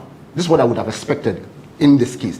That yesterday when they did that interview with Caleb Kuda, the last 5 minutes they said, so what have you decided to do? And I was waiting for something revolutionary. I didn't hear that. Yesterday, Bernard Avle had declared, and if they thought, for instance, that was huge enough what had happened, to say that Bernard Avle, today is going to cross the line that he has always been on, the moderate that he has been, and said that today, in solidarity with Caleb Kuda, he is hitting the streets, and that any journalist in this country who is minded to once and for all do something should walk and come join him. You have absolutely no idea how that will be. You see, we need to seize moments and take very drastic action. I appreciate that people are different and they look at things differently. Maybe he is, or generally may not be as radical as I am attempting to be. Or that maybe I've probably been seeing it, we're not seeing the bigger picture, whatever it is. The point is that there could be many other things that you can do. seize the moment and not sit within the issue at the height of it and play nice guy. You expected a protest? I expected that. I mean, there could be other things that they could explore, but I'm saying that within the context of what is happening, I would expect that. And you see, it is also because you need to send a statement. Here in this country, everything comes down to political leadership, because our politics is one that revolves around a certain bureaucracy and leadership. That means that they have so much power to do anything that they want, especially in instances where those things threaten their political fortunes. So if you want them to act, then you go there. But when you let it go like that, as we have always done, then clearly what you do is, because these national security guys and all of that, the reason why they have so much impunity is because of the people who appointed them. And they know that as it happened at Ayawaso, they will stand behind them. You see, this is DSP Azugu. We saw the work that he led at Ayawaso. It was completely chaotic. It was very unprofessional according to the, I mean, you can infer from the report of the commission, among many other things. And then the next time that we see him out there in the public, he sends 3 armed officers, about 7 armed officers in 3 pickups to go grab a lady. They were even fraudulently using Caleb Kuda's phone to draw her. I mean, how are you Boko Haram? You take the person's phone, just say, where are they? We could go chop. So meet God, you meet them outside so that they would abduct her. And then when you go into the building, you are applying force to drag this lady out. I mean, what is wrong with us? And you see, they are doing that because they know that as Budo, or what is the name of that guy who slapped some judge, nothing happened to him. They know that nothing will happen to them because the people who have put them there need them there. And that is why... So they do it with impunity. Yeah, so that's why the journalists in this moment needs to act and not call on God that in the next 4 years when you retire or something. Come on, God. The problem we have is that, you see, when it's happening on the other side of the bank of the river, people feel, oh, it will take a while to cross to my end. When a politician experiences such, some journalists made mockery of it. But by and by, it's crossing the line. And it's high time we tell people in the face, it doesn't matter who is in power. Once it has to do with abuse, especially journalists, people doing their professional works, and then it crosses the line, you tell the person, you make sure it's either it's because it has happened to Asarda, it has happened to Oslewusu, it has happened to Kwame Batels. That's not what the policy. It has happened to a lot of people. But at the end of the day, we say nothing, and we are the same people who empower these people with so much impunity. But if you, as a leader, watches on, tomorrow if you're not in power, the same people will be unleashed on you. But once we set a reasonable standard, even if you're in opposition, you would have that relaxation and comfort and believe in the system that even if you pour yourself out on the street, people cannot indiscriminately attack you because you hold a contrary view to a happening in the country. But once we watch on, if Party A leaves power and Party A B comes, they also recruit and they will also target others, and we will be in a cycle. Okay. So it's high time journalists in this country should stop aligning themselves to political parties so that they can do their work without fear or favor. Okay. Right. So there's a post I chanced on yesterday. The man I call my manager, Rabiu Al-Hassan, is a senior colleague. And he says, thugs stormed the courts to release someone under trial. An investigative journalist killed, and it remains a cold case to date. A journalist has allegedly been tortured by state security, and no one has been held to account. 5 citizens killed during elections. Masked state security officials stormed a polling station, fired gunshots during a by-election. Guess where all these things happened? Ghana. Look, we are emboldening wrongdoers, feigning rule of law, and continuing in our partisan defense of the status quo. But know that when it blows up, it will consume all of us. And on this note, we take a break. When we return, we do an Osubempe's apology to celebrities for the write-up that he put on social media with respect to the Fix the Country protests. It's Bloggers Forum on GhanaWeb TV.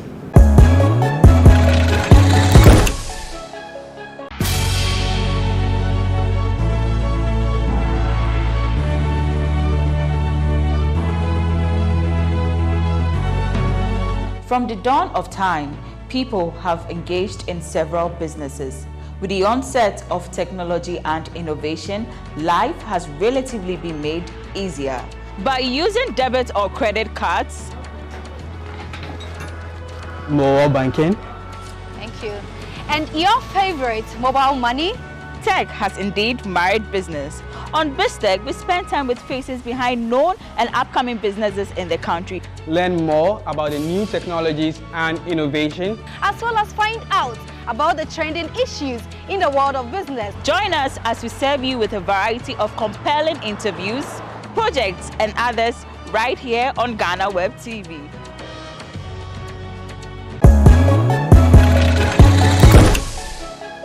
Welcome back. It's Bloggers Forum on GhanaWeb TV. The name is Abrantipa. Romeo and Abdul Karim Ibrahim are my guests for this episode. Next is Ernest Owusu-Bempah, the head of communication at Ghana Gas. Now, remember, last week we had a conversation on his epistle on social media, but before that, he had granted an interview with Peace FM. Let's take a listen to the interview. We'll be back to read his apology. Fixing the illiteracy problem, which has become part and parcel of us. I'm on my way, I go backward. Obide, JSS, I know about social media, I know or twerk just to become a celebrity. That thing will stop. The ordinary Ghanaian can read in between the lines and know the difference between intellectual discourse and propaganda. Obibe Jinasua, Oma Ghana, da sumu 4 years. Am I a problem? He's fixing it. Obi to me kono akotua in the clean book mu say yesi kwan ewo Koko Road. Oba kone kwan ni woni aye krokro de jon. Ekufuado so ndo a leader.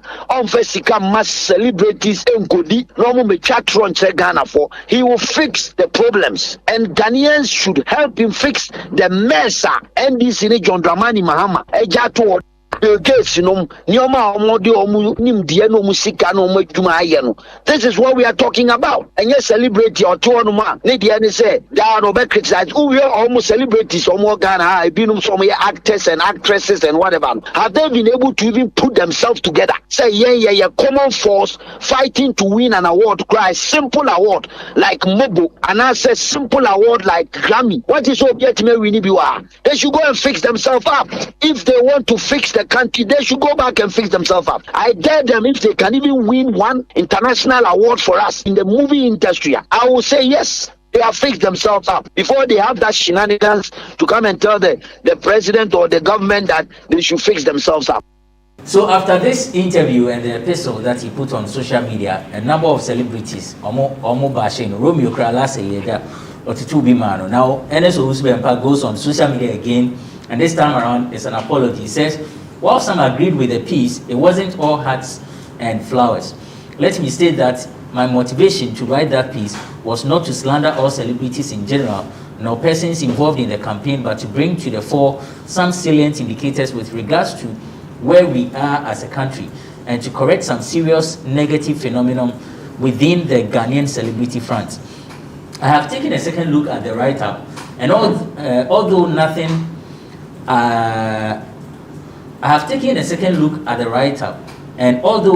that I wrote is an untruth, I admit that perhaps I was too harsh in some of my conclusions and the choice of words. This shouldn't have been the case, and I apologize to all those who may have been hurt by the piece. I'm sorry. I therefore retract the strong and uncomplimentary language used in the write-up. Maybe the issues that I was so much concerned about would not have been glossed over had I not engaged in some early conclusions. Romeo, apology, who accept you, patch of that apology accepted. The best apology in this regard would have been for him to resign. But because in this country, what we call integrity is a scarce commodity. So people feel they can easily eat their cakes and have it. On many occasions have we heard people in such positions spew unwarranted words, spew, excuse my language, gibberish, and then come back and tell us, upon further reflections, I realized my utterances were, you resign, because you are in a capacity as a PR communicator. So whatever you say, before you churn it out, you understand how it travels. We had a PRO of Thor some years back, Miss Abaloko. You won't hear her double in this, excuse my language, this gata deliveries like Osu Bempa did. But you see, if leadership, when we talk about fixing a system, we are talking about leadership taking responsibility, leadership showing the way. That me, as a young person, I have no business in insulting people. Insulting people in the sense that when you look down upon people's profession and use words in which intend to poo-poo whatever efforts they've put out in terms of nation building, then it becomes unfortunate. People like Socrates Safo should have been the ones leading the front to call for his resignation, because they have been the committed people in that regard in terms of creative arts people who were on the forefront working for this government. And then someone who through their sweat wins power for you to get such a juicy appointment, you sit back and then you diss them. And then people watch on. He comes back and spew a few things and he says he's sorry. Like seriously, so in my capacity as who? And then I insult the president and I say I'm sorry. I should be dealt with. People should be made to face sanctions once they cross the lines. So you, as Abrantepa, you are the entertainment head, right? The entertainment head of GhanaWeb. In your capacity as a leader, if you see something that transcends a barrier or a boundary that you are not supposed to say, leadership should sanction you, so that whoever takes over or when you come back, you would know how to relate or put things out there. But in this case, is resignation the only means? Abrantepa, there was this chief of staff lady who made a comment on Facebook when people complained about over 1,000 chief of staff and they are there, some are photographers and they are being paid. You remember, even our own Sandra Ewu, whose name came up, and there was this lady who was also part. When it came up, people called for their resignation because they insulted the conscience and the intelligence of Ghanaians, and also insulted those who are genuinely also qualified but have not been employed and still remain unemployed. At the end of the day, what happened? Nothing happened. It was glossed over. So because that standard had not been set by the APEX leadership. So when those at the bottom commit it, no one calls them to order. So also Bempa would say this, and tomorrow you release another epistle, lambasting another arm of a society, and then you come back and tell you that he's sorry. And that is how the system has been molded to be. Abdul Karim Ibrahim. Apology, no. I know we don't have much time. I know we don't have much time. Yeah, but I mean, apology to me. Oh, I'm for the record, I don't have in principle any problem with insults. I think insults are good. They communicate the true feeling in any situation. So many issues car. Okay. So, but insults can also be hurtful. So in instances where based on your own judgment you think that you have hurt somebody, you want to retract and all of that, then that's cool. But here's the issue for me. I want to just read quickly some of the things that he said, and that's where my challenge is. So it says, why do these entertainers think anybody really gives a crap about what they think? Of course, this is the downside to social media, where below average intelligent folks who can't read and understand English want to teach the president how to govern. And then goes on to say that the politics of attrition and patronage isn't going to help these misfits and their backers. You know Mr. Osubempa, I mean, he belongs to the NDP or something, the former president's, former first lady's party, yes. And then, with problem with the NDC, that's a lot of PR work for the NPP. If we come get a job, we will give you some. That is politics of attrition and patronage. He's the biggest beneficiary of that. But you see, the problem is the contempt in describing and insulting people who are equally citizens. They just so happen to be entertainers, celebrities, whatever. That for them, somehow, they are not qualified to complain. They are not qualified to contribute to the political discourse.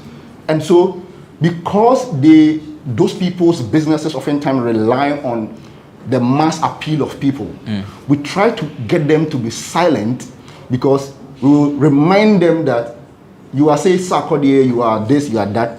If you venture into this space, we'll make our people maybe stop listening to your music and all of that. Those are some of the things that get them to be quiet. What I don't like, I don't mind if you disagree with someone and insult them till heavens. I couldn't be bothered. What I don't like is for people like him who are only benefiting today because of their political affiliation to tell other people to shut up. And that when those people are not happy with what is going on, because he is happy in whichever petroleum, wherever business, lucrative enterprise that he is in working, other people cannot complain. That is where the problem is for me. And so I don't take people like that very seriously. And I think that if he is, for instance, minded at all, because we are discussing his apology, if he's minded at all to take that thing that he has done very seriously, going forward, he would know and recognize that it is a function of this democracy that we have, that all and everybody can make inputs, can criticize, however rambunctiously, in this whole arena. And that when they do that, he can disagree with them, but he has absolutely no right to call them names and categorize them in a certain way as though they have no entitlement like he does because he's in politics. That we cannot countenance at all. All right, that's our time will allow us. Thank you for watching. Thank you guys for coming.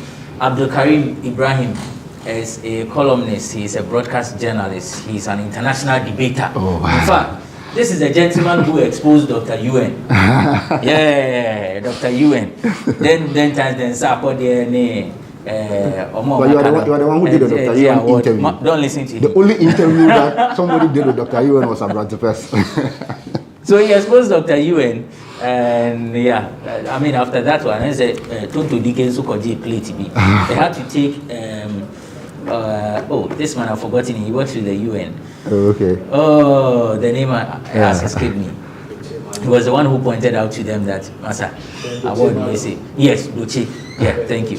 Yeah, they had to take him to correct them. So, Karim, thank you for coming. Thank you very much, McDonald Nanaya Asari, aka Romeo, he's a columnist, 1, assemblyman for Madina Social Welfare, 2. Number 3, he's a voice coach. Miss Ghana for Nina, our coach will be on how to talk, speech. Have I said you're an actor? Romeo is an actor. He's been JCR president before. Legon. The other post they will say I shouldn't mention, so I'll pause here. Big man. Yeah, he's a big man. Media, I just came to host the show. Thank you for watching. We are still celebrating our 22nd anniversary. It's hashtag GhanaWeb 22. The theme is GhanaWeb then, now, and later. And one of our projects is the road safety campaign. We want to reduce the number of accidents on our roads, film anything that you see on the roads that poses as a danger to the lives of persons. Send them to us via email, newswires@ghanaweb.com, newswires@ghanaweb.com. We are on social media. Let's get interactive. Is at the GhanaWeb on all social media platforms. Thank you for watching Bloggers Forum. I am Benefo. who have been Abrantipa.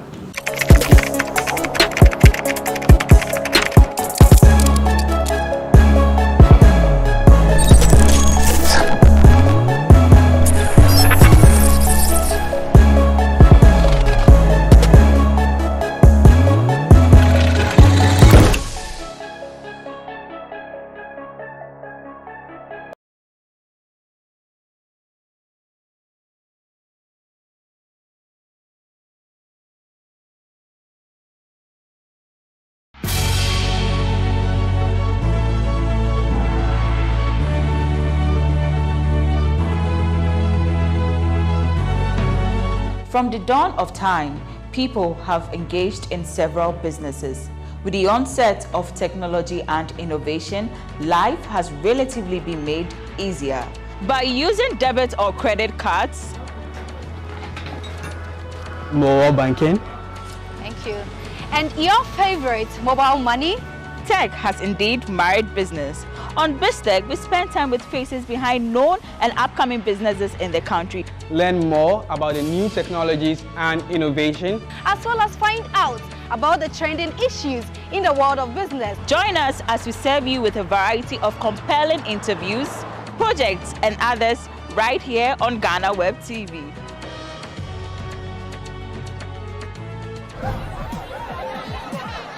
Powers and principalities. There's so much fire inside me. Tragedy struck when part of the largest hillside at the kosher rubbish dump collapsed. It's going to be fun to see how he goes about approaching this game.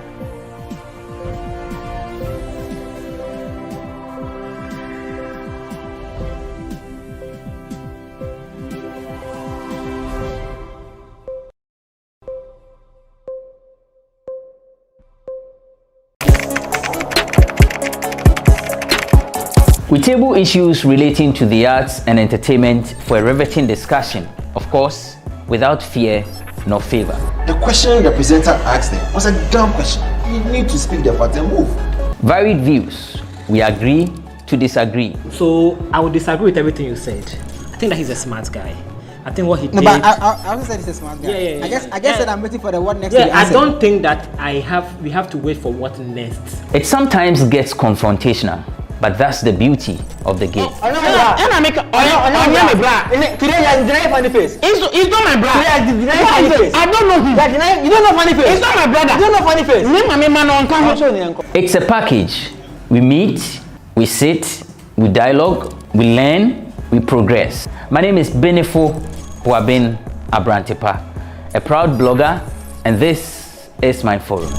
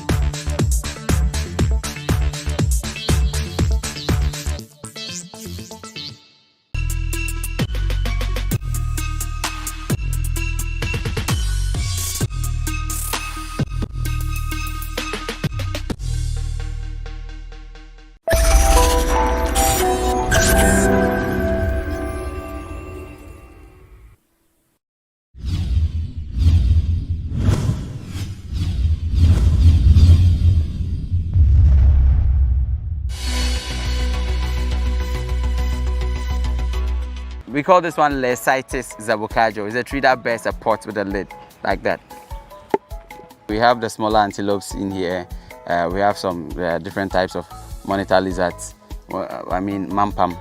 Yeah, we have some pangolins, and then some type of hyenas also. This was built in 1897. It is the oldest Dutch building outside Europe. This place was where Kwame Nkrumah was also used to stay. During the Second World War, the Queen of England was here. It was like a hideout or security zone for them. So when you are there, nobody sees you. Once we were coming with a lady, the lady says, I can't go again. Okay, let's go back. She said, I can't go, so we need to carry her. These horses, how many of them do you have? At the moment, we have 3. You are on Baby, I'm on Kukua. Hey. We have Wakatachi.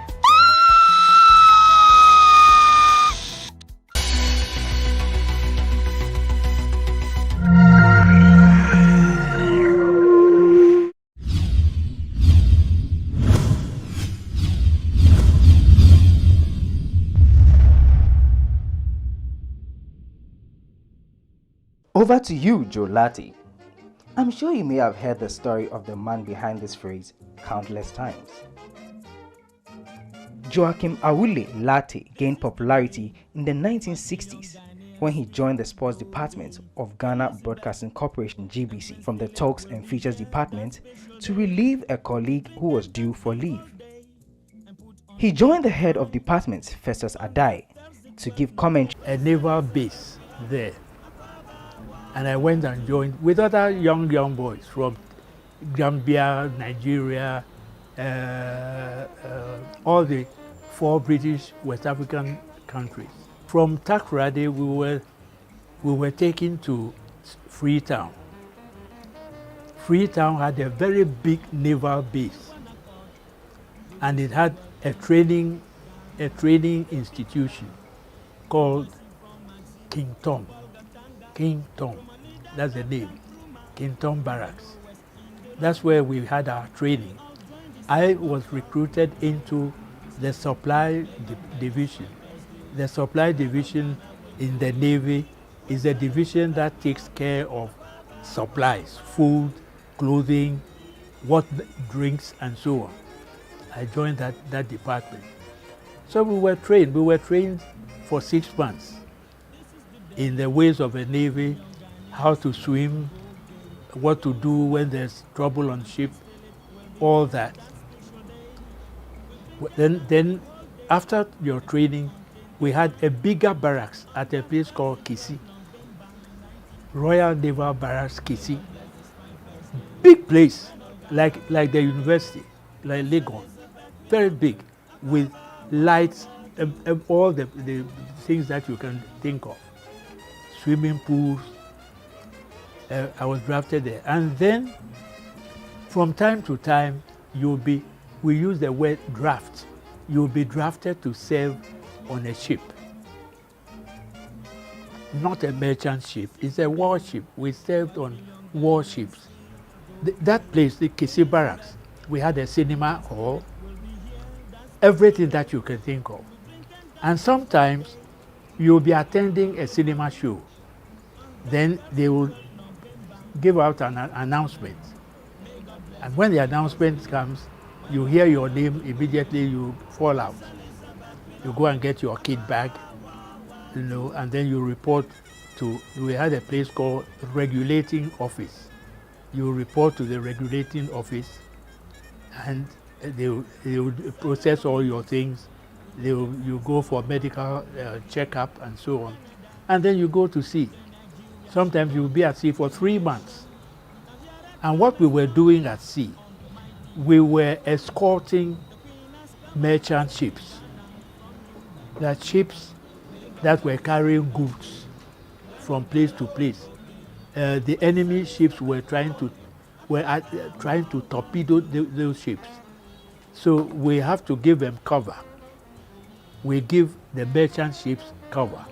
We form a V, and the merchant ships will be in the middle, and we will be on the sides.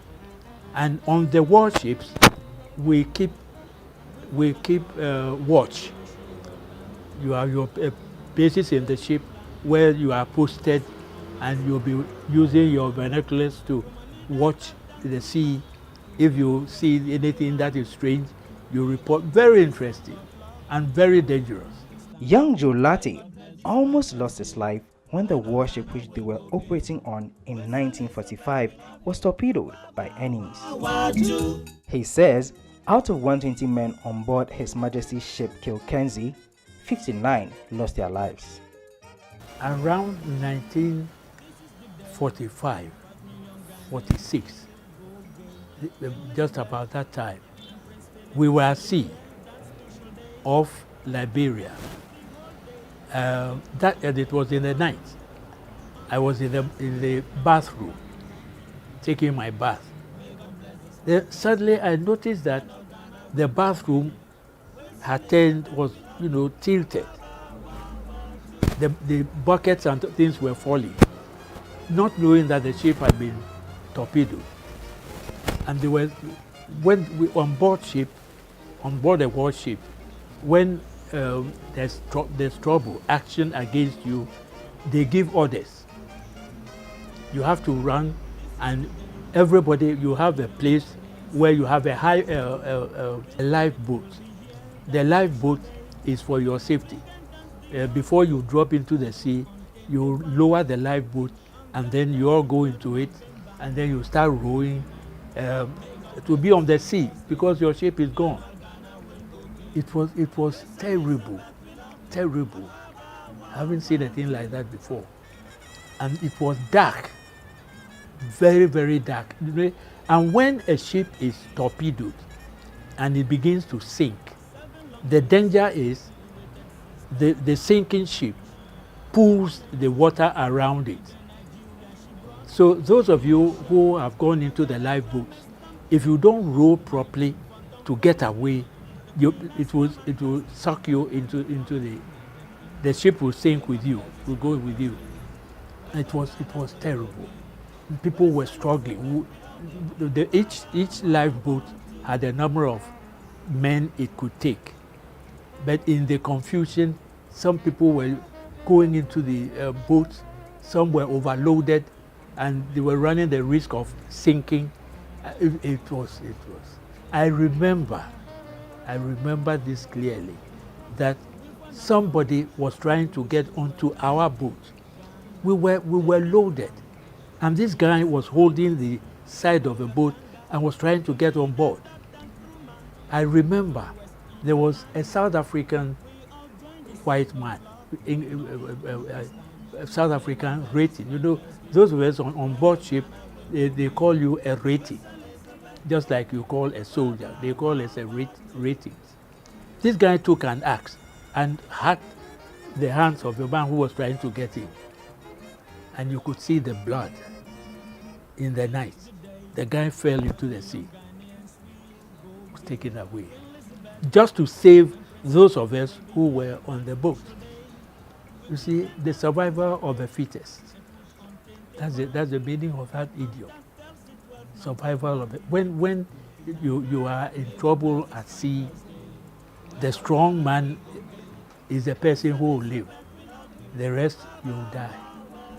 So I went through that experience. We were picked up 4 days later by a coastal plane. They were using planes to patrol the seas during the war, in case a ship had lost its all sorts of problems.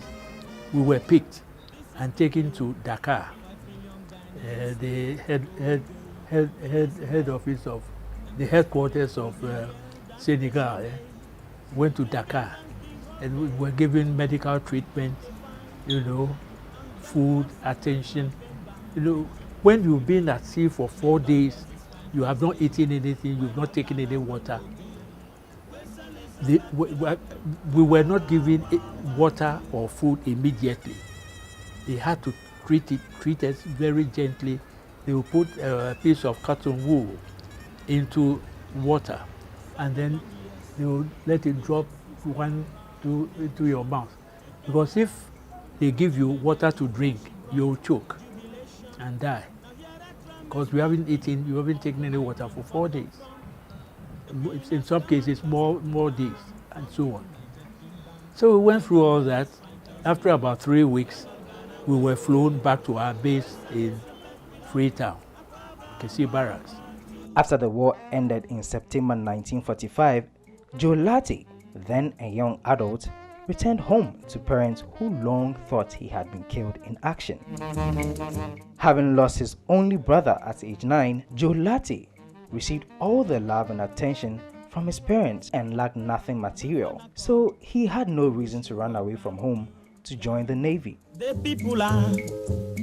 He, however, says he loved the sea and wanted to experience life in the Navy, hence his decision. I came back home after demobilization, and the meeting that I had with my dad, the first day we met, the old man looked haggard. He was a civil servant. He looked very haggard. He was worried. I mean, can you imagine? Look, I have a child, a son, who does commentary with the GBC. Anytime he left Accra to travel to, say, Kumasi or Sekendi or any part of the country for commentary, I was never at ease with myself until he returned. So you can imagine the feeling of my parents when the song they had all their heart in was serving on warships during war. Wasn't easy. And I think I owe my dad in particular, I owe him an apology for leaving home and joining the Navy the way I did it. So I came home, and my first meeting with my dad was interesting. The old man saw me. I was in my naval white, tropical white uniform with my cap, well built, looking good, you know. The old man, he couldn't believe that he was seeing a human being. Maybe he thought I was a ghost. But when I spoke, he came forward and hugged me. And he made a statement. I've never forgotten it. He said, and I quote, "I did not know that the Navy could make men out of boys." Unquote. I did not know that the Navy could make men out of boys. It was a very touching statement. And then we sat down and I told him stories, as many stories as I could, my experiences and so on. And then I got into civil streets. We call it civil streets, that is civilian life. Joe Latte was part of the war veterans who marched to the castle on 28 February 1948. The war had ended, soldiers had also returned from the battlefields, and they all needed to work. So there was agitation for work. The government of the day, the Gold Coast government of the day, had difficulty placing all these people. And so we decided to stage a march to the castle. We held a rally at the Palladium, Western Accra. And it was attended, that rally was attended by the Big Six. Kwame Nkrumah was there, Aaron of Pa Willie was there, Koforiata, Nana's father was also there, Obechebi Lamte, Akwaji, they were all there, 6. They attended. And apparently there was some relationship between our leaders, the ex-servicemen's leaders, and the politicians. So we went on the march. And just as we were getting to the Osu crossroads, we were asked to stop. We did it. And then there was a shooting. And 3 of our men were killed. That, alongside that march, that event, the march to the castle, there had been a boycott of European goods. Because of the war, prices of goods were very high. And when the war ended, still the prices were high. Since, factories had not started producing goods. So things were very difficult. And Anosu Alata chief, Kobna Boni, decided to organize a boycott of European goods. The boycott was quite successful. But the day it was lifted, the day that boycott was lifted, was the same day that we marched to the castle. So the two events coincided. And when the shooting took place at the crossroads, and all the ex-servicemen, we ran back into the town. Looting of European goods started. It was fearful. Goods were looted. Some people were killed. They were shooting here and there. UTC, the old UTC, was set on fire. There was complete breakdown of law and order in Ghana. So they brought troops from Nigeria. And those troops who were brought here couldn't speak English. They were raw. And they couldn't take anything apart from the orders from their people. That was a very terrible time in Ghana, especially in Accra. Joe Latte took advantage of the various schemes put in place by the government of the day to resettle ex-servicemen and train to become a teacher, a profession he says he practiced until a few months ago. After teaching in different schools around the country for some years, his journey with GBC began in 1961. We drink and dance the whole day and put on kente fine. On that Thursday, 12th November 1959. May God bless this fine Thursday when all Ghana will go gay. West Elizabeth, we love you. Ababa, wow, wow, too.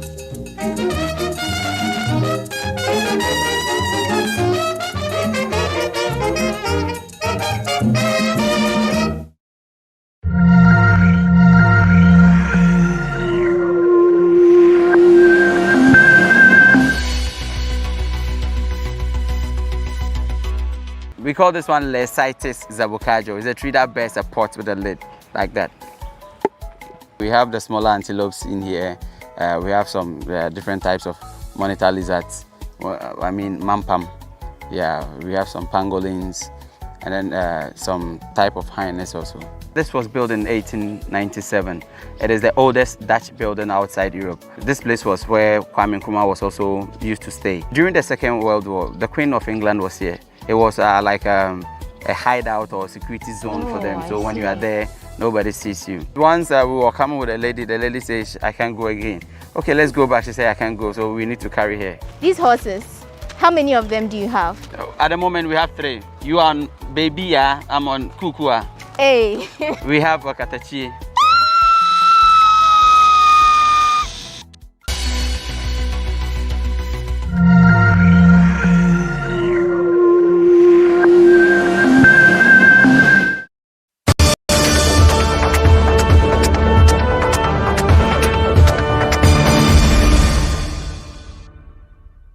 Hello and welcome.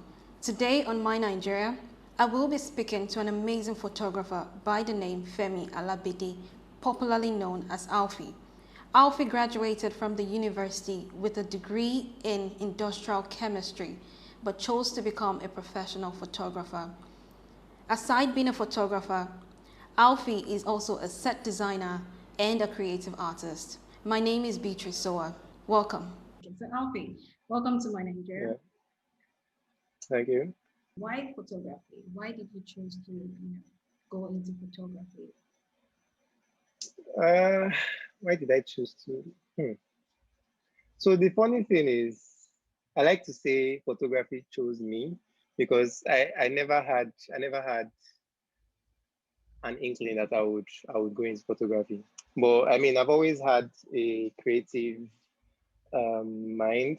So I started out, on my journey to finding myself, I started out drawing. So I used to paint some years ago. And so when I got my first camera, it was actually to take pictures of my artwork. And then along the line, I started exploring photography because I had a camera. And that was how I became a photographer, in summary. Oh, nice, nice. I read your bio and it said you studied industrial chemistry. Yes. What are you doing in the world of photography after studying, after studying industrial chemistry? I mean, what are you doing with your industrial chemistry degree? I know, right? I ask myself the same question. But I like to think that if we had a better educational system, I might not have found myself in industrial chemistry. Because anytime I think back, I remember in my primary school days that I used to like drawing a lot. I used to draw cartoon characters and all of that. So I feel like if someone let's say our teachers then or something, or our parents has noticed that and put me in that direction of art, maybe I would have studied art. But I mean, there's no way to know. Maybe God put me in those chemistry for a reason. I don't know. But here we are today. Okay, and do you have any regrets in regards to you becoming a photographer? No. So I never really welcome regrets. I feel like every stage that I go through, there's a reason for going through that stage. So I have no regrets at all. And I mean, I'm enjoying it so far. So why would I? How long have you been a photographer? For more than 5 years. So roughly 5 years. Let's say 5 years. Okay.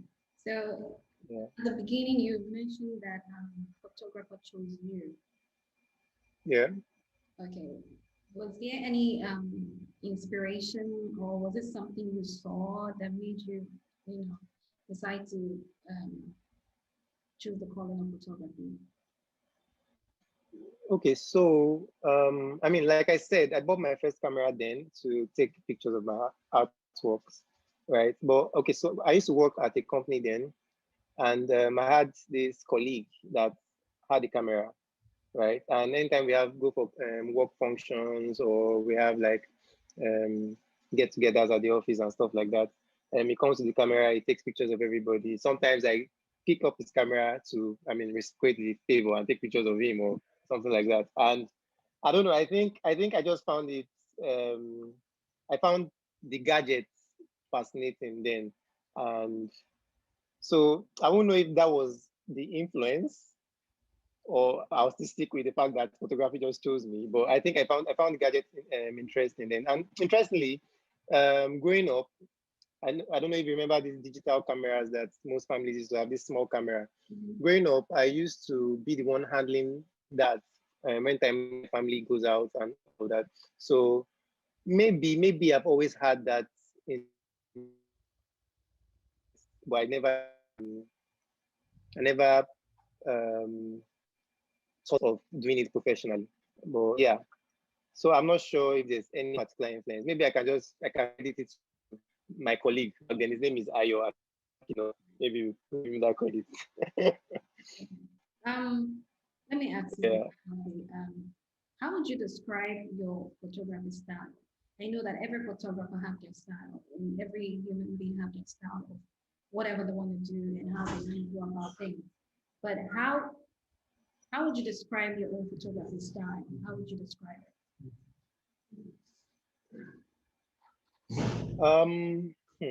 This question about style. I remember starting out and I used to follow a lot of photographers, and this question about style come up. And for a period, I used to be very conscious, like, what is my style? What is my style? What is my style? But the truth is, honestly, I don't think I have a style, right? However, people have told me that whenever they see my works anyway, they know that it's me. So which means I possibly have a style. But the other interesting thing now is when I ask them to say what it is that gives that away, that, oh, it's the outfit that shot this, they can't put it into words. So me too. I find that putting into words like what's my style. But let me just say maybe what I tend to go for when taking pictures. Maybe this will help in describing my style. I try to make it my pictures very natural and relatable. That is, anybody that is seeing the photograph can kind of picture themselves being there. So it's not overly edited. It's not looking too fantasy like. It's natural and clean. I don't know if that describes my style, but let's just leave it at that. I don't have a description, but yeah. Okay, what is the most rewarding, part of being a photographer for you? The most rewarding part, well, one, I would say I'm getting to do what I love, right? So I mean, I think that's rewarding in itself because I love the art of photography. So it's not like there's no particular pressure on me to deliver or to meet a sort of deadline. I am doing what I love and I enjoy doing it. Another rewarding part, or a major rewarding part, might be maybe when I take a photograph and maybe the subject or the client like really falls in love with it. I think that's kind of rewarding because so there are some people that have never taken pictures before. I mean, clients that is, or they've or some that don't even understand why they need to take pictures. And when you get to take pictures of them and they love it and they cherish it, I think that's very it's something that I love to see. Okay, talking about clients, Yeah. how do you deal with your clients, especially the difficult ones? Well, I think I've been lucky. I've been lucky over the years to have met very few difficult clients. Or I mean, maybe I have a likable person. I don't know, but the few ones I've met. Well, what I always advise other photographers is it's always best to sit down with the clients before the shoot, right? Because so the thing is, some people are not really trying to be difficult. They just don't understand what it is you are doing. You get some could be ignorant. Maybe they don't understand why is this person charging what he's charging? Why is this person taking so long to do this? Why is this person doing that? Do you get? So it's always best to have a sit down with clients before the shoot day. That way you get to, I mean, they get to even know you personally, not just the outfit that they met on Instagram. They get to know you personally. They get to understand what it is that you are doing, and you also get to understand what it is that they want. Because some people don't know how to communicate. Because I mean, in this creative industry, for people to communicate what exactly they want most times. So I think you are able to break down the difficulty if you meet with them before the shoot. So maybe that's what has helped me over time because I always try to discuss with my clients before the shoot day. Even on the shoot day, I try to not talk about photography too much. I get to know them. I ask, oh, how was your day? How was your journey coming here? What do you do? And stuff like that. Just get to know them personally. But I mean, there are some difficult clients that you should just run away from. that's another advice. Just run away from them. So my question is, how do you deal with that when you come across difficult clients? You know, there's people who are coming and telling you, okay, I want it this way, I want it that way, and by the time you take the shot, they see it, they don't like it. Then you have to come back again and do it again. You know, how has it been like for you? Like I said, I've been lucky not to have faced anyone. I think there's only one person I've faced who I did for and didn't. So you know how there are sometimes you know that you put everything you can possibly do into this picture and it's really nice, and this person is lying or is just being difficult that they don't like the image, right? But I mean, you know, there's this saying that the client's always right, so you can't go on accusing the client of anything, right? And so this person actually didn't pay me my balance. I mean, so back then I didn't used to collect my full fee until I've delivered like the picture or something like that. So this person didn't pay me my balance. This person even avoided my call for a period. But when I had to use the images so it was a birthday shoot. You went ahead to use images, right? So you didn't like this, but you are using it. So why just being difficult, right? But so I just let it slide. I didn't bother fighting it. I didn't bother. I just knew that this person, I'm not working with you again, right? And that was it. So truth is, my person, I don't usually take the piece easily. Right? I will still want you, I'll still be all nice and everything, but I can just decide that I'm not going to work with you again, right? I don't have to tell you. All I need to do is avoid you. But I mean,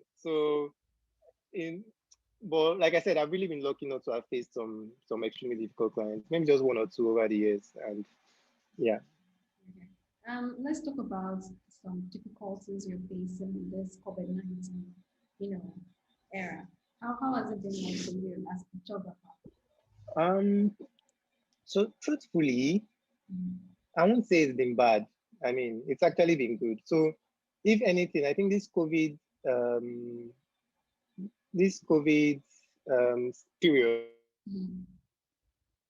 has made people appreciate the art of visuals, right? A lot of people are appreciating, you see, I mean, the likes of, we have TikTok, Instagram and everything, and everybody is putting out content, right? So people are appreciating the art of content creation, right? So I think it has even brought out a need for more, to put out more content. And I mean, we as photographers, we are content creators in a way, right? So we have brands that want to put out more pictures online, and obviously they have to book us. So I mean, I think the area of photography that will be majorly affected by COVID is events, right? I mean, which I also do, but it's not my my major focus. I'm more of a fashion and portrait photographer, right? And we have not really been affected by the COVID situation. So I won't say it's been bad. It's actually been good. I mean,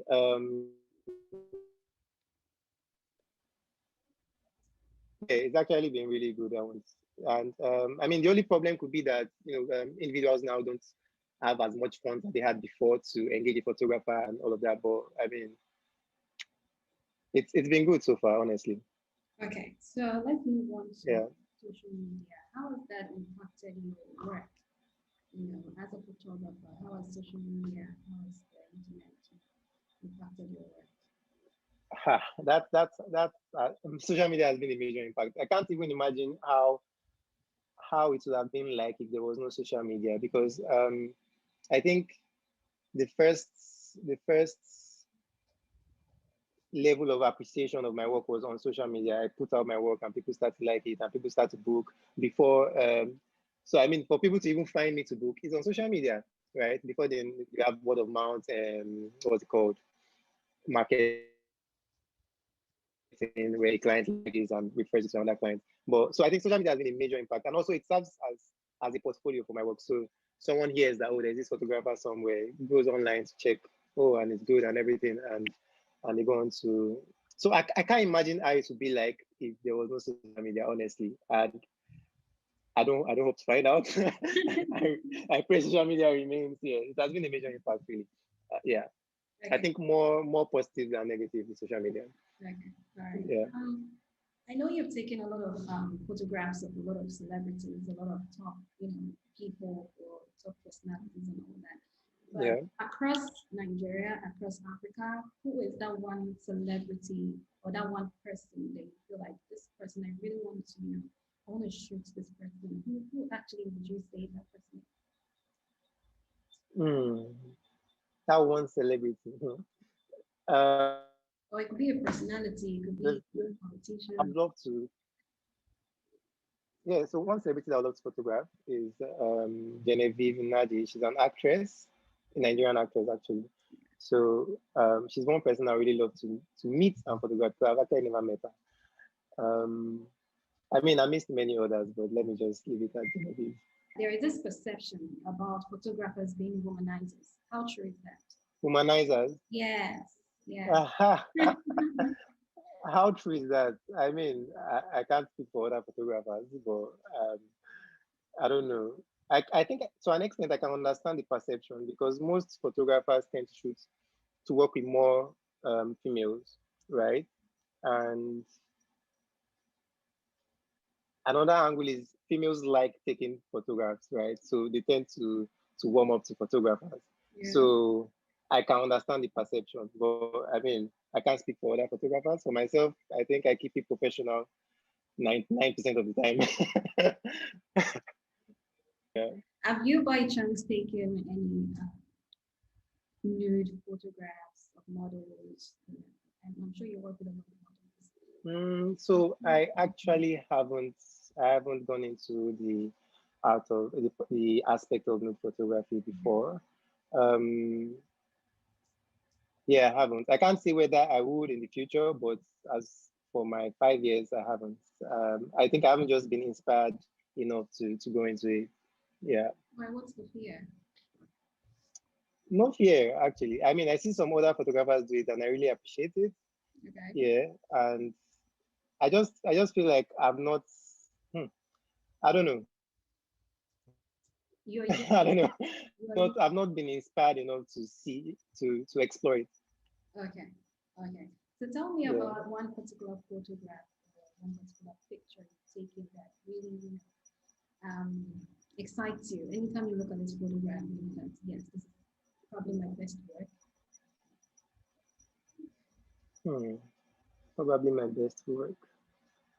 Honestly, I can't say there's one particular one. So with me, occasionally I even look at my works and I'm like, I don't really like them, and I'm always fighting to get the next best thing, right? And other times I look at my works and I'm like, wow, I've done so well, right? So I don't think there's any one particular one.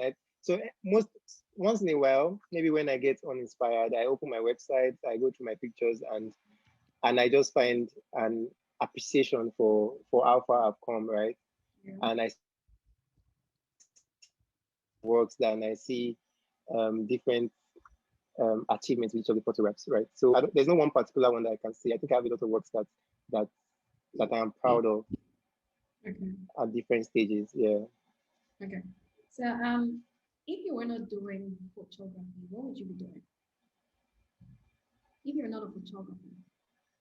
If I was not a photographer, I think I will still be in the creative space. Probably I'll be an artist, because like I mentioned, I used to paint and draw a lot, and I really loved it before photography stole my heart away. So perhaps I would have been an artist, the Da Vinci of our time. I don't know. Okay. I see. Yeah. Nice. So tell me one thing you actually carry along with you every time you're going to your work. You know, before you take a shot, what is the one thing that comes to your mind? You know, more like an advice. Aside having prepared for a shoot, right, or before going to a shoot, I always try to keep an open mind, right? And okay, so I have this saying that use what you have where you are to get what you want, right? So chances are you might be at the location for a shoot, and some things that you typically need to get this to get that image, you don't have it at your reach, right? And it shouldn't be a deterrent. You should look out and see how you can make the most of what you have to still get that certain result. So I think that's one advice I carry. I keep an open, leave room for chance, right? Okay. Yeah. Okay. Let's talk about the industry. I know that there are so many photographers in Nigeria. There are so many photographers in the cosmetic industry, especially where you are. So how is the industry like for you? How do you see the industry? How do I see the industry? So the photography industry it's quite saturated, right? Which can be a good thing actually. So most times I take a break and try and observe and appreciate other photographers' work. And there are lots of creative photographers out there now, particularly in Nigeria, and it's inspiring because seeing other creatives, seeing the effort other creatives put into creating their work inspires me to do better, right? I mean, there are some times where I can be uninspired. But when I see a lot of work online, I tend to, it boosts my morale. So the industry is quite saturated, but also there's a demand for it. So it's what's it called? The competition in the industry is what's the word I'll use for it? It's not a harsh competition because I mean we have the demand for it, particularly here in Nigeria. You get people are just starting to appreciate the art of photography. So yeah. So do you have any competition? Do I have any competition? Yes. Do you have any competition? I think I'll say I am my competition. But not one competitor in particular. I think I'm my competition because I always try to create a better work than my past work. I'm always trying to beat my previous works. So perhaps I'm my competition. Okay. If you could choose in the photography industry, what would it be? If I did what? If you can change anything in the photography world, in the photography industry, what would it be? If I could change anything,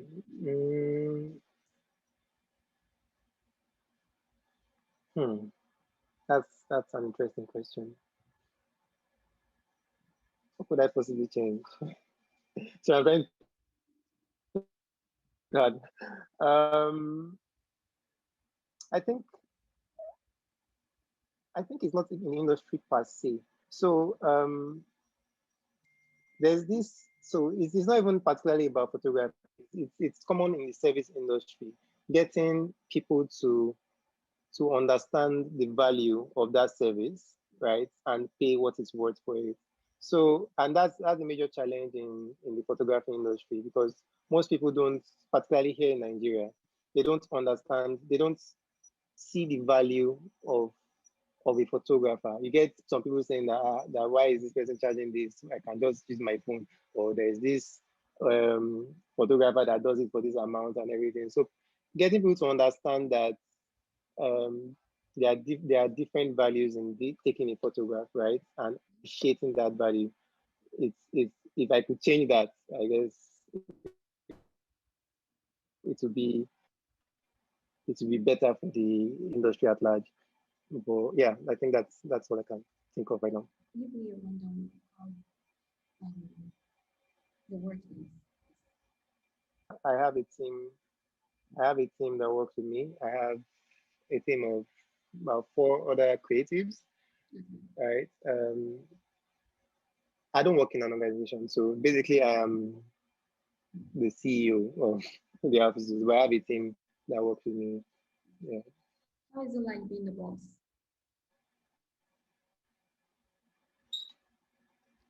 It's like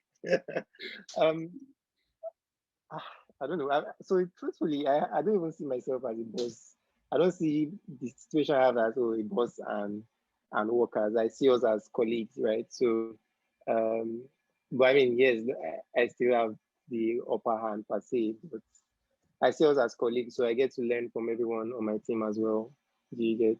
We share ideas. No one idea is lost. But yeah, I don't know. I think I have the best team. I think I'm lucky to have a good team by my side. So it's not difficult managing them or them managing me per se. Okay, all right. So all your work, is it being Nigeria based, or you had a chance to travel out of the country to do some work? Yeah, I've had the privilege to travel to Ghana, and I also went to Seychelles to cover a wedding sometime 2 years ago, I think. So yeah, I've been to travel like just twice for jobs. Yeah. And so it's not just in Nigeria. Oh, okay. Tell me your experience in Ghana, because I'm in Ghana, and How was it like for you when you came to Ghana and had your work done? How was the whole experience? Tell me. It was a fun experience actually, because so the client I came to work with, we kind of toured Ghana, right? So we went around Ghana, went to is it Cape Coast? So we toured Ghana basically, and so it was interesting because I got to see parts of Ghana in a short stay, and interestingly, it's a bit different from Nigeria because we have some sort of freedom to take pictures in different areas, whereas in Nigeria you have to take some high-level permission to be able to shoot in some places and stuff.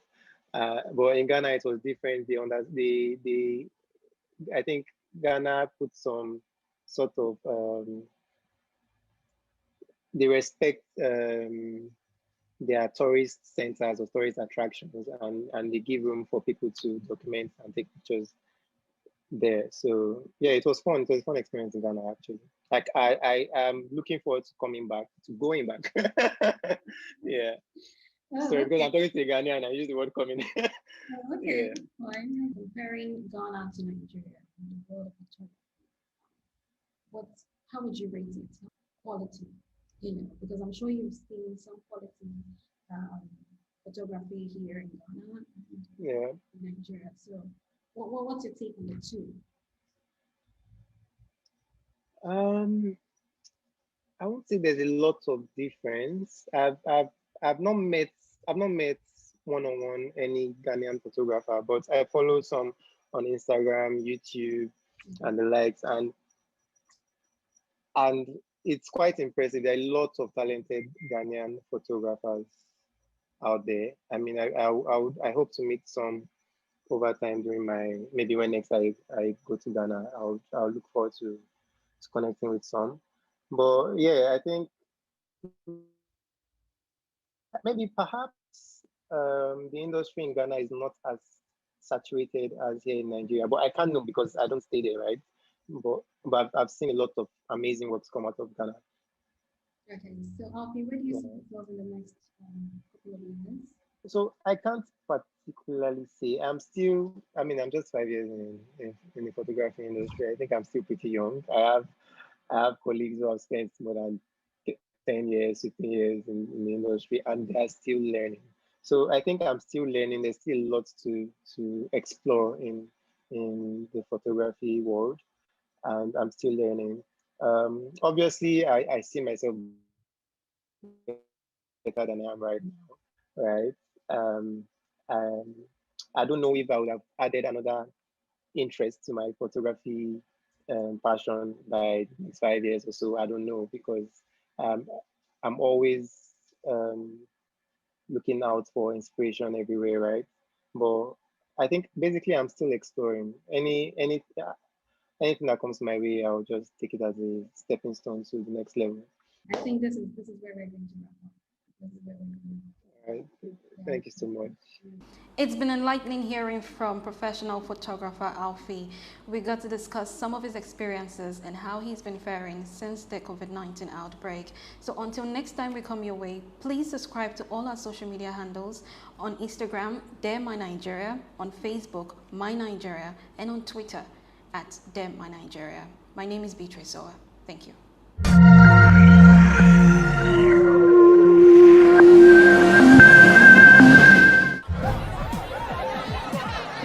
Powers and principalities. There's so much fire inside me. Tragedy struck when part of the largest hillside at the kosher rubbish dump collapsed. It's going to be fun to see how he goes about approaching this game.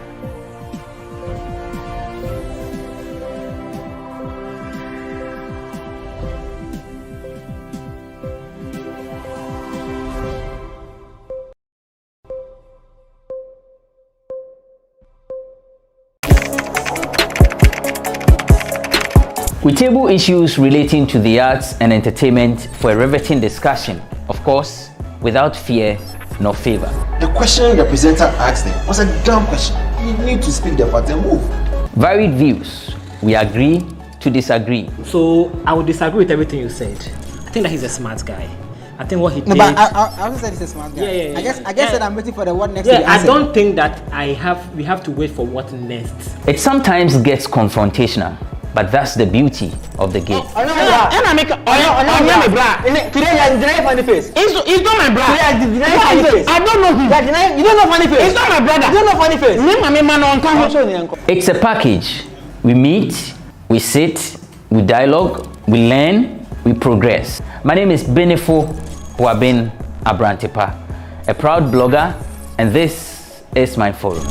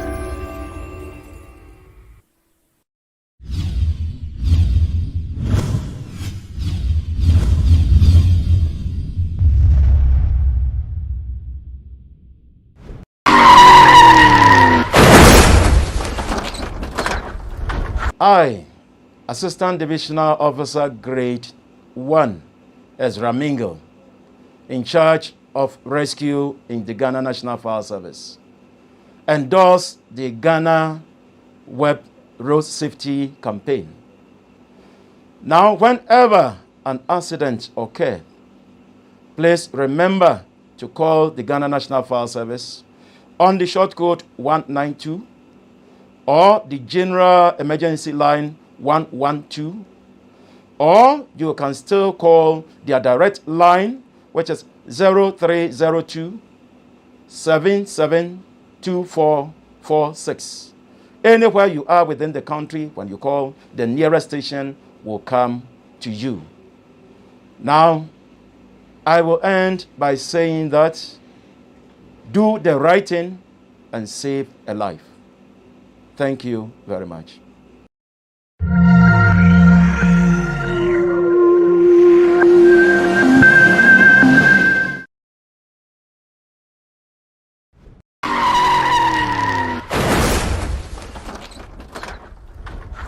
Hello, my name is Priscilla Na Akle Planch. I'm a survivor of a road accident. It wasn't easy for me. I went through 6 surgeries, and for 2 years I was using crutches. It wasn't an easy experience, and I don't want you to go through the same. So please, follow all the road safety regulations that you have to. Don't drive tired, don't drink and drive. And to my fellow friends who ride motorcycles, please, the road signals are for you as well. Please pay attention to them. Stay safe, do the right thing, and save a life.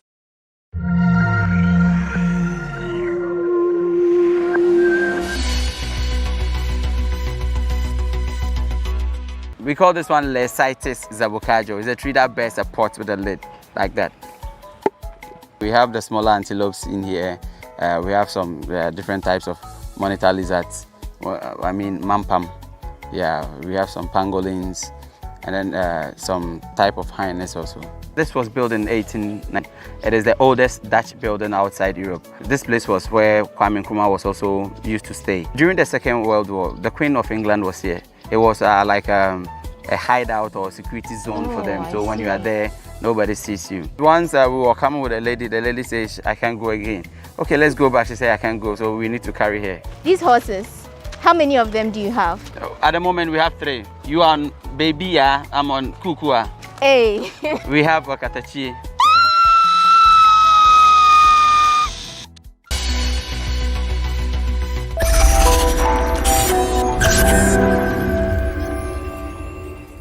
The quest for results and solutions to the country's problems has brought about a social media movement or campaign to challenge authorities to be up and doing. Now, today on Say It Loud, we speak to the originator of the hashtag Fix the Country. He's going to tell us everything that has to do with this hashtag and why essentially we are where we are now. I am Lord Harris Idasari. When we return from the break, we introduce our guest. Please stay tuned.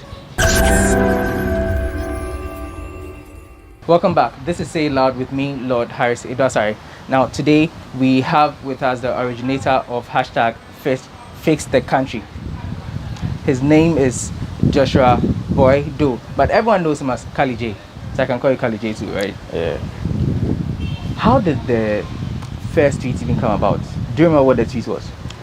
The first tweet was just the hashtag Fix the Country, and then I followed with other tweets with content and the hashtag. But the first tweet was Fix the Country, and yeah, that's how I just started. That was what generated this whole thing we are in right now. Yeah, but I feel it's more of like a build-up. Okay. Because it's been, people on the timeline have noticed I've been talking about social issues for some while now. So, okay. And people who follow me have been following my trend, and they saw something coming. I also didn't see myself putting out a hashtag, but I was like, enough is enough. Let's just try and get one voice, and we should all speak out, because it's like I'm always the one doing the talking. But if we come together as a group of people, and then we're able to push their message, I feel our leaders will hear us. So I just put out the hashtag Fix the Country, and a lot of people agreed. So I mean, like you said, you've been always, if I can use the word, lamenting or complaining about the state of the country and how things are not working on and all that. But essentially, the hashtag could have been anything. Why Fix the Country? Because we've had instances, like last year, like this time, for instance, I helped one of the towns trend the hashtag Fix our street lights. Okay. And there are times I put either NSS personnel or some workers from a certain sector of the country will come and say, please help us trend the hashtag because you are not getting paid. So instead of every day trying to trend a different hashtag for a different purpose, why don't you all just come together, have one voice, and then we fix the country as a whole. If the country is working, then there will be no need for me to come and fix the road, fix the street lights, fix our water bodies, fix our electricity, because the country is working, so there will be no need, and it will be like all our problems will just tone down a bit. What is the response you're looking for, or what response essentially are you looking for? I just wanted to see our government officials, our leaders especially, up on their feet. If I say fix our roads, people are communicating to you that the road here is bad, and you see it, and then you say, I don't want to do anything, because once they are done talking, it's all over. I just want them to see, because it's not like they can't do it, because 2 days to election, 3 days to election, I see workers on the road working day and night to fix roads before election. So why can't they do it when they have all the time in the world? Okay. But why can't they do it? It hurts, because it's like they have the power to do something to solve a problem, and they do not want to do it. And they are not the ones who end up suffering. It's the innocent person on the streets that ends up suffering, and it's too much. Are you overwhelmed? thinking about this, the current state of the country, I don't know. It's like I see no future for us as a country if we keep on going this way. It's in 10, 20 years to come, if Ghana is going this way, where are we going to end up? And this is not, Ghana is not a poor country. We have all the resources. You know, our climate itself, it's tropical. We can have a lot, we can grow a lot of fruit here. We are privileged than a lot of countries. We are closer to the sea. We are closer to the sea as well. Imagine the landlocked countries without other resources like the ones we have in the country. So I see no explode like this. How do you feel? When I started the hashtag, it was just a hashtag to tell the country and our leaders that the people are tired, so let's please work. But I started a hashtag and it's trending worldwide. It's over 450,000 tweets. I started another one and it's over 150,000 tweets, and it shows that there's a problem. It shows that there's a problem because over 450,000 tweets and they are not praising you, they are complaining. Then there's a problem. So what is the problem? Go through the hashtags. You see the roads. Which MPs, this road, which district is it in? Who is supposed to fix this road? Why is this road not fixed? Instead of coming to tell us that the system will work, to work when we are dead or what? We want to see progress in the country. If this hashtag goes all the way, it goes worldwide and we don't get results, then there's no point. Let me just bring you back one step. Before you generated the hashtag, what broke the camel's back for you? What was it that when this thing happened, I was like, nah, this one day, Charlie, this country needs fixing? It was, Aldebra posted a video. I saw a pregnant, a newborn baby on the floor with the mother. They were lying on the hospital floor. A 1-day-old baby. I still keep posting that video all the time. I posted it this morning. It was. When did you first see it? It was some months back. It was like a viral video. There, it was like, I think it's the nurse or the midwife in that hospital that posted the video. She went to the ward, the maternity ward, and the baby mothers were all on the floor with their babies, breastfeeding their babies in the hospital. And I was like, what did the kids do wrong? The country is rich, so why will you be born into a country like Ghana and then you'll be lying on the floor day one, lying on the bare floor because the person who is supposed to provide hospital beds is not doing his job? And I was like, enough is enough. And then recently someone texted me and was like, our classrooms, it rained heavily and then the roofing sheets fell off the classrooms and now the students have to move under the tree to study. The students, the 5-year-olds, 6-year-olds' crime was that he wants education for himself or herself. And the education the person is going to get in 20 years, 30 years is going to build this country. So the only crime the little kid did was to go to school to study. And I posted the pictures, posted the pictures on Twitter and I was like, please, these people need help. And everybody was retweeting it. I was getting the likes, but I wasn't seeing results. And I'm like, who is supposed to do this? So I had to speak to some of my friends. And I was like, can we do something about this situation? So I made the person do an estimate of how much they need. They said they needed 60,000 Ghana cedis to fix the classrooms. I think class 1 to class 6. Where was this? It was one of the villages in Nzima. Okay. And I was like, the money is there, so why are we not doing it? And it hurts because if you build a classroom, it's for generations. It's for, you are educating the whole generation, and someone with knowledge will also contribute to building the country. So why? We don't have to. Education is like a right. Quality healthcare is like a right. I don't have to come and beg you to help me. I don't have to come and beg you for quality healthcare. It's something that I'm supposed to get because I pay my taxes. I'm a citizen of this country. Now, fast forward, the hashtag has trended. I mean, for a couple of days now, it's been trending. It's all over the place. But, I mean, you talk of healthcare, quality education, but those are just some areas. But tell me, what are your key picks that you want this hashtag to solve? Unemployment. the salary, the minimum salary, rent issues, and the roads, and education and hospitals. But I'll put unemployment at the very top, because if you are taxing the people and the person has a job, if the person has a job, the person won't really complain much, because it has the community has over 200 unemployed people, right? And then they set up a factory that takes 40 or 50 unemployed people. Then they say we've solved unemployment. So how about the 150 people left? And I feel unemployment shouldn't be a problem in this country, because let's take the Stop Galamsey fight, for instance. The government is saying we are ending Galamsey, but after that, what next? So if you are telling the person stop Galamsey and the person stops, what is the person going to do? The government our leaders haven't responded to that. Okay. And then they'll tell you go into agriculture. Once the person goes to agriculture, is there a ready market for the products that the person is going to produce? Our leaders haven't replied to that. But this is not something that should be a headache.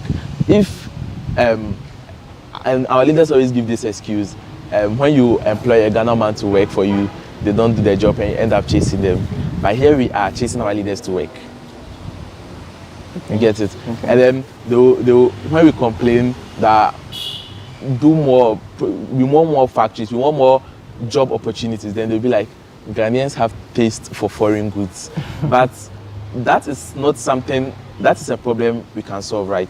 If Ghanaians are always importing, let's say meat, we are always importing meat, and then the government increases tax on the importation of meat and other meat products from outside the country, and then they try and reduce the taxes for the local farmers and the people that produce meat, right?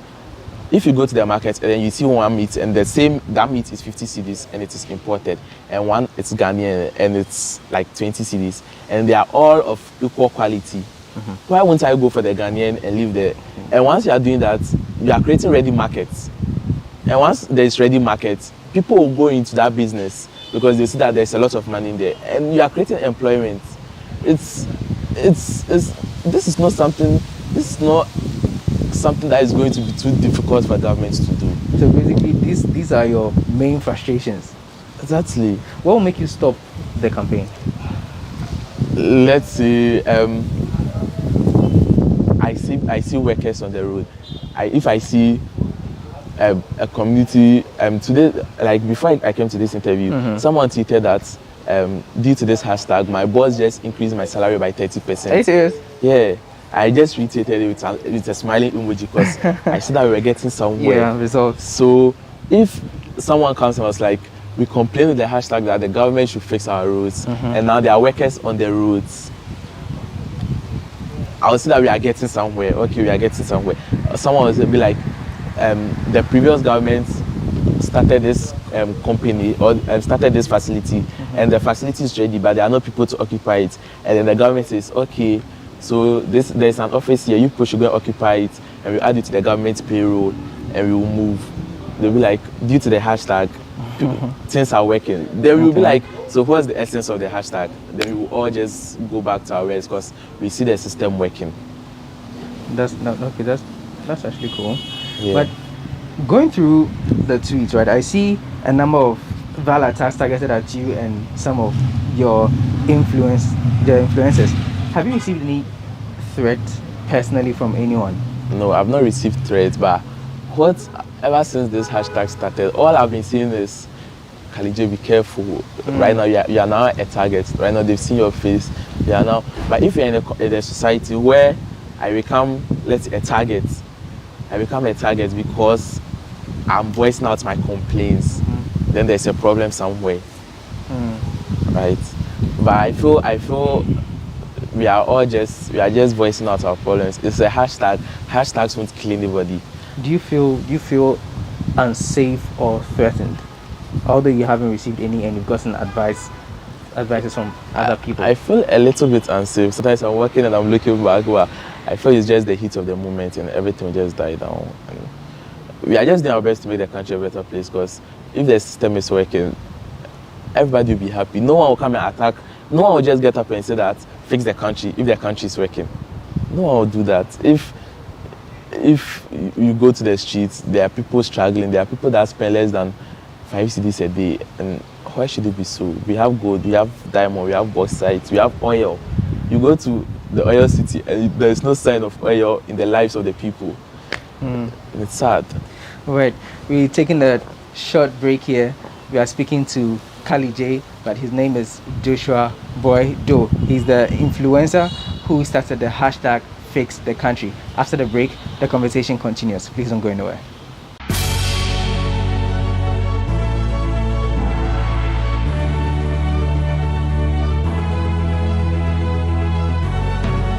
From the dawn of time, people have engaged in several businesses. With the onset of technology and innovation, life has relatively been made easier. By using debit or credit cards, mobile banking. Thank you. And your favorite, mobile money? tech has indeed married business. On BizTech, we spend time with faces behind known and upcoming businesses in the country. Learn more about the new technologies and innovation, as well as find out about the trending issues in the world of business. Join us as we serve you with a variety of compelling interviews, projects, and others right here on GhanaWeb TV.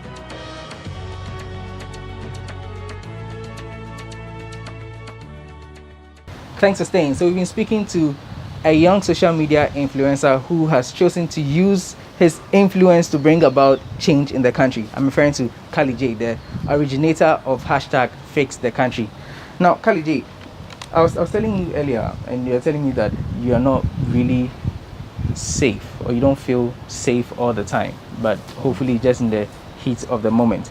But it appears a lot of people are complaining about the government's performance in certain key areas, right, including the economy, and they are sadly indicating their regrets as far as voting is concerned. Is it the same for you? Yes, sort of. I feel if you vote for someone, you believe in the person, you believe in what the person can do. That's why you are voting. So you voted for this?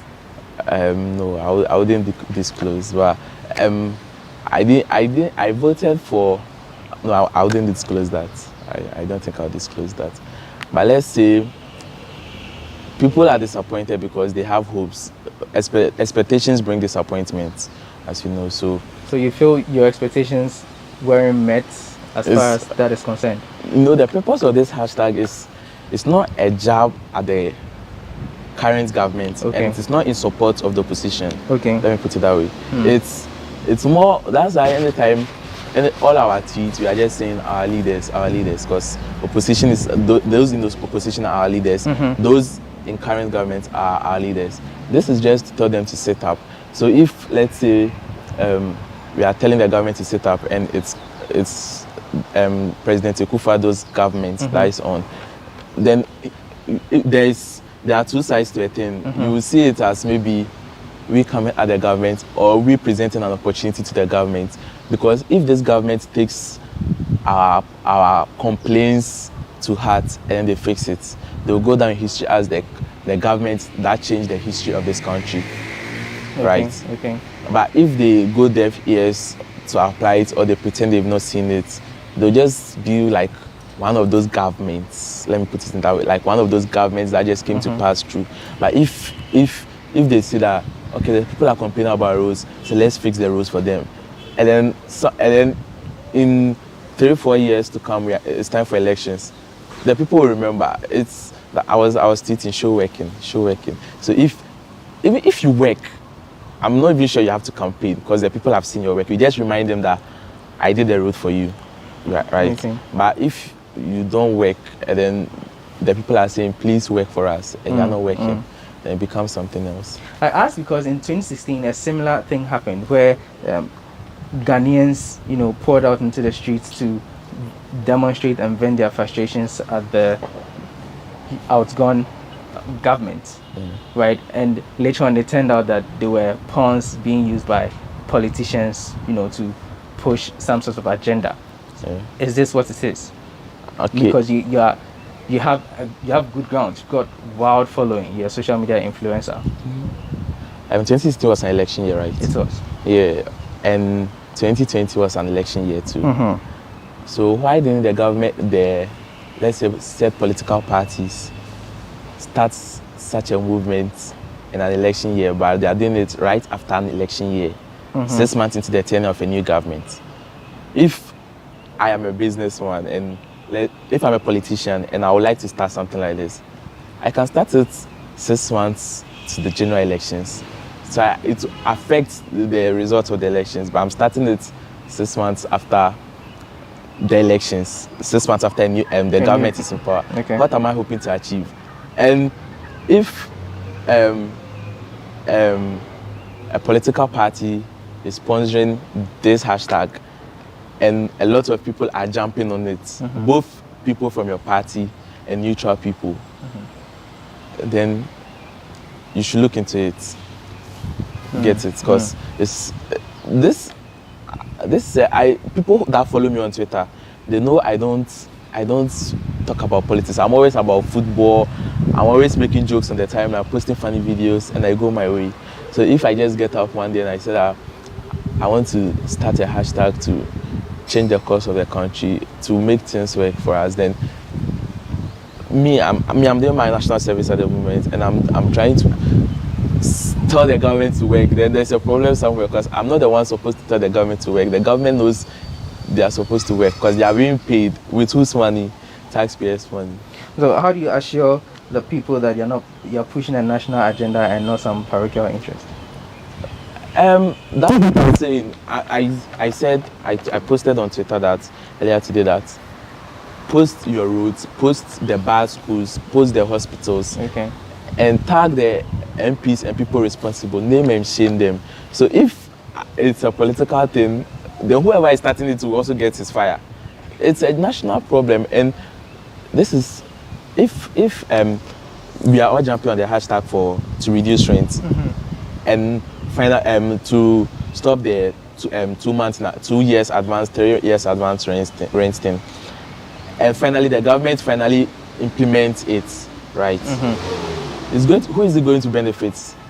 The whole country. And then all the problems I'm mentioning here are not, let's say, political. They are something that is bothering us. That's why I asked on Twitter, what is bothering you?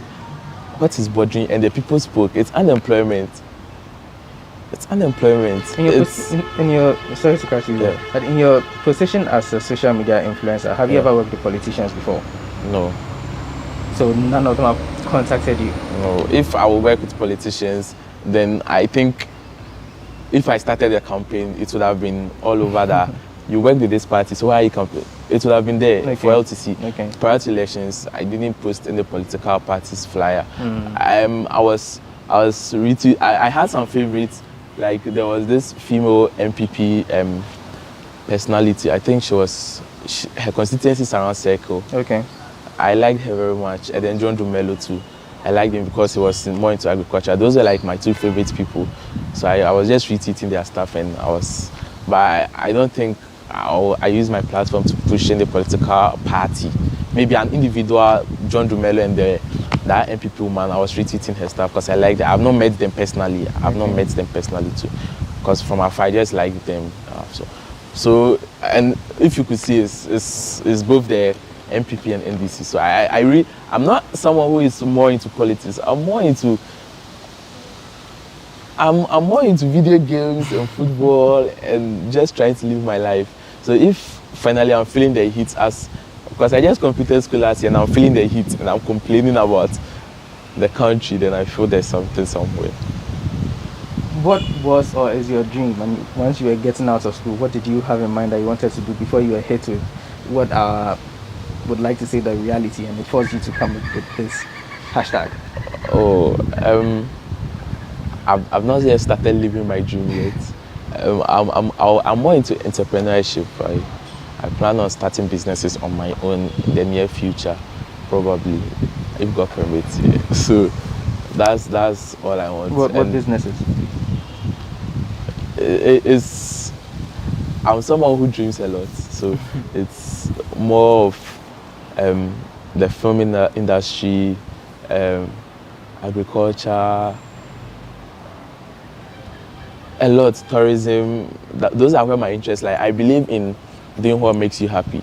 That's what I believe in. So I believe if I get that, if maybe I start a business and the business is going well and I feel that I have enough capital and I'm like, okay, today I want to advertise, talk about flowers because I'm starting to grow the interest for flowers. I want to do business about flowers. I'll just do it. I just go where the wind takes me, as long as my capital is enough.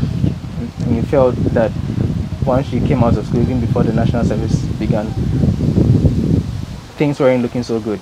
Is that how you felt? Yeah, things were not looking good because if I'm taking 599 cedis every month, I have to pay for light bill, water bill, transport, food, airtime, and other stuff. How much am I going to save to start my business? At the end of the day, if you do calculations, if I'm supposed to go strictly by my budget, I can say maybe I'll be saving like 30 cedis a month from national service. But yours is a special case because you're an influencer. I'm sure yes, so that's the privilege I have. But if someone in my shoes, someone who is not an influencer, let's say that would be like 30 cedis a month. And then if you're saving 30 cedis a month for 12 months, how much are you going to get at the end of the day to start your business? And all the expenses I mentioned, I never added the 2 years rent and 3 years rent. Okay. As a student of communication, right, and from where you sit, what would you say the influence of social media is compared to the mainstream? Okay, so I believe social media is getting powerful, and our leaders know that. Let me say that. I won't say they don't know that. They know that, but maybe they are not paying attention to it. Because recently I noticed that most of our leaders, our politicians were being verified on Twitter, so they know that they know something about verification, they know something about Twitter. And when Jack said that he was going to build his headquarters in Ghana, all our politicians were, so they know the importance of social media. So I believe social media is very powerful. Social media, I've raised funds for sick people on social media so many times before. And we started hashtags on social media like the fix our traffic lights. That one, even people were demonstrating on the streets, and then social media had to bring the issue to light. And it's because of social media that this whole fix the country thing is going far. So I believe social media is very powerful. And if you have the voice, you should just use it. Okay. Now that you mentioned it, has any politician reached out to you since the hashtag began? No. No one has said anything to you? I think. So what's the bigger picture here? How long do you intend to embark on this? Okay, so this question, I feel maybe at the end of the day, most of the people using the hashtag will just give up. Why do you say that? Because this is Ghana. Once you push and you push and you push and you don't get results, then we're like, that's the way it is. Let's just leave it. Is that why you brought another hashtag? Because it was first Fix the Country. It was Fix the Country, and I think some people, I don't know if they reported it or something, it left the hash trains. So it was Fix the Country, and then it left the trains. It had over 450,000 tweets, left the trains. And I started Fix the Country now, and it had over 150,000 tweets again. And then this after I went online, and it has left the trains, and I started another one, Fix the Country Ghana. So currently that's what's going. So if I just have to keep voicing out, if I'll keep on voicing out till I can take it no more. So maybe the people are tired of hearing me, then they'll have to block me or mute me. Then when you say that the hashtags, the initial ones that you did, they somehow got phased out, for want of a better word, from the trends. This happened to you 2 or 3 times. Yeah. Does that make you feel like you are facing some form of, restriction or clash somewhat? Yeah, I saw the clash coming because, as I said, this trend or hashtag is not aimed at the current government or in support of the opposition. But the current government, whatever I do, they are the ones there. So definitely they are the ones supposed to work, right? So maybe they'll feel that maybe it's towards them. But I feel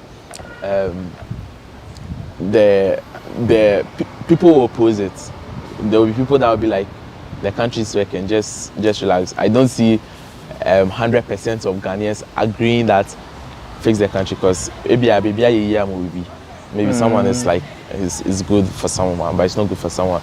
But maybe the majority of the people are complaining. Maybe the people opposing are the people comfortable in the country, right? So how did you even feel when you saw some of those tweets? I saw a hashtag, something being fixed. Fix yourself. Fix yourself. Fix attitude. Yeah. I wasn't surprised, because. What was your initial reaction when you saw it? Your first reaction? I was like, okay, bring it on, bring it on. Okay. Because we can do this all day. We can do this all day. If you bring a hashtag, I also bring another one. And if it's going to, as long as the majority wins and the majority are speaking, I'm not the only one speaking. I'm not the only one trending the hashtag. I'm not. This Fix the Country movement. It has no leader. There is no leader. I just started the hashtag. Oh, it has no leader? We have no leader. I just started the hashtag, and then they took over. The youth took over. So it's like you are fighting Ghanaian youth, then you have a long way to go. Because all I just have to do is just say, if I see there is no hashtag, maybe they'll be looking up to me to give a new hashtag. I'll just give the hashtag. If I go and sleep right now and I come back online, the hashtag will trend, because a lot of the majority is agreeing with me.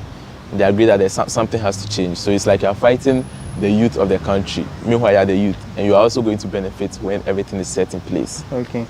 Now, what next after the social media campaign? I know there's the demo and I've seen the channel, but apart from that, what's next? My problem is, if we are posting on social media, then eventually we see people, the government taking responsibility. We see roads being fixed. We see abandoned government projects being taking place. We see the minimum wage. If maybe you tell all companies or organizations in Ghana that the minimum wage for every worker should be 800 cedis or something, we see these things being implemented, I'll be like, we are getting results. Why the need for the hashtag? I can just go back to tweeting about my regular football. I love Chelsea so much. What's the updates with the demonstration though? I know the police released a statement that you are not allowed to do that. Does that halt it for you? What's happening? The police are like, we can't demonstrate.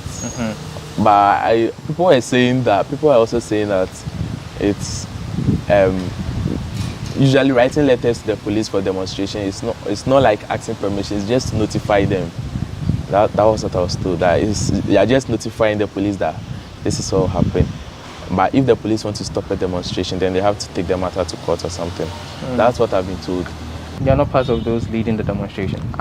As I said, I'm just a social media guy. I'm just pushing my hashtag out there. I'm just doing my social media thing. I'm just asking people, if you have bad roads, take a picture of the road, come and put it on social media, use the hashtag, and mention the name of the MP or the district assembly, that DC that is supposed to do that. That's what I'm doing. So I'm not leading the demonstration. I don't have the capa. I don't even have the knowledge to write that legal words and stuff like that to start a demonstration. I'm just doing my thing on social media and trying to see how far to go. And they've seen it. I've seen Mr. Gabi Ochidako replying. I've seen Honorable Opon Kuma replying. So I think we are getting somewhere. I've seen the replies. Well, we have to see the action. That's what we are lacking now, the action. Because the replies have been coming in since time immemorial, since I was a kid.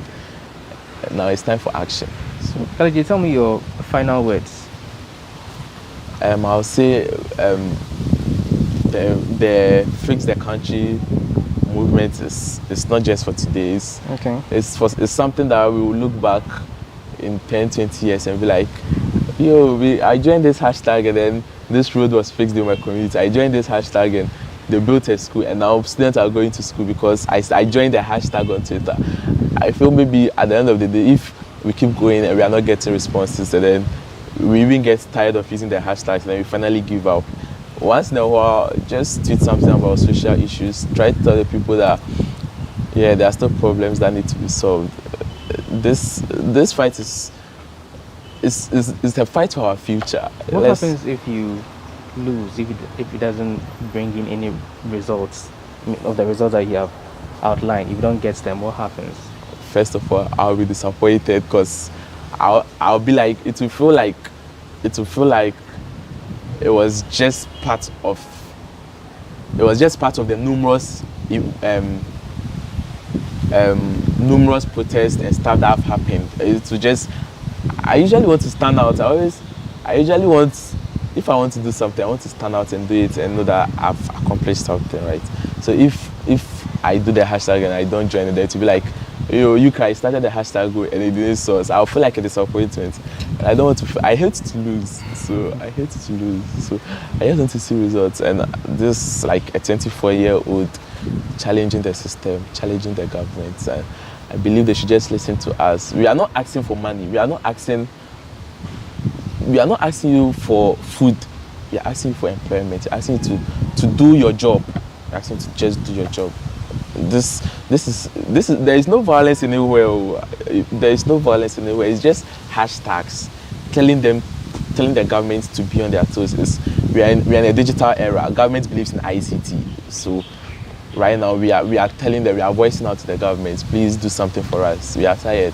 I want to wake up one day and then go on social media and I'll see students in classrooms, students being moved from trees to classrooms. I want to see hospitals and then I'll see newborn babies on beds. I want to see the system working, the roads that cause accidents. Funny thing is, every year there are fire outbreaks in the markets, and government will do provisions for NADMO to go and solve that. They will do budgets for NADMO to go and solve that. But why won't they do budgets to provide more fire trucks that will be at the market 24/7? So when the fire starts, they'll be able to sort the fire out, like quench the fire. No, but they are always doing budgets for relief products for fire victims and all. But let's get to the root of the problem. If the government can put a whole country on lockdown, then why can't we take issues one by one and put in all the energy and fix them once and for all? All right, thank you so much for your time here, Kali J. Thank you very much. So that was Joshua Boydo, known to many as Kali J, 24-year-old social media influencer who has chosen to use his voice to bring change and speak truth to power and force the government to fix the system, fix the country. This has been another interesting edition of Say It Loud with me, Lord Harris Udasare. Do join us for our subsequent editions. Thank you for staying.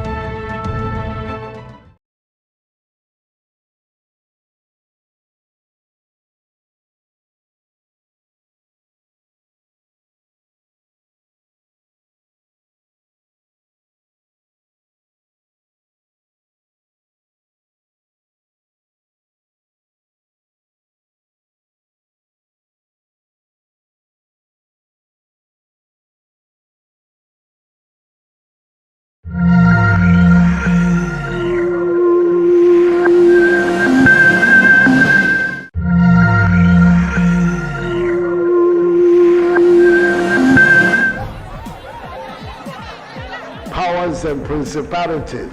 There's so much fire inside me. Tragedy struck when part of the largest hillside at the kosher rubbish dump collapsed. It's going to be fun to see how he goes about approaching this game.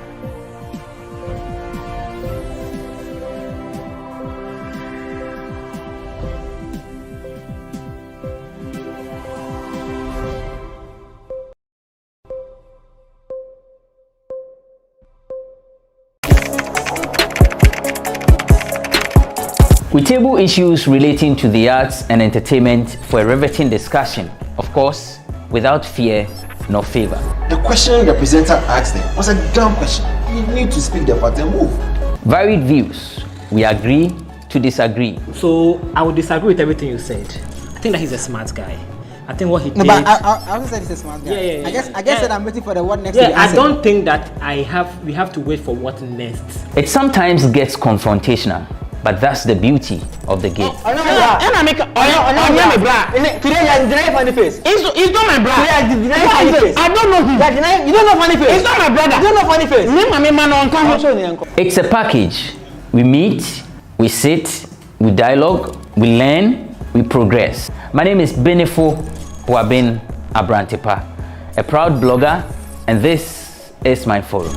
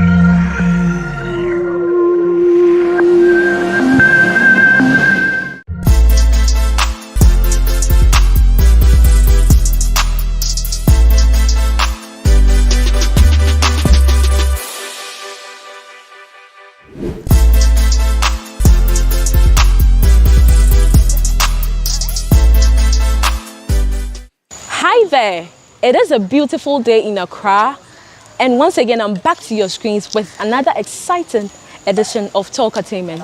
As usual, I am your host, Elsie. Our guest for today is one of the best media personalities we have in the country currently. This man is not a comedian, but his sense of humor alone will dissolve you into serious laughter. I'm talking about a man who has won the hearts of many with his great and infectious personality. Notable amongst his works are his prank calls that many people, including celebrities, have fallen prey to.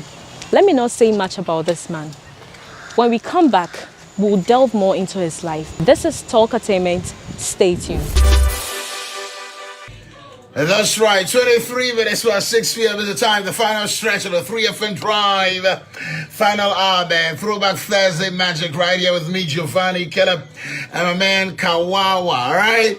So kudos going out to Sharifa and Mami, our first winners from before the news for 30 minutes, all right? We want to react with the full line, but not yet. Hold on, not yet. We've got 9 more minutes to check out, folks. Big shouts going out to our Hollow Israel. Today is your birthday. Akosia Sunshine. Happy birthday to you, girl. Hey, Kia Adubiasa Giovanni, what's up with the head, Charlie? That's rhythm, man. I have here with me Giovanni Caleb. Yes, Elsie. What's funny? Why are you laughing? You brought for one so welcome back. See, I can literally taste the vowels and consonants in your mouth. What were we? To start with. I said no, but I did for you. To start with, I don't know what to call you. An MC, a DJ, a celebrity. Let's start from a human being. Yeah. An MC, a DJ, a celebrity, a TV radio presenter. I think a TV radio personality works for me. Yeah. I think that's the whole celebrity thing. Kind of, you feel boxed, you know, and people don't want you to be yourself anymore. You're supposed to behave in a certain way for the cameras only. Nah, Charlie, I know fit. So I prefer the TV radio personality. Okay. Which of your roles gets you more money? More money? Yeah. Oh, that should be TV. Yeah, I think so. How? Well, I mean, people get to pay you for what you do. And of course, the MC gigs and other things, brand influential gigs and all those things. But I think TV has a major role to play in all those. I mean, in all that. So yeah, TV for me. Which of the roles would you drop when you're 50? When I'm 50 years? Yeah. I think it would also be TV because I don't have that much energy to be hopping on the screens. I probably might want to play another role. Maybe not entirely, drop entirely, but maybe be behind the scenes this time, helping out on others, yeah. When you retire, would you consider any other profession in entertainment? Media consults, yeah. I want to do anything media related because this is like my comfort zone, really. So I'm quite lazy. I'm not one of those guys there to go out of your comfort zone. I beg you, I'm not going out of any comfort zone. Me not this conny. You won't start. You won't hit the studio. I can come and keep myself. Did you hear what I said? Yeah, what? You hit the studio. No. No. So this is it. Not even try to dance, be a choreographer, because I know you're good at dancing. You know, since I have a dance academy, I want to take that seriously, enroll people like you.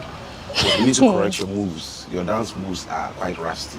Why? Did I tell you I don't know how to dance? No. I can even tell from, you see, that's what, when it comes to the job, can you see from your face that dancing is also something you have? You see, it has to come with a lot of training, proper grooming from the experts like me. So you can dance, eh? You do that for us after the show. So there's a ban on noise making. There's what? A ban on noise making and dancing. Okay, yeah, no problem.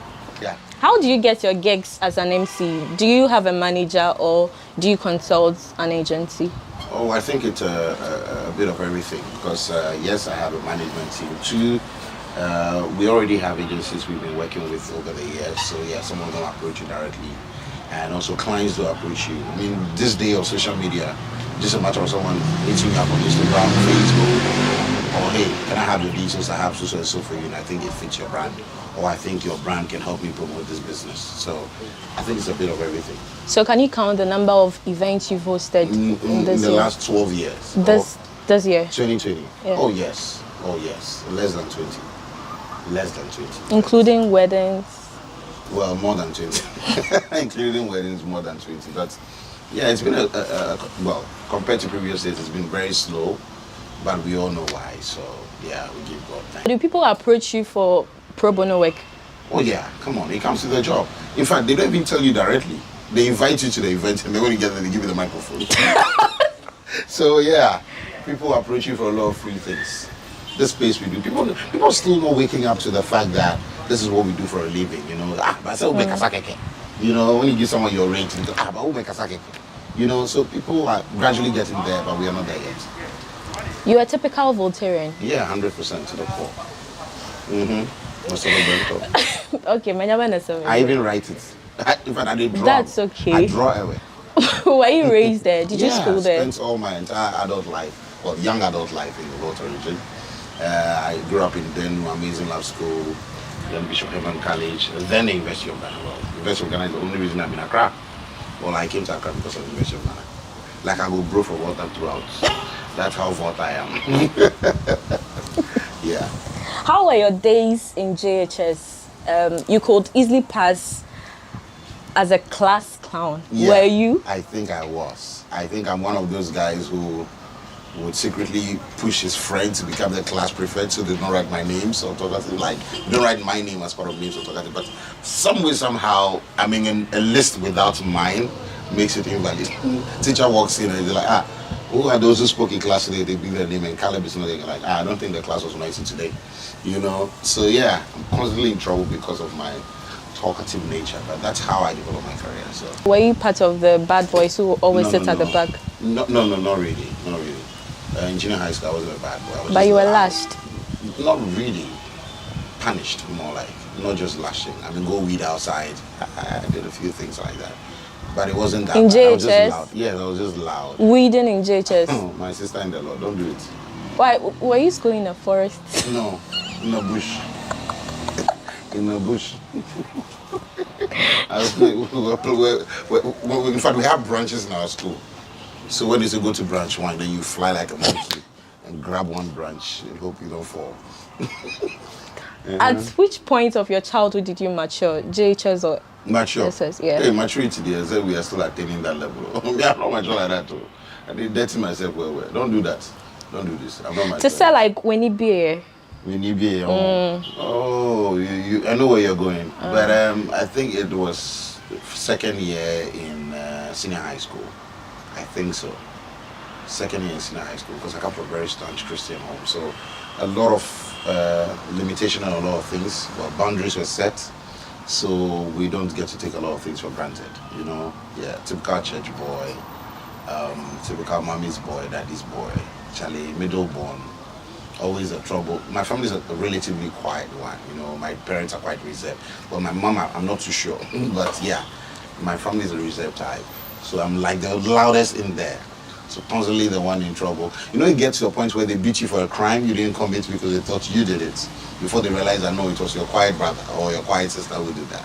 Yeah, but what was the result of your NBA, of your maturity? Did you get a new girlfriend out of it? Oh no, I wasn't really into that whole girlfriend, boyfriend thing. You know, see, I grew up from this home where immediately you tell your parents you have a girlfriend, the next thought is, hey, you go impregnate somebody's daughter. You know, so you wanted to be sure that you're ready for that before the whole girlfriend thing. So yeah, the temptation was there, friends will be telling you about their relationship, which probably you have zero knowledge about. I mean, you're growing up from a house where you're not even allowed to watch anything but the news. Movies were kissing days up to Wait, yes, wait. Have you had an instance where you were watching a movie with your parents? Watching a movie with your and parents, then a kissing scene or something appeared. What did you do? That's where you look for imaginary bags and start killing them. Mosquito know this and they kill them. They say, this mosquito has been disturbing this house for long. So what would they say? No, you don't allow them to say anything. You don't even want to wait for them to say anything. You start doing things they've not sent you to do. To distract. Just to, and sometimes the scene can be forever. You know, sometimes you expect the kissing to be like 30 seconds. Sometimes African movies in 5 minutes, the man is not trying to locate the lips. So you have to be busy for that 5 minutes. 5 minutes from Dana, say to Mommy, will your clothes be dirty tomorrow? I want to start washing now. Things they've not sent you. Those are the things you do. You can even wipe the whole, take sofa, take pillow, mop everywhere. They're still kissing or deciding to. So yeah, it was a weird feeling growing up. I wasn't even allowed to listen to secular music now. Really? Yeah, growing up, my parents would constantly let us listen to gospel music. But now look at me, I play secular music and gospel for a living on radio. So yeah, that's me, basically. From Radio Universe to YFM to GH1, now 3FM. GH1, yeah. Now 3FM. Star FM, yeah. Yeah, so the whole EIB network to 3FM now. Did you betray Bolari? No. I think Bola actually gave me his blessing. I mean, he's one man I would forever have that respect for. One, because he kind of relates to the hustle of young up-and-coming broadcasters who probably are coming through the mill, you know, start from Radio Universe, same place he started with DJ Black and Co, right through the run to Top, to Joy and all that. So, I mean, Bola is being that man, you know, like, yeah, and you're talking about contemporary broadcasters, people who stand out in what they do. I mean, I always give credit to Bola for that. And yes, he gave us a platform where we delivered. And of course, we made him proud as well. When it was time to move on, he was the first person I approached, and I told him, and he gave his blessings. So no bad feelings. He didn't feel bad about you leaving? No. Well, he didn't show that to me. But I was like, oh, Giovanni, I mean, if this is your decision, you thought about it, Charlie, I don't want to hold you back, but I still believe in you. Yes, we're grateful, the company is grateful for your work done with us over the period. you've shown that Charlie, you give you the platform and you utilized it as well. Mutual understanding. Just like that. Yeah. At that point. And even after that, we will meet and all this. I'll see Bola at any event and acknowledge him and all that and give him the respect due. So he didn't show any sign of sadness because I think at that point a lot of people were leaving. Well, when I left, it was just me. It was much later on that rumors of better living and finally Here Living came through and everything. So, but I think he was going through. I mean, in its CEO managing crisis would have gone through the same thing he's gone through too. But it doesn't mean he shouldn't respect the decision of his employees or former employees. Yeah. Was it the same story that necessitated you moving from YFM that also applied from you moving from GH1 to 3FM? No. Was it YFM, the same? I gave myself 5 years at YFM, and well, I got to that point where I felt that I needed to move on to newer challenges. And yes, YFM represents the young and young at heart, that youthful space. I've been there for a while, done everything from national service personnel right through to programs manager, events coordinator, and all those things. And I felt that, hey, I needed a new environment, new bars. And yeah, same thing with my employers. They gave me their blessing. In fact, one thing I'm very good at doing is making sure that I don't leave on a bad note. And I believe that most young people lack that. Sometimes you're employed by someone, you come so desperate, you want it, you have so much in you, the passion is there, the dream to drive the company goals and objectives. Then at some point you're like, oh, I think it's not really as I saw it, or maybe it's just time for me to try other areas. Sometimes it's okay for you to let your bosses know, because yes, you need to make sure that when you're going back to them, you understand, you not mess things back there, so you're feeling shy or bad not to go back. So yeah, I mean, for me in my case, that's what happened. I can walk back today to Media General, well, Global Media Alliance, or to EIB and say, hey, they should employ me if need be. And I'm sure they wouldn't say no. What makes you different from those in your field?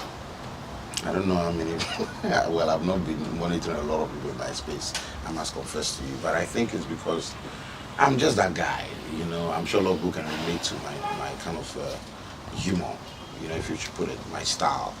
And I think it's a bit unique because this is just me. This is me in real life. This is me on radio, no fronting. And I think, Charlie, my listeners, my viewers deserve that side of me. So basically, that's it. That's it. Just unique. Stand for something, I'll stand for it all the time. So you don't look at anybody doing the same thing as you and you feel, okay, this person is stepping up his game more than I am? Oh, no. I hardly pay attention to that. Well, this space, one dishonor, disservice you can never do yourself is to be swayed of what others are doing or be swayed of what you are doing, because one, focus plays a key role. For you to focus on what you're doing, give it time to grow, trust in the process, plays a vital role in the brand you're building or where you want to reach or what you want to arrive at as a talent. But what do you have that you think others don't have? I can't say. I can't say. It will be too harsh or unfair for me to say this is what you're running at. I think the listeners or the viewers will be the best of time. But what do you think the listeners think you have? I don't go around asking, sorry. I don't. They say, hey, Giovanni, you make me laugh with your dance moves. And I don't handle compliments too well. I don't know what to say. Oh, I mean, you made Jimmy Bisa. The smooth right up and down now, baby, as a wiper, screen wiper. That's it. But I don't know how to handle those things. So yeah, just give that stupefied laughter and move on. On this note, let's take a break. When we come... Whoop a break, oh, hey! Allow me. On this note, let's take a break. When we come back, we delve more into his family and his social life. Don't go away. Let's still talk entertainment.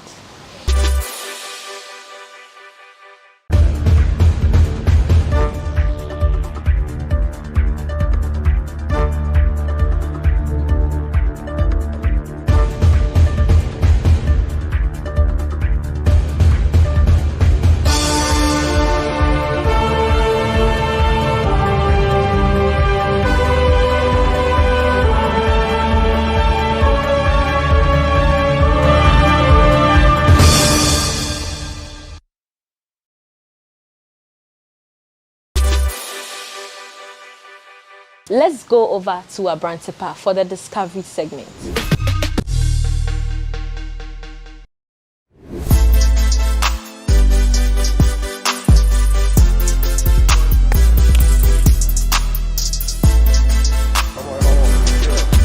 What's up, yeah?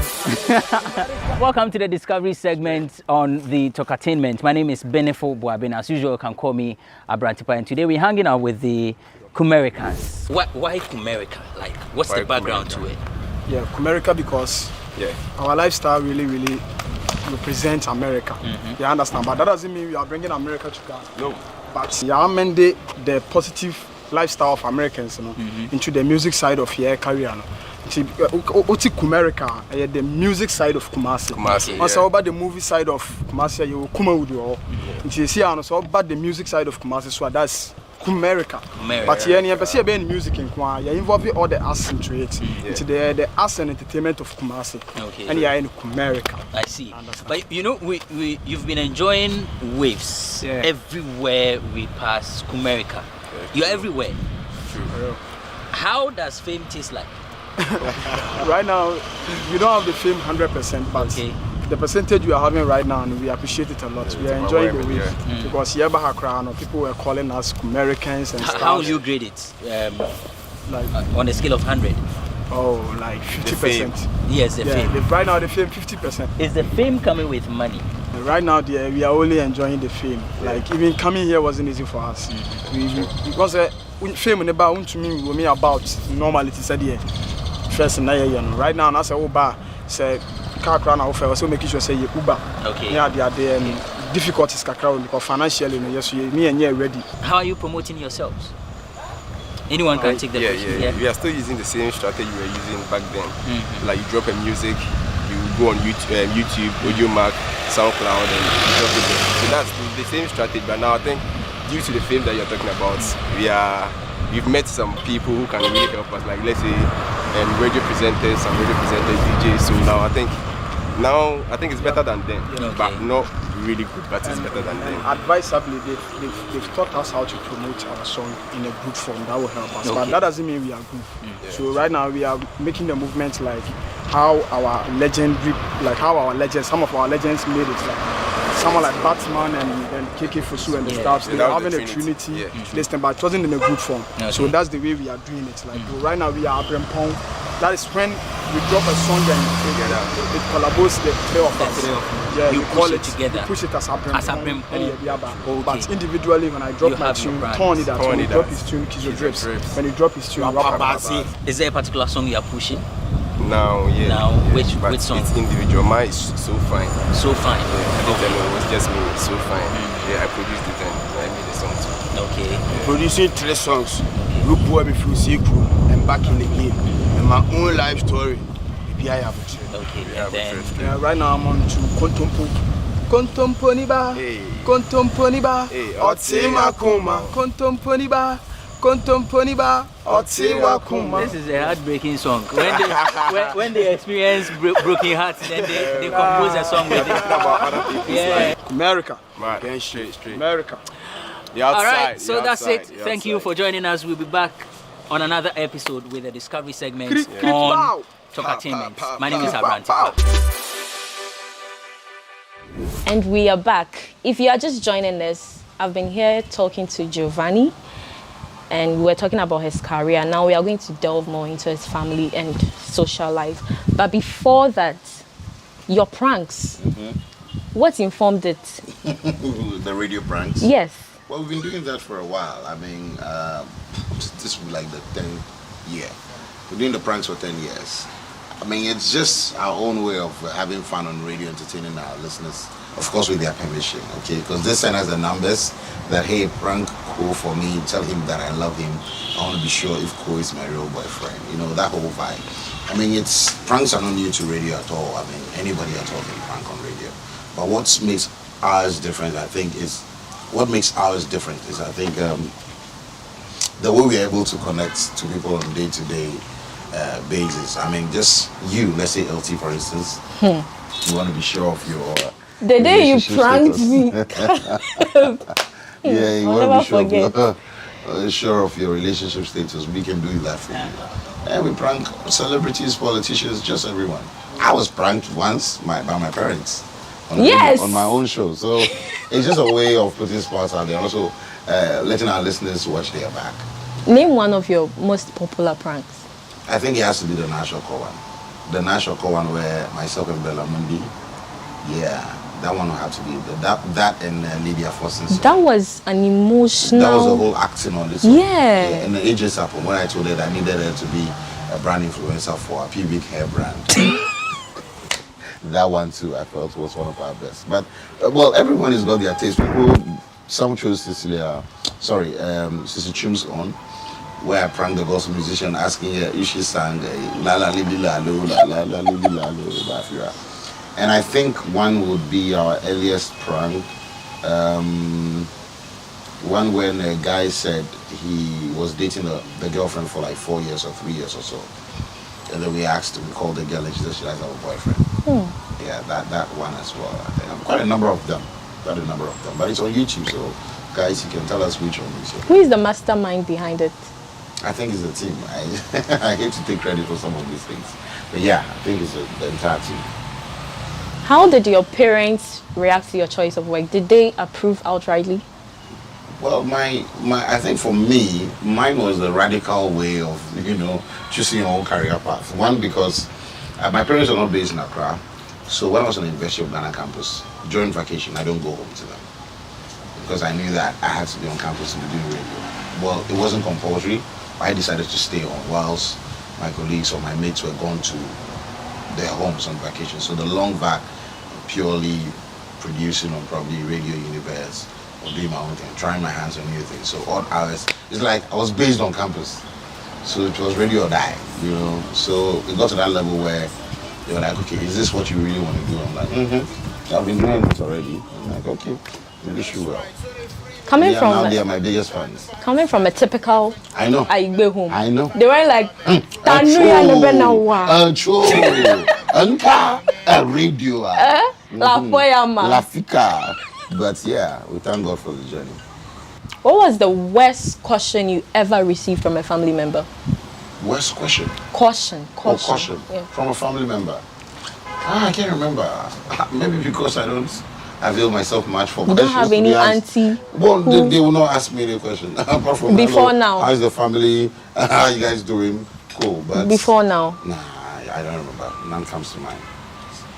How were you raised? Did you have any siblings? You don't want to know the first answer that came to my mind. It's okay. Okay, I want to know. How were you raised? If you say any question, if you mention anything here that I don't like, I'll sack you. Use a ye. Caleb, get out of my Well, I was raised in the Volta region. I have an older brother, a little sister, and my parents. 5 of us, just 5 of us in the house. My dad used to work with Danida, and then my mom, former girls' education director. And yeah, very, very small family. She must be strict. My mom is strict. My mom is very, very strict. My mom is like the disciplinary in the house. My dad will not talk much. By a stare from him will fix you, like you do your stuff. Yeah, raised Charlie, typical LA guy, go to school. And yeah, I think basically that's it. Christian home to the core, and yeah, basically that's it. Were you ever lashed by your parents? Ever. Ever lashed by my parents. Wow. Please. The next question.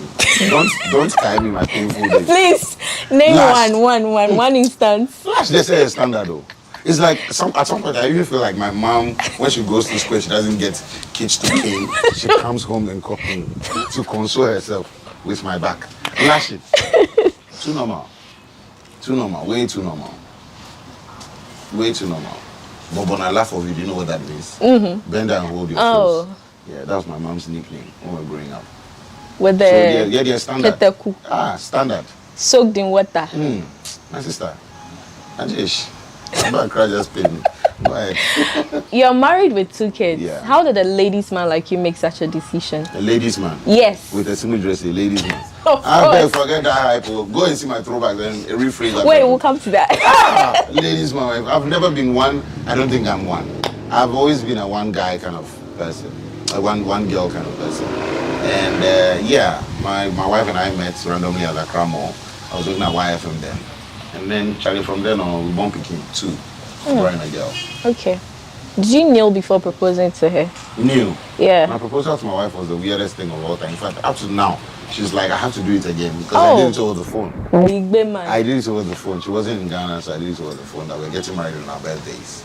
So her birthday is on the 29th of May. My birthday is the 27th. We got married on the 28th. So the 3 days back to back, yeah.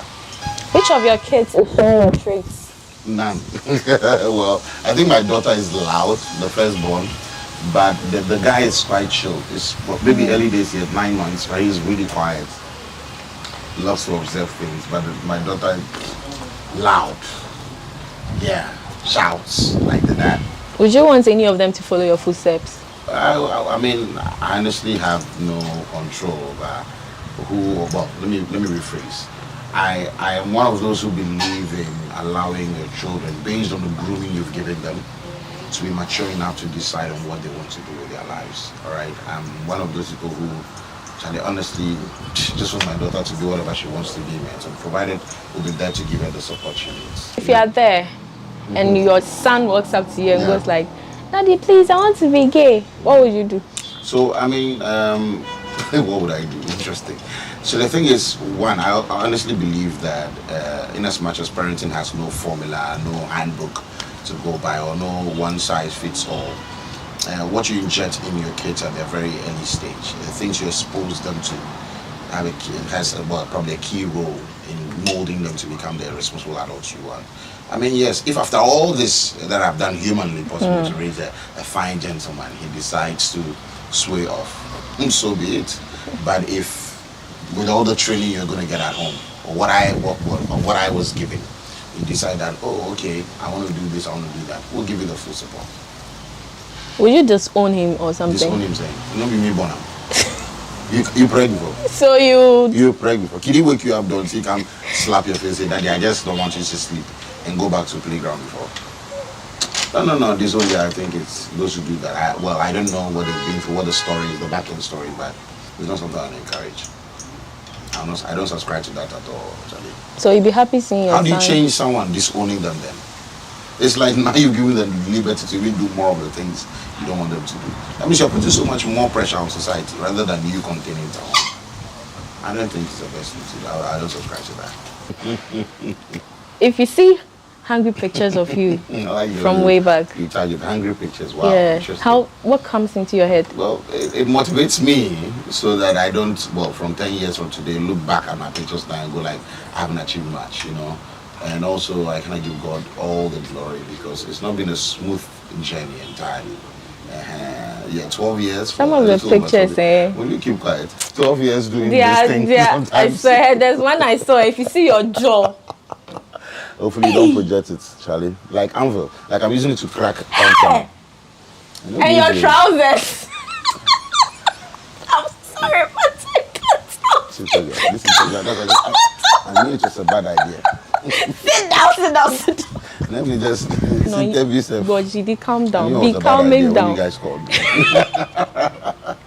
No, but I mean, like I mentioned, Charlie, I'm sure you also have your throwback that you don't really want to throw back. I do, but it's not as bad as yours. You've gone back to Facebook to delete them. How did you know?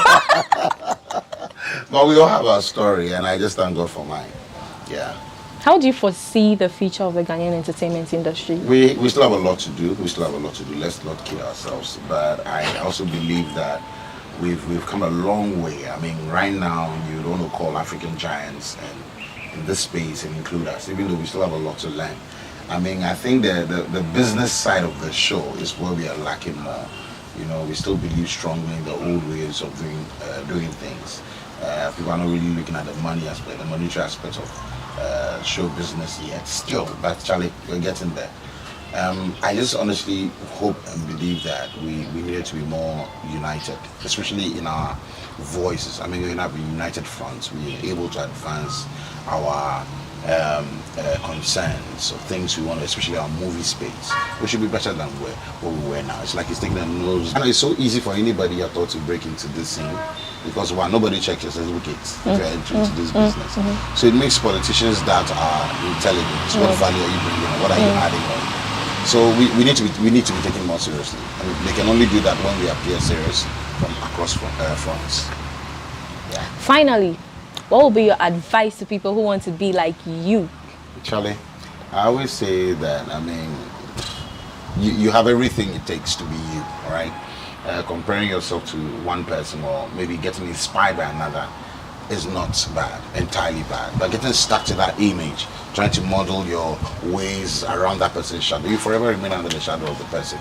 Create your own unique path and Charlie, just break through. You get, as for the no's, a lot of us have heard that. Some people get easily discouraged when they get the no or that you're not fit for this. I was once told I don't have the face for TV. I told this joke before. People thought I was once told that, oh Charlie, but your face, well, Giovanni here, we're here for radio, but we know sure so you make ready for TV. They are probably right because me, I don't find like that. But at the end of the day, when you keep pushing and forging ahead, you go make up. And these days, luckily, we have social media and its impact. Charlie, utilize it. I'm always telling young people that Charlie, utilize social media. Create your own fan base, your own following, and cash in. All right, do influencer gigs. If it's food business you're interested in, you see that a lot of people are already doing their food business. Nothing is wrong with you creating your food blog or food channel where you review all these foods. And Charlie, tell people where the freshest or the jummest watch it be. I understand. But if it's makeup tutorial, a lot of people are learning a lot of things off YouTube these days, and they're schooling others. I mean, there are so many opportunities out there for you. Just make sure you get your numbers and convert that into raw cash. Because Charlie, today's world, everybody's too busy for excuses. So you'd have to make your impact and do that right. Wrap up the show for me. All right, guys, my name is Giovanni Kelebe, and this is how far we've come on Talktainment. I'm your host now, and my guest Elsie has been very phenomenal. Thank you, Elsie. Thank you too. Yeah, I hope to catch you again on this show. No problem. Hope you enjoyed yourself. I did. You had fun. Yes. Wow. Adjoane Kwame. Okay, right. So another time. Yes, before we go. Oh, there's no music. Giovanni, we will play, we have phones. Sit down. Before we go, Giovanni is going to dance. Yes.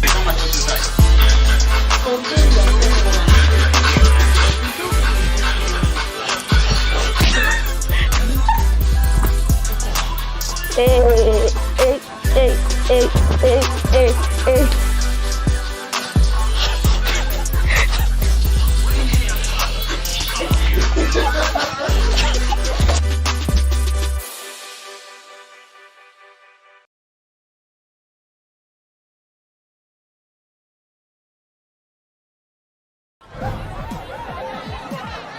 Powers and principalities. There's so much fire inside me.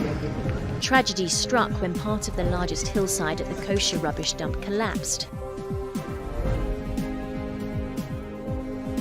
It's going to be fun to see how he goes about approaching this game.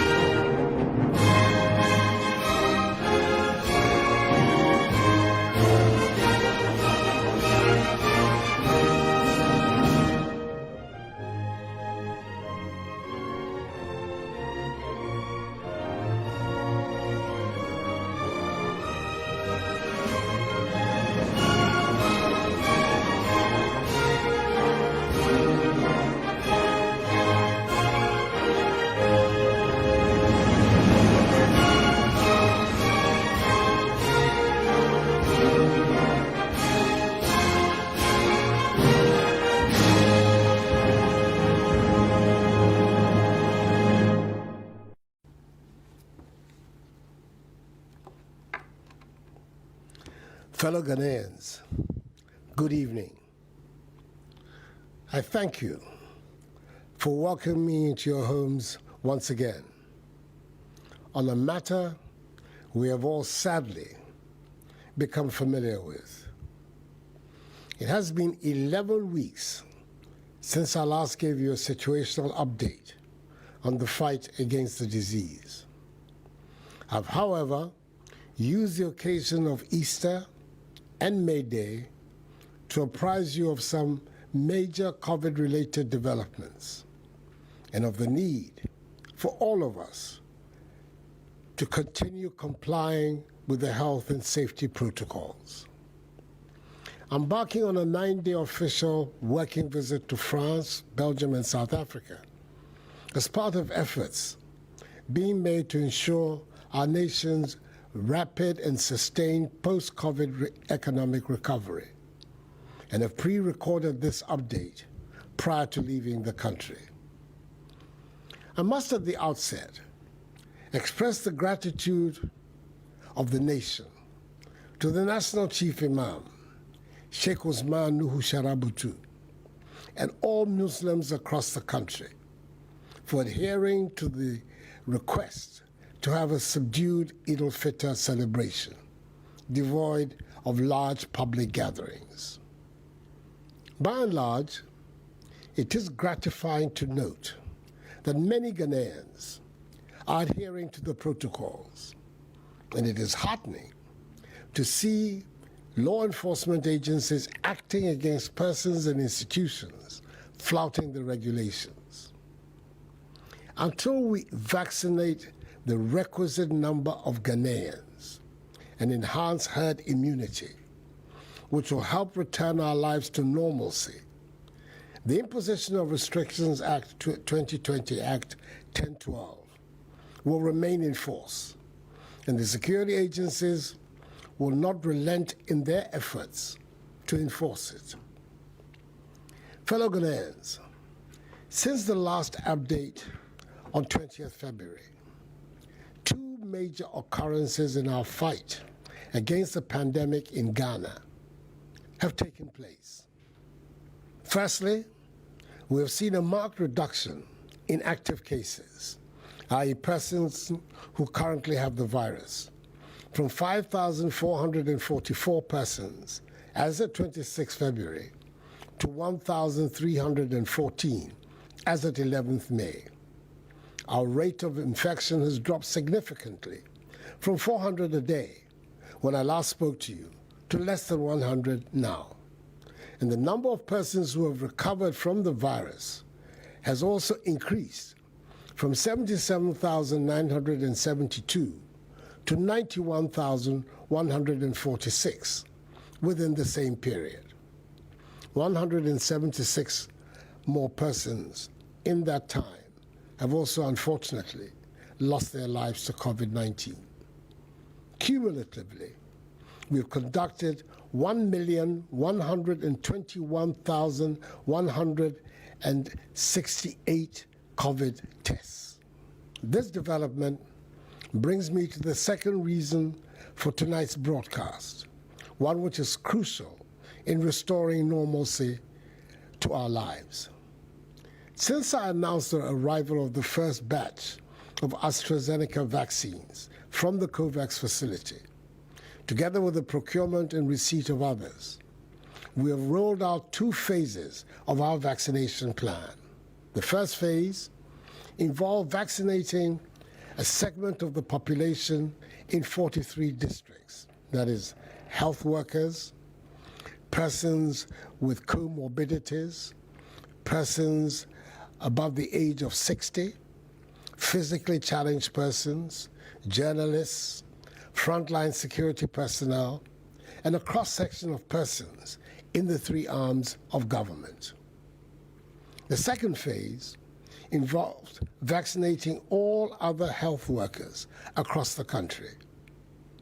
Nearly 1 million people have now received the first dose of the vaccine. International vaccine politics and the unpredictability of the supply chain, as well as the third wave of infections in some countries in Europe and Asia, have meant that we have not been able to secure as many vaccines and vaccinated as many Ghanaians as we would have wanted at this stage. In spite of these obstacles, the target is to vaccinate some 20 million Ghanaians, i.e. the entire adult population of Ghana, by the end of the year. In the past few days, government has, through COVAX, received an additional 350,000 doses of AstraZeneca vaccine. Of the deployment will be communicated by the Ghana Health Service in the coming week. Efforts are being made to ensure that those who receive their first jabs after the 9th of March will in due course receive their second. We are expecting an additional 300,000 doses of Sputnik 5 vaccines, which have already been approved by the Food and Drugs Authority to arrive in the country. As and when we make further progress in the acquisition of vaccines, the Ministries of Health and Information will make this known to you. We're making all efforts to achieve our overall vaccination target. As alluded to earlier, we are all aware of the havoc the virus is wreaking in Asia and South America, in the form of rising infections and huge death tolls. Whilst our thoughts and prayers are with these countries, we must be mindful of the associated risks of travel to and from these countries. At this time, I want to reiterate, as captured in the travel directive jointly issued by the Ministry of Foreign Affairs and Regional Integration and the Ghana Health Service, that all non-essential trips to countries with high COVID-19 infection rates should either be cancelled or postponed.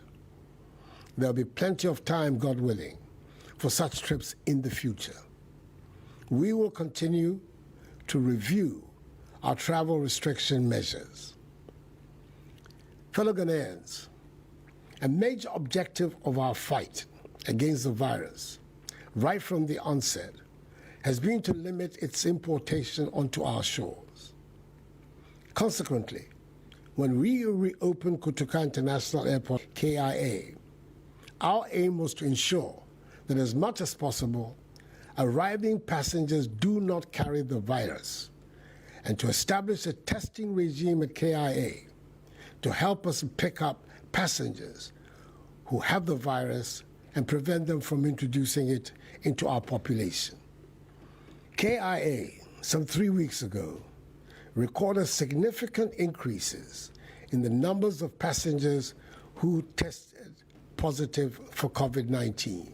This was identified as in part being due to the countries of embarkation experiencing a third wave of the virus, and also challenges in attesting to the authenticity of COVID-19 PCR certification being presented at airports around the world.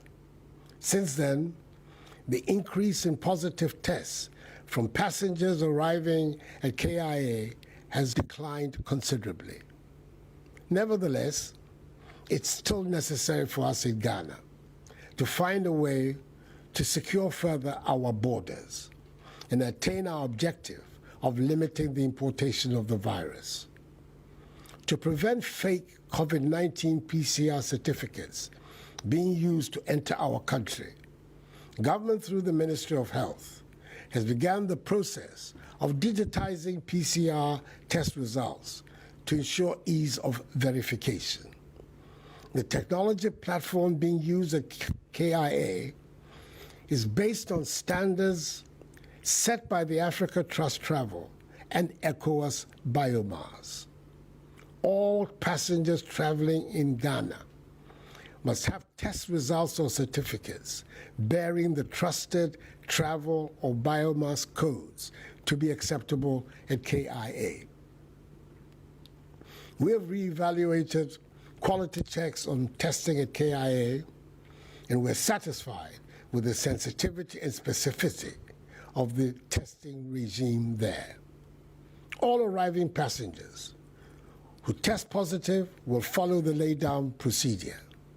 Those who test negative from designated COVID-19 hotspots and testing negative at KIA may be repeat tests on the third day of arrival. Our fight against the virus, my fellow Ghanaians, is by no means over. The continuous havoc being experienced by some countries as a result of the virus is a testament to the fact that until all countries have rid themselves of the virus and have achieved herd immunity, none is safe. So let us all continue to adhere to the COVID-19 safety protocols that are now part of our day-to-day activities. We see the rewards for our compliance with the protocols whenever we witness favorable scenarios in our fight against the virus, evidenced in the easing of some of the restrictions. I'm particularly happy that the significant investments we have made in ensuring compliance with the safety protocols have enabled us to open in safety all schools, private and public, at all levels. And I want to thank parents, teachers, and students for making them work.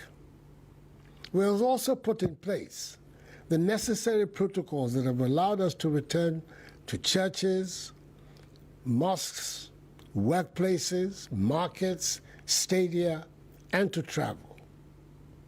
Our ability, however, to congregate in closed spaces like cinemas, theaters, and nightclubs remains restricted. In a move towards the reopening of cinemas and theaters, government has engaged cinema owners and operators on a set of protocols and guidelines that need to be put in place and implemented by all operators before eventual reopening. In the coming weeks, the Ghana Health Service and the Ghana Tourism Authority will be announcing these protocols and mandatory modalities and work with the operators on a set of directives that will ensure the health and safety of all patrons and staff in all the facilities involved. Fellow Ghanaians, I remain optimistic that we can return our lives to normal if we cooperate and work together. Let the reduced rate of infections not lull us into a false sense of security. Let us continue to adhere to the safety protocols, that is, the enhanced hygiene and mask-wearing protocols.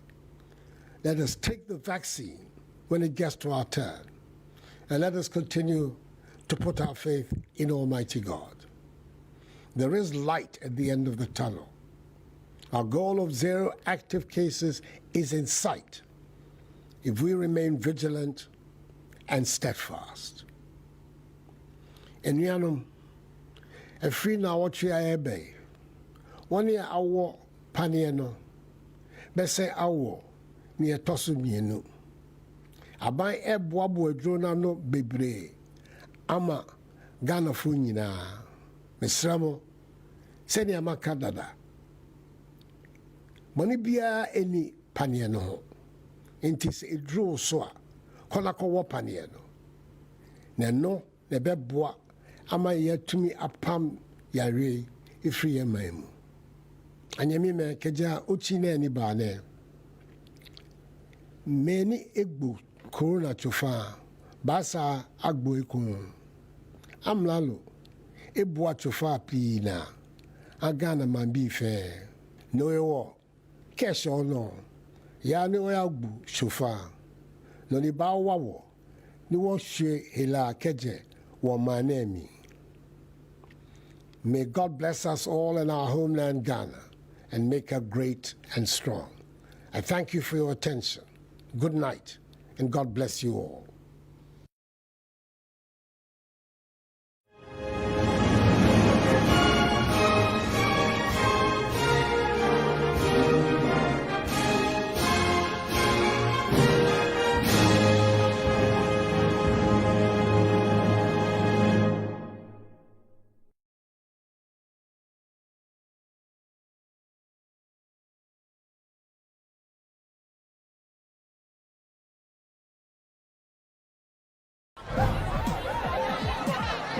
Powers and principalities. There's so much fire inside me. Tragedy struck when part of the largest hillside at the kosher rubbish dump collapsed. It's going to be fun to see how he goes about approaching this game.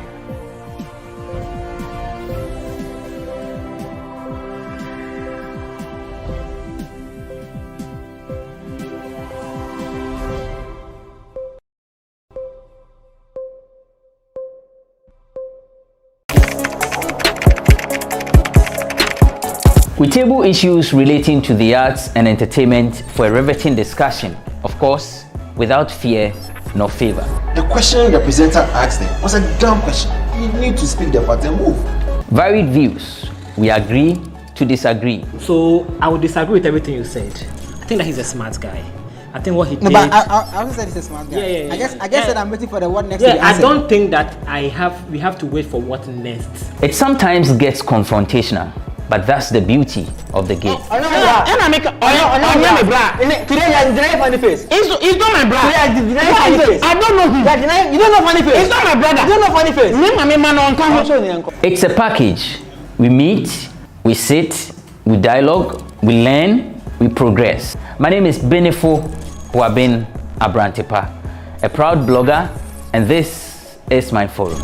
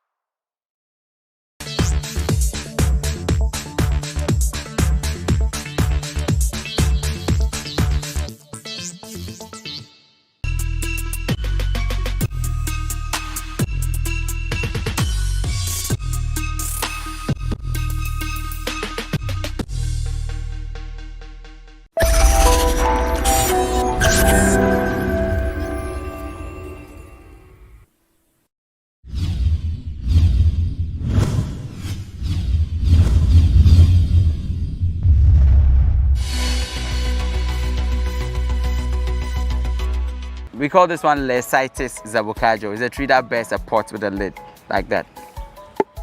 We have the smaller antelopes in here. We have some different types of monitor lizards. Mampam. Yeah, we have some pangolins, and then some type of hyenas also. This was built in 1897. It is the oldest Dutch building outside Europe. This place was where Kwame Nkrumah was also used to stay. During the Second World War, the Queen of England was here. It was like a hideout or security zone for them. So when you are there, nobody sees you. Once we were coming with a lady, the lady says, I can't go again. Okay, let's go back. She said, I can't go, so we need to carry her. These horses, how many of them do you have? At the moment, we have 3. You are on Baby, I'm on Kukua. Hey. We have Wakatachi.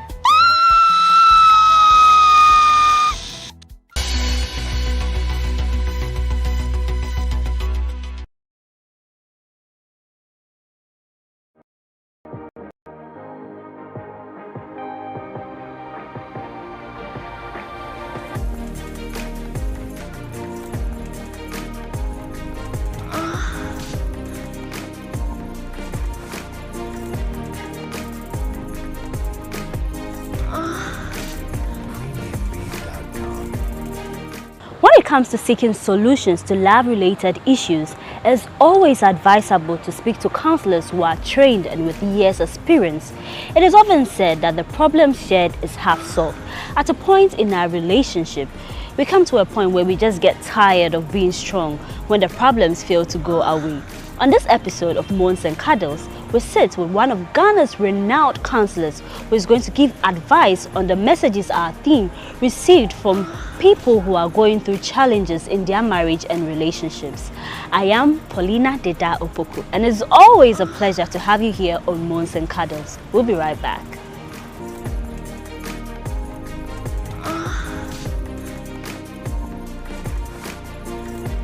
Welcome back to Moans and Cuddles here on GhanaWeb TV. So I must inform you, this week's episode is special. Yes, we're having an Moans and Cuddles. For those of you who have been following us on social media, I'm talking about Facebook, Instagram and Twitter at the GhanaWeb, you might have seen a message that we put out there for you, our viewers, to send in all the issues and challenges you might be facing in your marriage or relationship. And I must confess, we had quite a number of entries, and this only confirms that is indeed problem not the finish. Things are going on in relationship and marriages. But we've been joined by a counselor, one of Ghana's renowned counselors, who is going to, give expert advice on all the challenges and the messages that some of you sent to us. So without wasting my time, I want to introduce Counselor Frank Edem Adofoli. Welcome. Thank you. Thanks for having me, Paula. You're looking good. Thank you, Counselor. Thank you very much. But one thing interests me. I want to find out, do people really patronize counseling service in Ghana? Yes, people do. People who know the essence of it do. But unfortunately, they come at the last end of the relationship when they are breaking up after hating each other to that point that they think somebody should come in and then put a relationship together. Okay. Unfortunately, counselors don't put relationship together. We help you in that process. So they do. Some also come initial stage when they are about to get married, and we help them through that. But then I've heard some people, a friend is getting married, right? And she doesn't really see the essence of the whole 3 months. She's like, oh, Paula, this whole counseling stuff like that. How important is it when we are preparing to get married? It's just asking, like, if you want to go and work as a journalist, you need to go to school on that. Yeah. Yes. To have the tools and the knowledge. So when you get to the job, when the troubles come, when issues come, you'll be able to navigate through. Okay. So those who have the essence of it know what it takes to go through this. They appreciate it and enjoy it. What we do in the churches and so forth, which is 3 months, some are 6 months, others come in when they are drunk with feelings or they say they are in love. So whatever is said here, come out of here. We just want the process to go through so that we can get married and start our marital life. Okay. And so they don't even enjoy the process. But what we do outside the church is just a 10 sessions. Okay. Have a selected topics. It's just a usual conversation that give the tools and the knowledge to succeed in your own marriage. All right. And then when counselor comes into your marriage, it means that there's authority there. So in case there is trouble and any issue, you usually fall on that. Instead of the friends who give. Okay. But then is there instances where people who are not necessarily going to get married, maybe they are just in a relationship, come for counseling service? They do. They do. They in a relationship, they come. Even individuals come for counseling. Okay. I wanted to go into a relationship. I don't know what to do. Or I've come out of the relationship. It's been a painful one. How do I go through my life in the next phase of life? Or do divorce, those who have gone through divorce or separation. We have people going to counseling on that. And even single parenting. How do we go through that process of taking care of the child without having a relationship? How do we do that? I have a whole lot of questions concerning counseling, but then I want us to tackle our first question because we had a lot of entries. It kind of looks like people are going through a lot in their relationship, which they need expert advice. So I want to start with this one. This message is from a lady. So I read. It says, I met a doctor on LinkedIn sometime last year and we only spoke briefly. After, he began checking out my profile on several occasions and kept on checking out his too, until I couldn't take the back and forth no more. I hit him up. We spoke some more and exchanged contacts. Our friendship grew. I used to get a lot of gifts from him even when he hadn't met in person. That too, I couldn't bear the suspense and so demanded to meet him face to face. That took a lot of convincing, his reason being he likes to keep to himself a lot of times. Fast forward, we became very close. He paid me regular visits at work and sometimes at home. I started developing feelings for him. We used to talk every day, all day, despite our busy work schedules. I am a journalist and he is a doctor. Somewhere along the line, he made it clear to me not to confuse myself because he was being extra nice. I might think he has fallen in love with me. I felt hurt, hence I told him not to fall for me in the course of our friendship as a self-defense mechanism. Eventually, we kissed one day, and that was the beginning of our quarrels. I was made to feel there was no way he could fall for me because he wasn't ready to date. I had already made up my mind not to enter a relationship this year because I had myself. But after all these signals and deeds, I began having a renewal of mindset, hoping he would one day ask me out. We kissed some more times to the extent that just the mere sight of me could make Junior down there wake up. Sometimes just talking to me on phone alone was enough to wake him up, according to him. I asked if he liked me or not. One day after gathering a lot of courage, only to be told he loves me but only wants us to be friends. When he says he loves me, it's not romantically, because he never for once saw us going beyond friendship. That's why he didn't want to initiate any form of intimacy, that's kissing. I felt humiliated, not because of rejection. After all, I do reject some people too, but because it dawned on me that I had been led on all this while, only for him to break the bombshell in that manner over text. Initially, he made me promise not to leave his side or give up on him, but after that message, I asked him to keep his distance because I needed time away from him to heal and clear my head from the hurt and humiliation. He made me feel desperately in need of a relationship via that text, and it's something I can't get over, although he feels I'm hurt and disappointed him by not keeping my promise. There are men who have come my way, but I can't seem to get him off my head. I don't know if it is because of pain or indeed I fell in love with him. He never checked on me nor bothered to find out if I was coping well in the midst of this.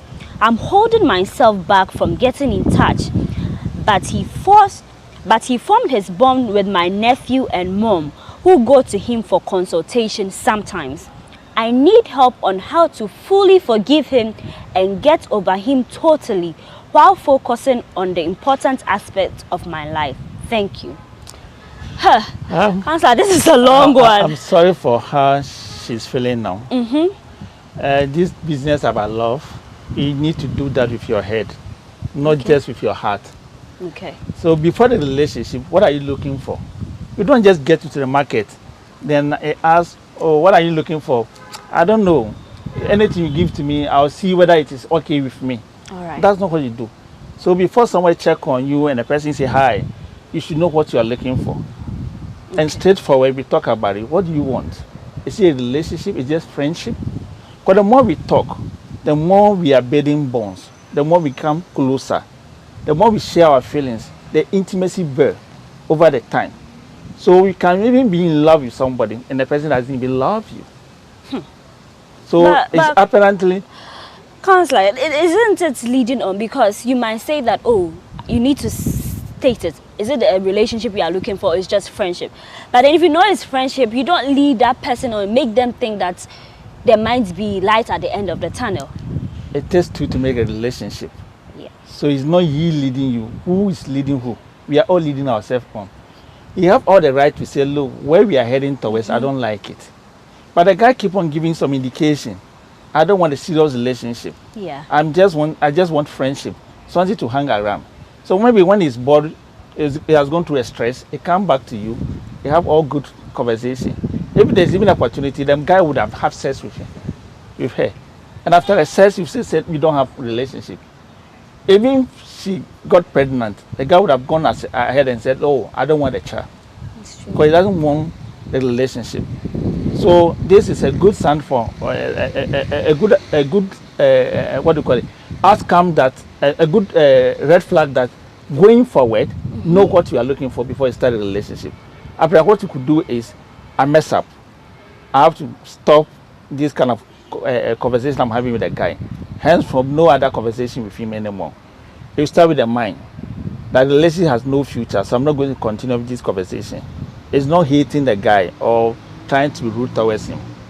The messages we have exchanged all this while, you need to clear them. Okay. Delete all the photos, delete them. Because once you start reading them, the feelings come back, the emotions come back, you really leave them. The contact, you don't even need to block. But once you know who he is, when you call, don't prioritize the call. It's not important. You can do whatever you want to do and come back to the call. Oh, I'm busy. If you have any message, leave the message behind. I'll attend to the message. Okay. Once you start doing this for yourself, whatever feelings you have for him will start coming down. Have to do this so that you can keep yourself focused, not distracted. People do this because they are lonely.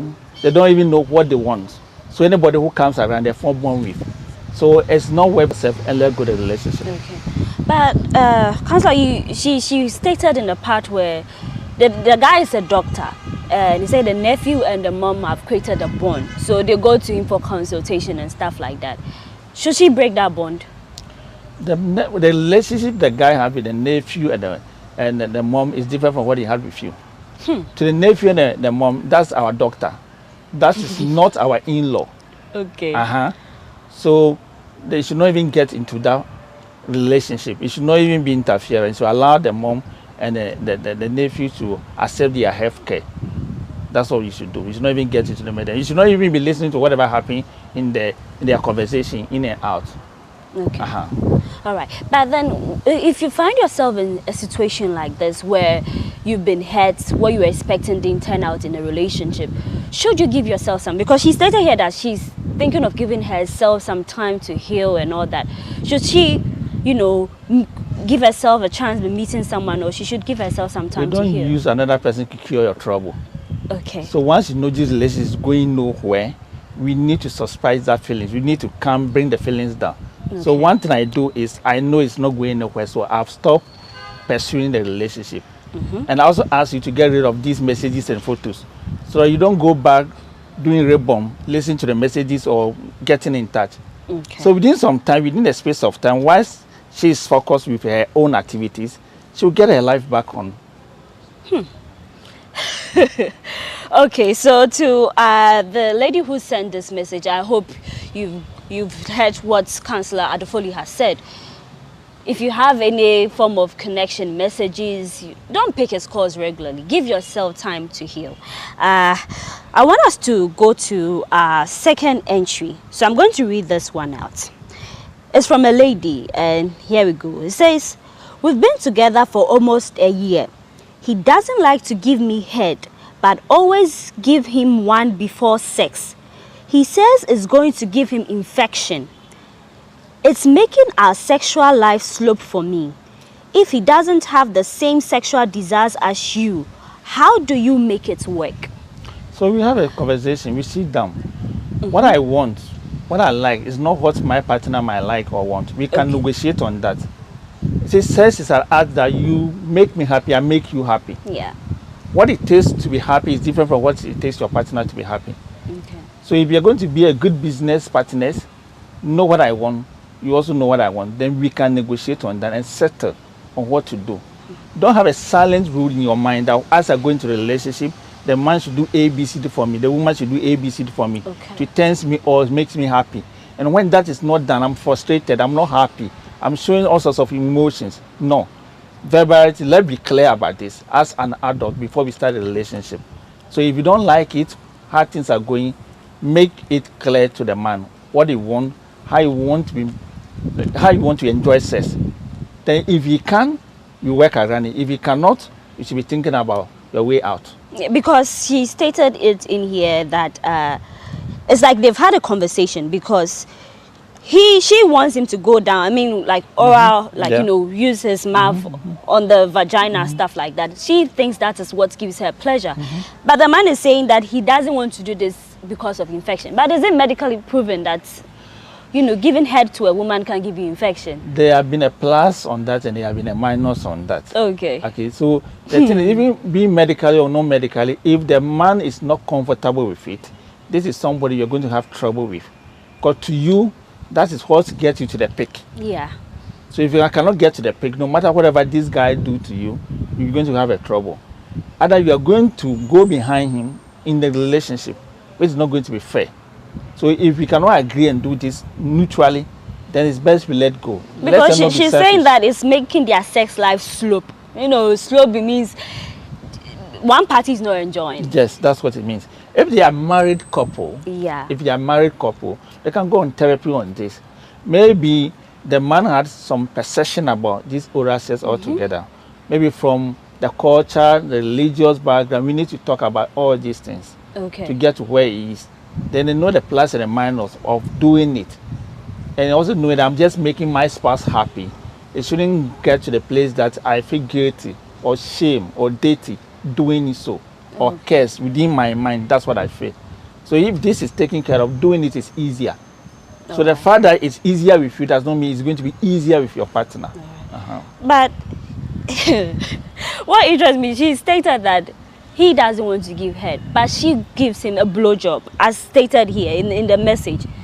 Do you think this is fair? That's why I say it's not fair.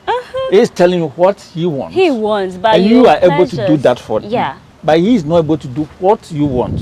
So if you cannot do it, fine. I've heard of this a couple of times at the counseling room that the men want this, but they don't want to do that for what? The women.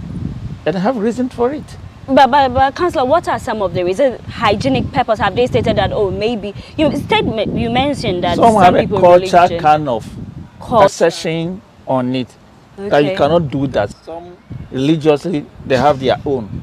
Before we come to the infection and so forth comes in, not even infection. Others started their sexual life, they've not experienced something like this, and they don't think it's the best way to go about it. So anytime that you bring it up, no. If you want to do it for me, I'm good to go. But you, no. And it's been selfish way of trying to please one another. Else, don't do that for me. Me too, I won't do this for you. Let's find another way to make ourselves happy. If that will be fine, let's do it. But then on the part of the religious reason why they don't, if you can't share any of the story, religious purpose, as in, oh, maybe I'm a Christian, I'm a Muslim, or I use the same mouth to pray. What was the reason? Saying. What it says is the mouth is not meant for sexual activities. Okay, it's not meant for the sexual activities. Okay. And they even go ahead to say once we are doing that, the woman is going to have that kind of power over you. Oh, some say yes, of course. Others of the societal reason that they've heard of throat cancer as a result of that. We need to get a doctor's advice if going down on your woman can give throat cancer. Because the medically they mentioned to sex is a clean act, it's not a dirty act. Bathing, taking care of yourself, all these are important. And if you are in a relationship, it's good to even visit your doctor regularly, knowing that you are in the right place and you are doing the right thing. But people naturally don't want to even go to the hospital. Ladies especially, even going to the hospital to check, maybe when they are pregnant and they are required to go to antenatal and so forth. The men, some of them, it is here before sending them to the hospital to go and check on this. Because they have in mind, maybe I did some unprotected sex in the past. There could be a problem, I don't know. I'm very careful and so forth. So if we are going to have a good sex life, good relationship, enjoy it, we don't need to have any fear in our mind, any fear on our conscience that what I'm doing, maybe I might enter into the trouble. So when the lady is complaining, they should let the man know what I'm not comfortable with. The man should also talk about what is not comfortable with. Then we can renegotiate. What works for me? Can you meet me the way I want to meet you? If we can, we go separate ways. As one will be unhappy, whilst another person seems to be happy. One will seem to be complaining, other seems that there's nothing wrong with you. You are just making noise. And that is unfair.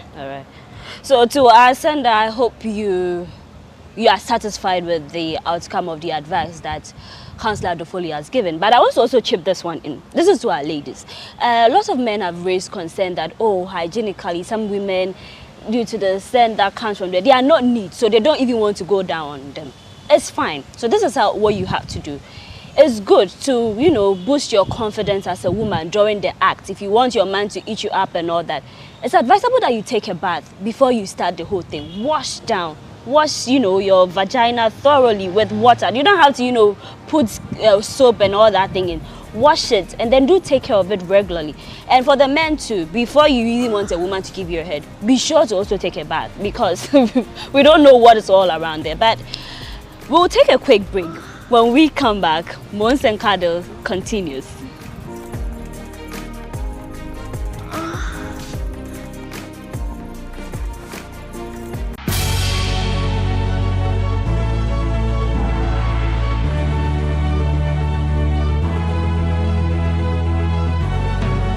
From the dawn of time, people have engaged in several businesses. With the onset of technology and innovation, life has relatively been made easier. By using debit or credit cards, Mobile banking. Thank you.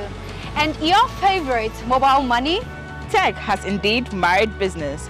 On BizTech, we spend time with faces behind known and upcoming businesses in the country. Learn more about the new technologies and innovation, as well as find out about the trending issues in the world of business. Join us as we serve you with a variety of compelling interviews, projects and others right here on GhanaWeb TV.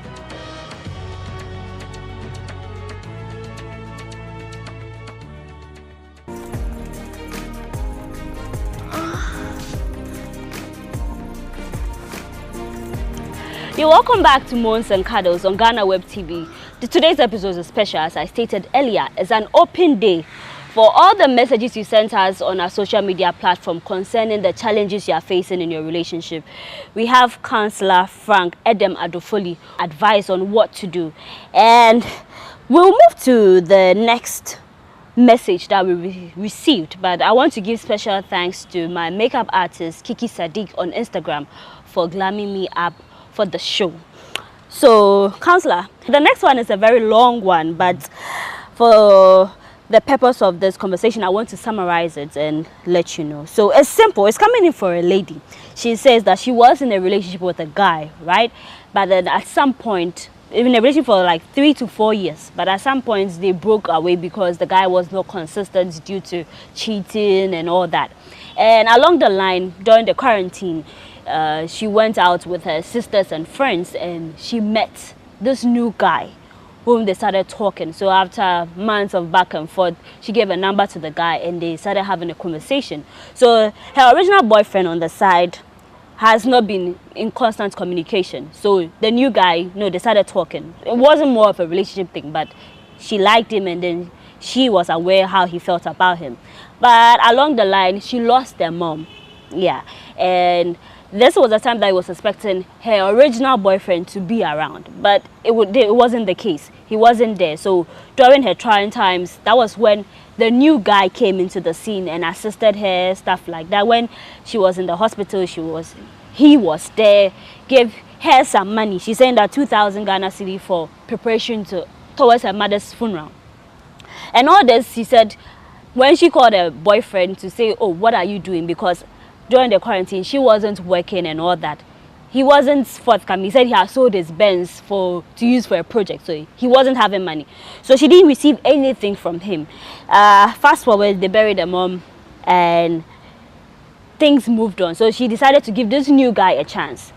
So they had sex, and along the line, they broke contact again. But so she stated in the message that she had an issue with her menstrual cycle. So when she visited the hospital, she was told that she's suffering from, let me check it again. She said she was suffering from PCOS. So the doctor explained that with that, it would be hard for her to give birth. So just at that time, then some tests were run. She realized that she was pregnant. So she had to go back to the boy to tell him that, okay, this is the latest news. But then unfortunately, he went, the day she decided to inform the man, he met the new guy in bed with another lady, which, you know, she said she was surprised, of course. But later she told the guy that she was pregnant, and all he could say was that he wasn't ready for it because his mom in the village has arranged for another woman for him, which she was already aware months before even getting to know she was pregnant. So all that she's saying is the new guy is saying it's okay, he's going to accept responsibility because it was part of his failure to stay in constant communication with her that led to her, you know, cheating and eventually getting pregnant. That's the old guy. Yeah, the old guy. So the old guy has come around and is like, oh, babies are a blessing. So he's only going to give up on her if she comes out to say, oh, I don't want the relationship with her. But then this is like a case. The guy who got you pregnant is in the scene. And then the new guy too is saying that he's ready to offer you assistance. So this is her message, and she wants advice on what to do. All right. It's a difficult one. From having a broken heart to loss of mother. Yeah. And now you're in a confused state. Having a child and you don't know who's the father or who to give the baby to. That's a very difficult one. I'm very sorry for that. At least it's a learning curve for her to learn from. Okay. Children are children, and we should not deny them their parent. You are the mother, and you know who the father is. Yeah. So the child deserves to know who the father is. The father also deserves to know who the child is. If the man decides not to take care of the child's responsibility, there are institutions who hold him accountable. Social welfare is there. Okay. They can arrange for what we call co-parenting. So he can give what the child needs for the child to become a responsible adult. What I want to advise is to use the child as a yardstick to force a relationship. People do that. I don't want to have my child here and have a relationship here. Where I have a child, I have to have a relationship there. If that's what you want, why don't you have the relationship or the marriage before you have the child? Yeah. Every child needs a place where there's love, there's peace, there's harmony. So if the relationship is not working, you're not going to give the child those things, the love, the peace, and harmony. So if you go separate way, and your old boyfriend can be with you and get into marriage, and you can have a stable home and can give that child love and peace, why don't you go for your old boyfriend? And let the new one know that the child is yours, and whatever responsibility towards the child, you'll be held responsible. Keep the baby, give birth, and then sort things out. What happened before the guy left, the old boyfriend, they should see them and talk about it. Iron that. If they need a help, get expert help. Else the guy will run away again. So when they do that, the relationship can get on track. And it should not allow the new guy who said no to come back and confuse him like what he did. Because he seems to play very well with ladies. You know how to make ladies happy. You know how to meet their needs. He seems to be a gentleman. Know what to do. Financial support yes, and all everything. So you should set boundaries. Once it's off with the old guy, set boundary. That is my baby's daddy. Okay. If he call me, it's because about the baby. And whatever conversation you have, let your boyfriend or your man know about it. Okay. Don't go meeting a guy doing all sorts of things without letting your man know. Then you'll be sowing a seed of mistrust, dishonesty, and all sorts of things in a relationship. Right. So it's okay to have a child outside that relationship. Okay. That is fine. Once they have understanding, they can raise the child. That's good to do. Okay, so this lady, I could imagine you being pregnant, your mom is not around, and then you're in a confused state, and the man who is responsible denies the pregnancy upfront. For her, with what she went through, how does she forgive the man? Because, of course, it will be up in your face. Oh, after going through all this pain, all the stress, 9 months of carrying this baby, and then you say, initially you told me to abort it like you were not ready for it. So with women who go through that phase, how do they get out of it and accept and forget that, okay, fine, he said he didn't want it, but I took responsibility? How do you live with the person in harmony? I just don't want people to just accept the fact that somebody impregnates you or you have a child with someone and the person just said, oh, I don't want a child. Then you are all alone, taking care of a child, doing all sorts of things. No. You should not take it like that. If you don't want a relationship, you are free to go. We are all adults. But the child, you can't say you don't want the child. You cannot say you don't want the child. If you think the child is not yours, when you get to social welfare, you have to prove for that. You have to prove DNA paternity test to show that the child is not yours. You feed the baby, you pay for the cost of it. So people don't know these avenues exist. So just go to social welfare. They are not bringing the relations together. They want to know where the child fits in. They'll protect the child. Whatever the child needs, they'll give that to the child. So the guy will be communicating to the office, to you. So whatever he's supposed to give to you, you give to you. We should forgive people who actually we turn out to be a mistake in our life. Some of them, they teach us useful lessons. Through them, we even get a blessing like children. So if the relationship is not going where we want it, it's telling us the person is not the right person for us. So forgiving the person also means forgive yourself. Don't hold your past against yourself. Don't live in a guilt, in shame. Now, I supposed to know better. I should have been very careful. No, you can't know everything. Okay. Just learn from that curve and become stronger and better. Don't also have this fear that because I have a child outside the relationship, nobody will find me attractive. And that has become a song for some people that who name themselves baby mama or born one or born two and that stuff. Yes. No, somebody will find you attractive. Relationships are about friendship. Marriage, that's the core of it. Today, Brigade has actually made us know that no matter how wealthy you are, relationships can go separate ways. No matter the children you raise, how incredible you raise them, you can go separate ways. It's the same thing. So I really love the point where you made that even if you have a child or someone out there will find you attractive, because it's due to these reasons why women fear. So when they find out that they are pregnant, they're like, I want to terminate it. I'm born one. How are my parents going to accept it? Am I even going to find a man who's going to love me and marry me eventually because I have a child with me? And they do the worst. The worst part is they give the child to another man. It's true. And they give the child to another man, pretending that's the father. Yeah. It happened quite often. I have witnessed a lot of them. Until one day, the child had to travel and the DNA test had to be performed, and then it is not my exposed. child. Okay. So don't just be honest about these things. If God gives you the child, God can give you what it takes to take care of a child. So that should not be a fear. It is our fear, what we think about ourselves.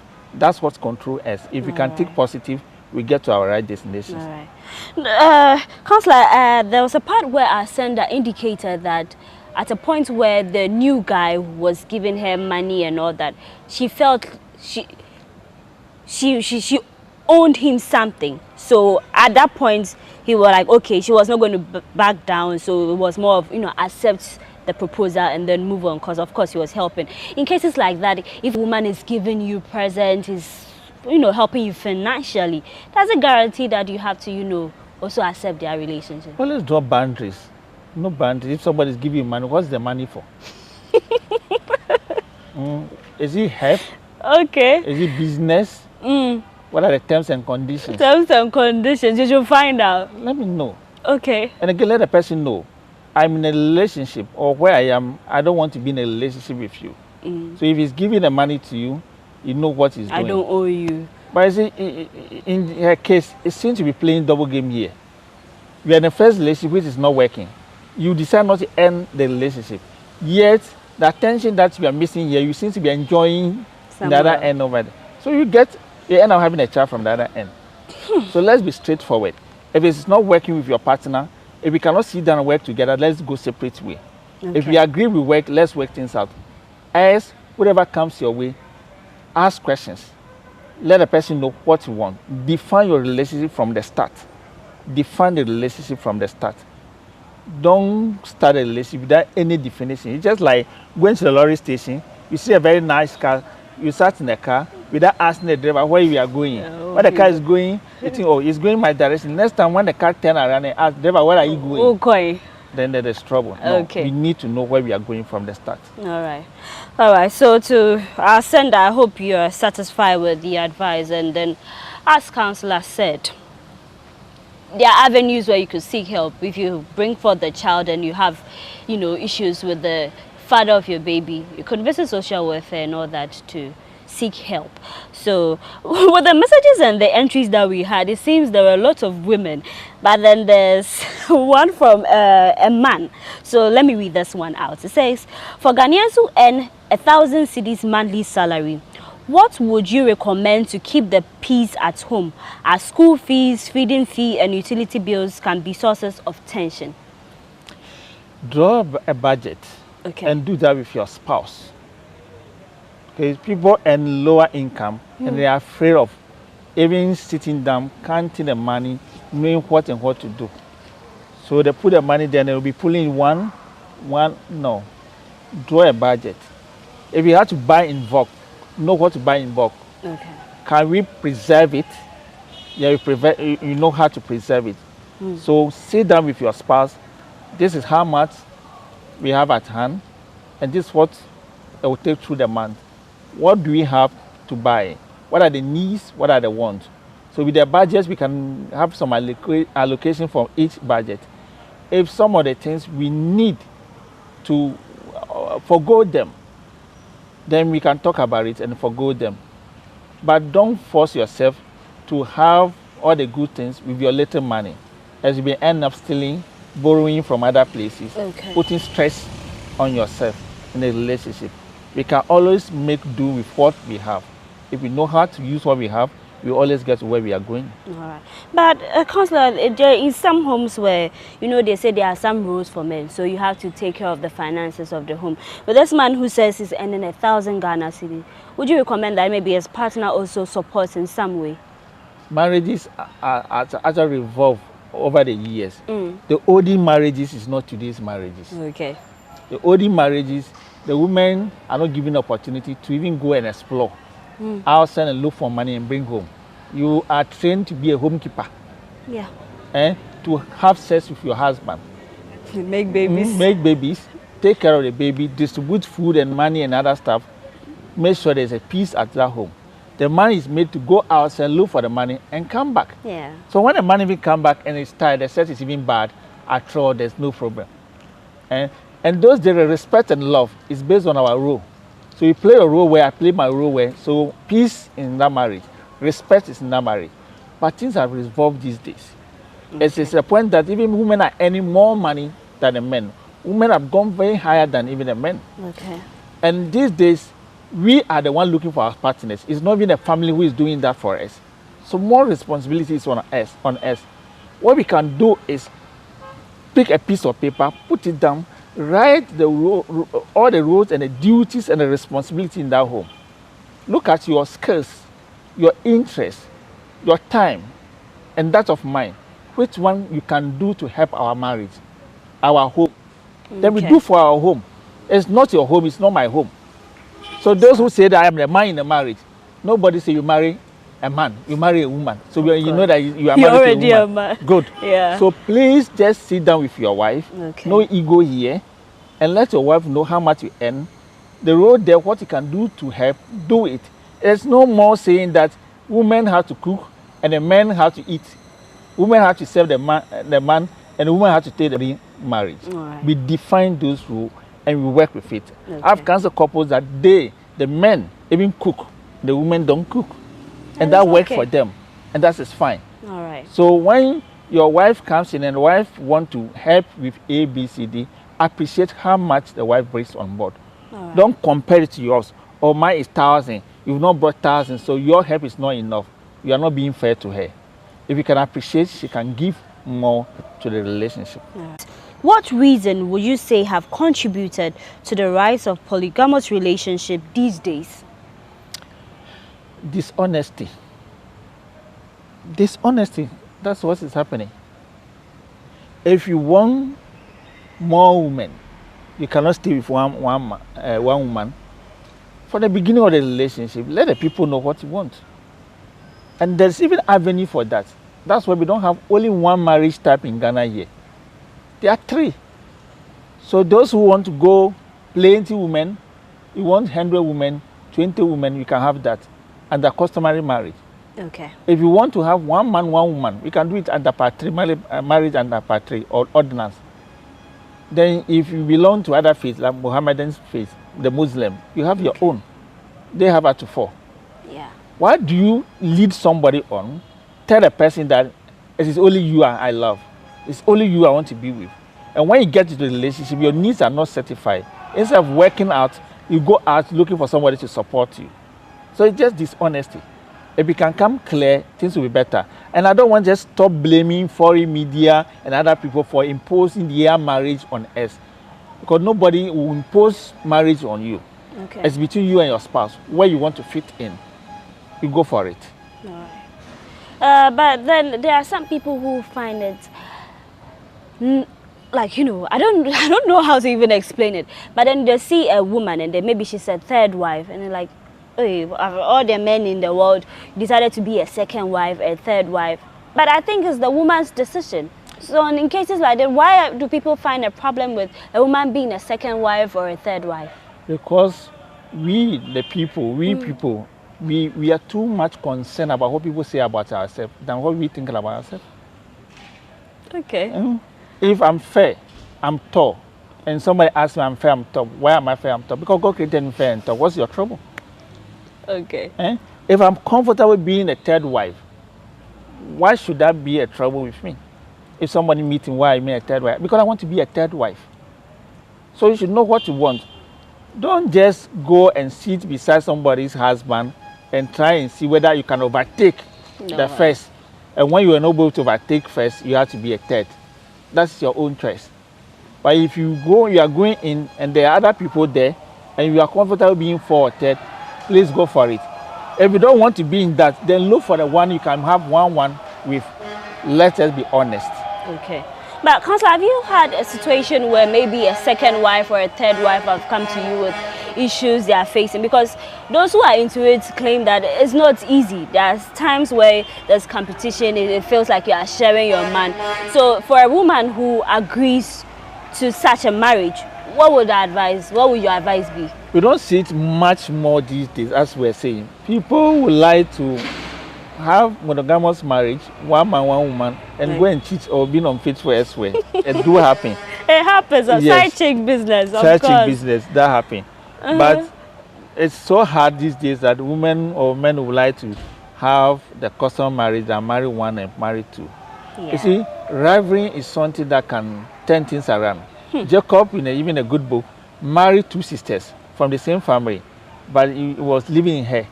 How they were even fighting each other. So people are very insecure. Okay. Even what you give to them is not even enough. Sometimes people believe that I should be the first and you are the second. What I just want people to know is, if you are going to your marriage and the partner is transparent to you, and the partner wants to be with you, and the partner says you are going to be the third wife, what are the duties of the third wife? What are the responsibilities of a third wife? What do you expect me on board? What are your expectations from me? And what about yours? Let's discuss these, our expectations, and manage them very well. If we have any challenge, let's manage that very well. And also find a better way to resolve our own conflict that comes in the relationship, so that it does not escalate to other wives or other partners. Get it into it. Or somebody, you are going to discuss my issue with another wife, then we get involved. We have children involved. What you have to do for each children, I think you do whatever you do for A, you do for B. Whatever you do for B, you do for C. But then no matter what, you might have a favorite in there, even with the wife. There's not to be a favorite. That's a different responsibility. I'm paying all of your fees. That's fine. Okay. But in my heart, there's somebody who comes first to me. You cannot love 2 people. You cannot be loyal to 2 people. You'll be loyal to one, you won't be loyal to one. Okay. It is always true. And if the man is leaving that spouse for you or is adding you on top, maybe there's something that he doesn't like in that person. That's why he's coming. Or there's something else he wants to supplement the relationship. It's not that he wants to let go the first one. You should know about this. Now I know. Counselor, now I know. Because people always come up with maybe it's for the money. That's why people accept to be third wives, second wives, stuff like that. Because there are some notable people who, they are rich. Of course, no woman. In the villages, you have farmers, take up wives. But then when you come to the city, then maybe you are not well-to-do. I'm not sure you can have all the access to take up women, especially when the woman too is hard to maintain. It's not going to be in fact, affordable. The business of dealing with 2 women or 3 women is very expensive. Counselor, tell them. Very, very expensive. Even what do you call it? Side chicks. It's very expensive, not to talk about wife. Okay. It's very expensive. So those who do that, they are rich already. But if they are not rich, if they have to put those money into savings, that is a huge money. That's a huge money. On the way. So if you have your money and you want to throw it around, that is fine. But those who are coming in, if you are coming because of money, then you are trying to tell me that you can equally be bought. We are all being blessed. We all have our own gifts. We all have our own skill. We can all excel where we are. It's funny what God created is our purpose and work at it. By saying that somebody made it, so that person should be my heaven, my God, then you are going to be a slave to that person. Okay. But once I'm feeding you, I had the opportunity to starve you. It's true. It happens. Once I'm making you happy, I had the opportunity to make you sad. And you should know it. Don't just take the positive and leave the negative. Think about the negative too. There should be balance before you go into such a relationship. Counselor, you are preaching. You've said a lot. I really like your submission because there are a lot of people who think, oh, the fact that there's money, I can go in for it. But, you know, you have to be also prepared when reality sets in. Okay, so let me tackle this one. This is a message from a lady. She said, please find out why our society finds it difficult to accept interfaith marriages. Society is not finding it difficult to accept interfaith marriages. I'm telling you that marriages is moving from the community, the society, to individual now. It is our marriage. So if you belong to a family, you belong to a group, and you want to go into marriage, and you find somebody outside your faith who you gel with, you wanted to be with, talk to your people, those who you live with, your family, your faith, and so on and so forth.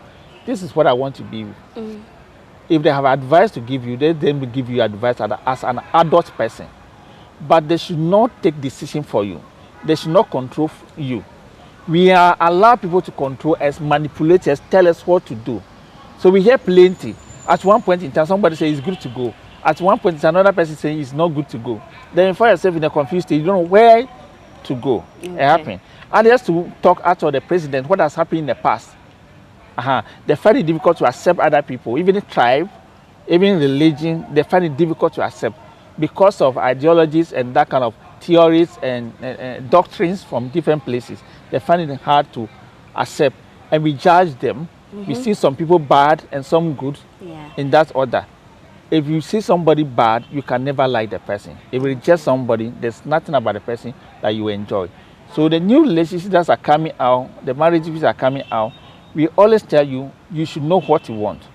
If you want you and your spouse to plan your home the way you want it, start when you are dating, not when you are about to get married, not when you are about to go and see your parents, and then they are struggling with you. Before you get to your parents, you know why you are going there, and they ask questions, you have answer for it because you have planned for that. Society will do a lot of things which are wrong. We are still correcting them.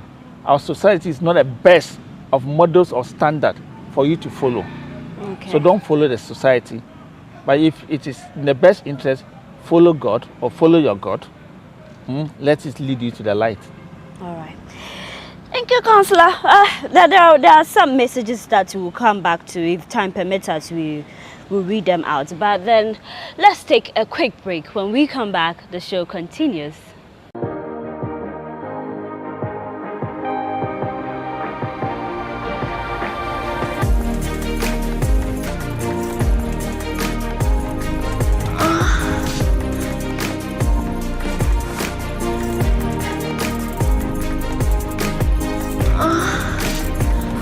Welcome back. You're still watching Monts and Cuddles on GhanaWeb TV, and I am your host. All right. See, this business of until death do us apart is very long journey. Okay. It has all sorts of things. The sickness is one of them. Accident is one of them. But the only thing that separates us is death. Is death.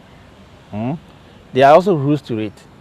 Besides, we know able to reconcile our differences, violence and abuse and other things. Those are the exceptions to it. But besides that, sickness, whether accidents, they are all part of it. Imagine you have a best friend and you are traveling with that friend, and a friend is involved in an accident, will you leave the friend to their fate and run away? You'll be there for them at least. You'll be there for them. That's what we call loyalty. Okay. That's what we call loyalty. So marriage comes with that loyalty. So we say something, in good times, in bad time. So the person that will be with you in good time, that same person has to be with you in bad time. So if the person is running away just because of the sickness, we're sorry you didn't get a good friend for that long journey. And that's very unfortunate. People lose their life or die or commit suicide because of that feeling of being alone or loneliness. I'm all alone. When everything was okay, you were with me. And now things are not okay, you are leaving. And that feeling alone can kill other people. But it's not a right way to leave somebody you love, you vow to be with. The question the person should be asking, the one who is having a difficulties now or illness, is, what can we do to help you? Your condition, what are the experts saying? Are there going to be any future plans for you? If you were working before this thing happened and you cannot do those regular work, what else can you do? So as time goes on, you can be able to help yourself, even help your family. We should be thinking about that, but we should just not run away, be panic and just run away. So you should also you should ask yourself the question that, what if it had happened to me? Would I be okay if my partner said that? Very well, good question. That's the same thing, yeah. Whew. But counselor, it's going to be challenging. Imagine you marry fresh, you're enjoying your marriage, and then all of a sudden, your partner had an accident, they can't walk no more. Maybe just 2 months after marriage. Sometimes people have this kind of perception that marriage is well enjoying when you're in good time. But it is in a bad time that brings us closer.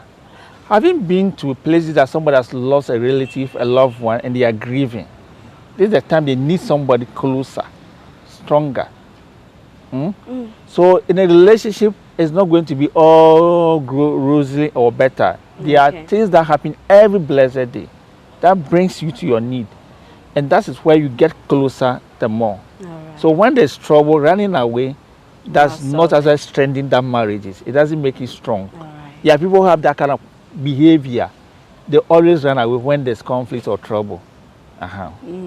So you don't have to run away. This is the time that your partner needs you. So if you have challenges like that, whether sickness or accident, it doesn't guarantee that you run away from that marriage or relationship. But wait, counselor, what about a relationship? Oh, relationship. Yeah, there's exceptions to the rule. Yes, the relationship, what we are doing, the goal of the relationship, I'm steadying you for the marriage. Okay. So in that stage, we are not even really much more committed as we are saying. So if I see your behavior and other thing, I think that it's okay to go. That is fine. I've seen people who are about to get married, just some months to come, their partner or spouse had an accident, serious one.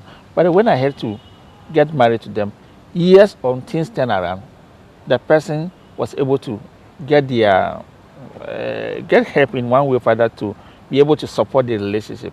And they are very grateful because at that moment, whatever they did for your partner, the partner was so grateful, so attached to them that he could not look back on them or turn back on them. He was always there for them. So sometimes the bad thing that happened teaches lessons. COVID came, COVID is not good. But when you go to every place in a hygienic, washing hands and doing other things, it has actually come to improve a lot of things.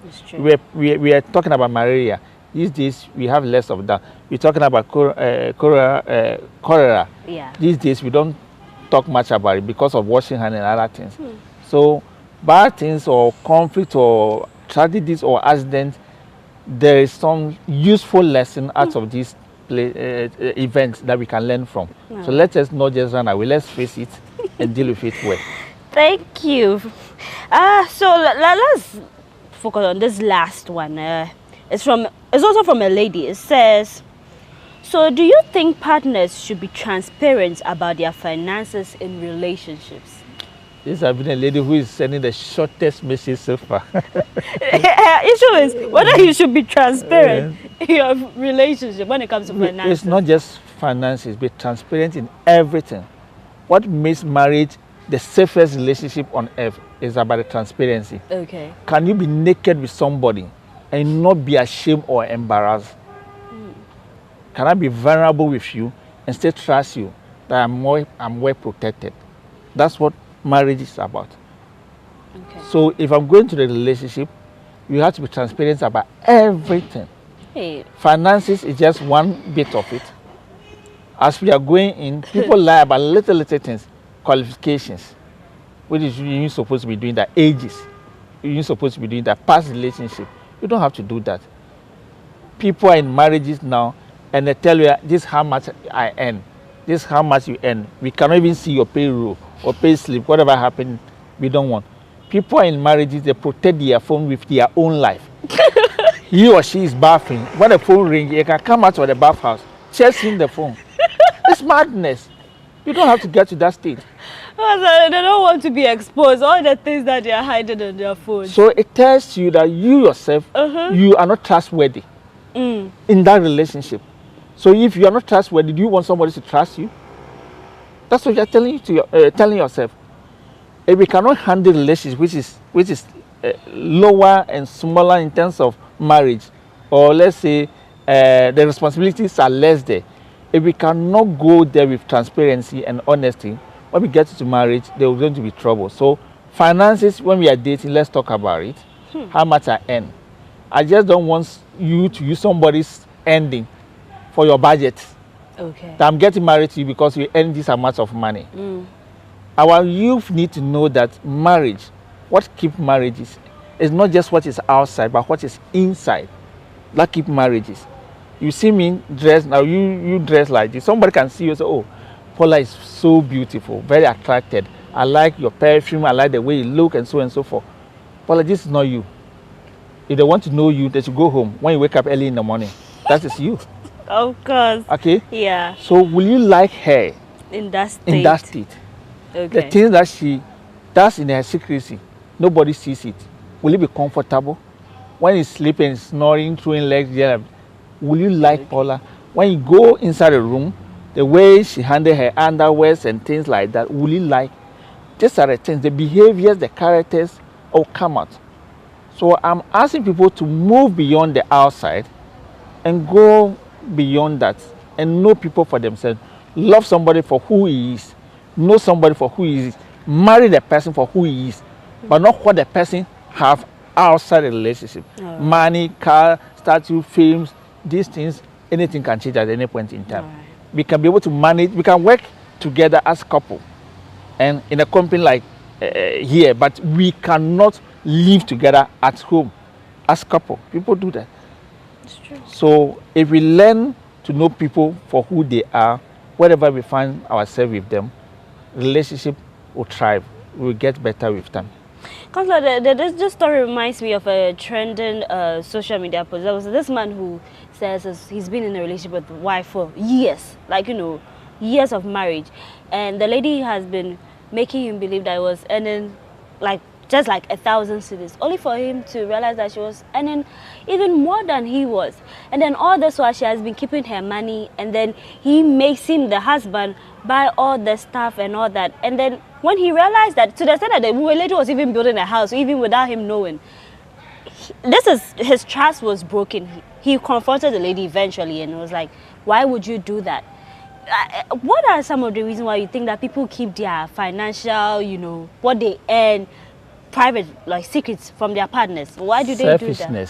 Selfishness. Very selfish. I don't want to share myself with you.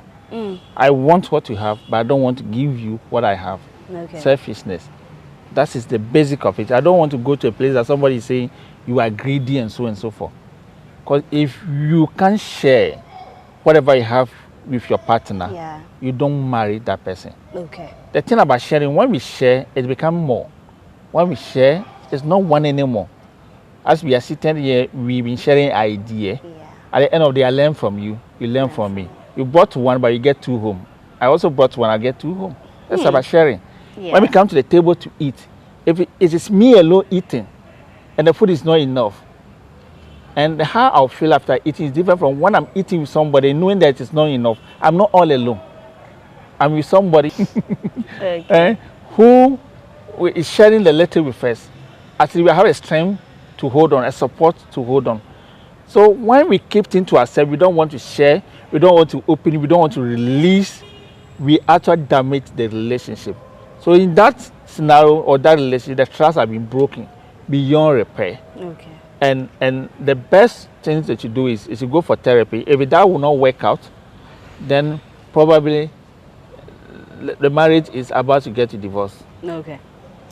Because I must say, I'm very happy with the the advice you gave. I know all those that sent in the messages, they were glued to their phones and on YouTube, and I've seen or heard what you said, and I know that is going to help them. But then before we started this conversation, I was talking to you about how Ghanaians accept the whole counseling sections. But is it expensive? Is it expensive to walk to a counselor at Dofolio and say, "Oh, counselor, I have this issue, I need advice"? How much do you charge?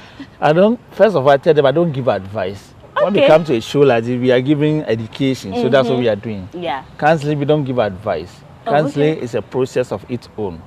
I'm helping you discover what actually is going wrong with you. So I take you through that process. It's just like going to the hospital.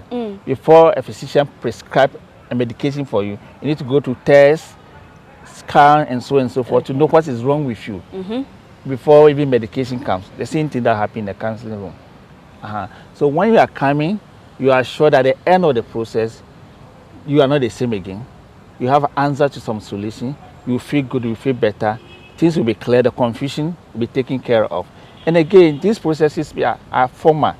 Confidentiality is assured. So nobody go and broadcast your issue elsewhere.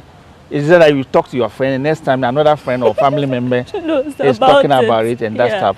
And again, you don't wait for your relationships to get to the place that things are not working before you start looking for counseling. It's just like if you getting married is less like buying a car. If you get a car, get a mechanic. If you get a marriage or relationship, get somebody who can help you when issues come, so that it is not overwhelming. But when we hurt each other so much, there's a time that we don't want to hurt each other anymore. We escape the relationship. If it's no breakup, that is where divorce comes in. So our services, we put human being above the price. But you have to be honest. My company is a registered company, and whatever I'm doing there is very legal. We take you through all the process. So with the therapy, I think you can afford. You can afford. Yes, you can afford. You're not going to give us any estimates. No, you can afford. Okay. That they can afford. Counselor, I want you to put out, if someone wants to reach out to you, or is it on YouTube, on social media, how do we get to you?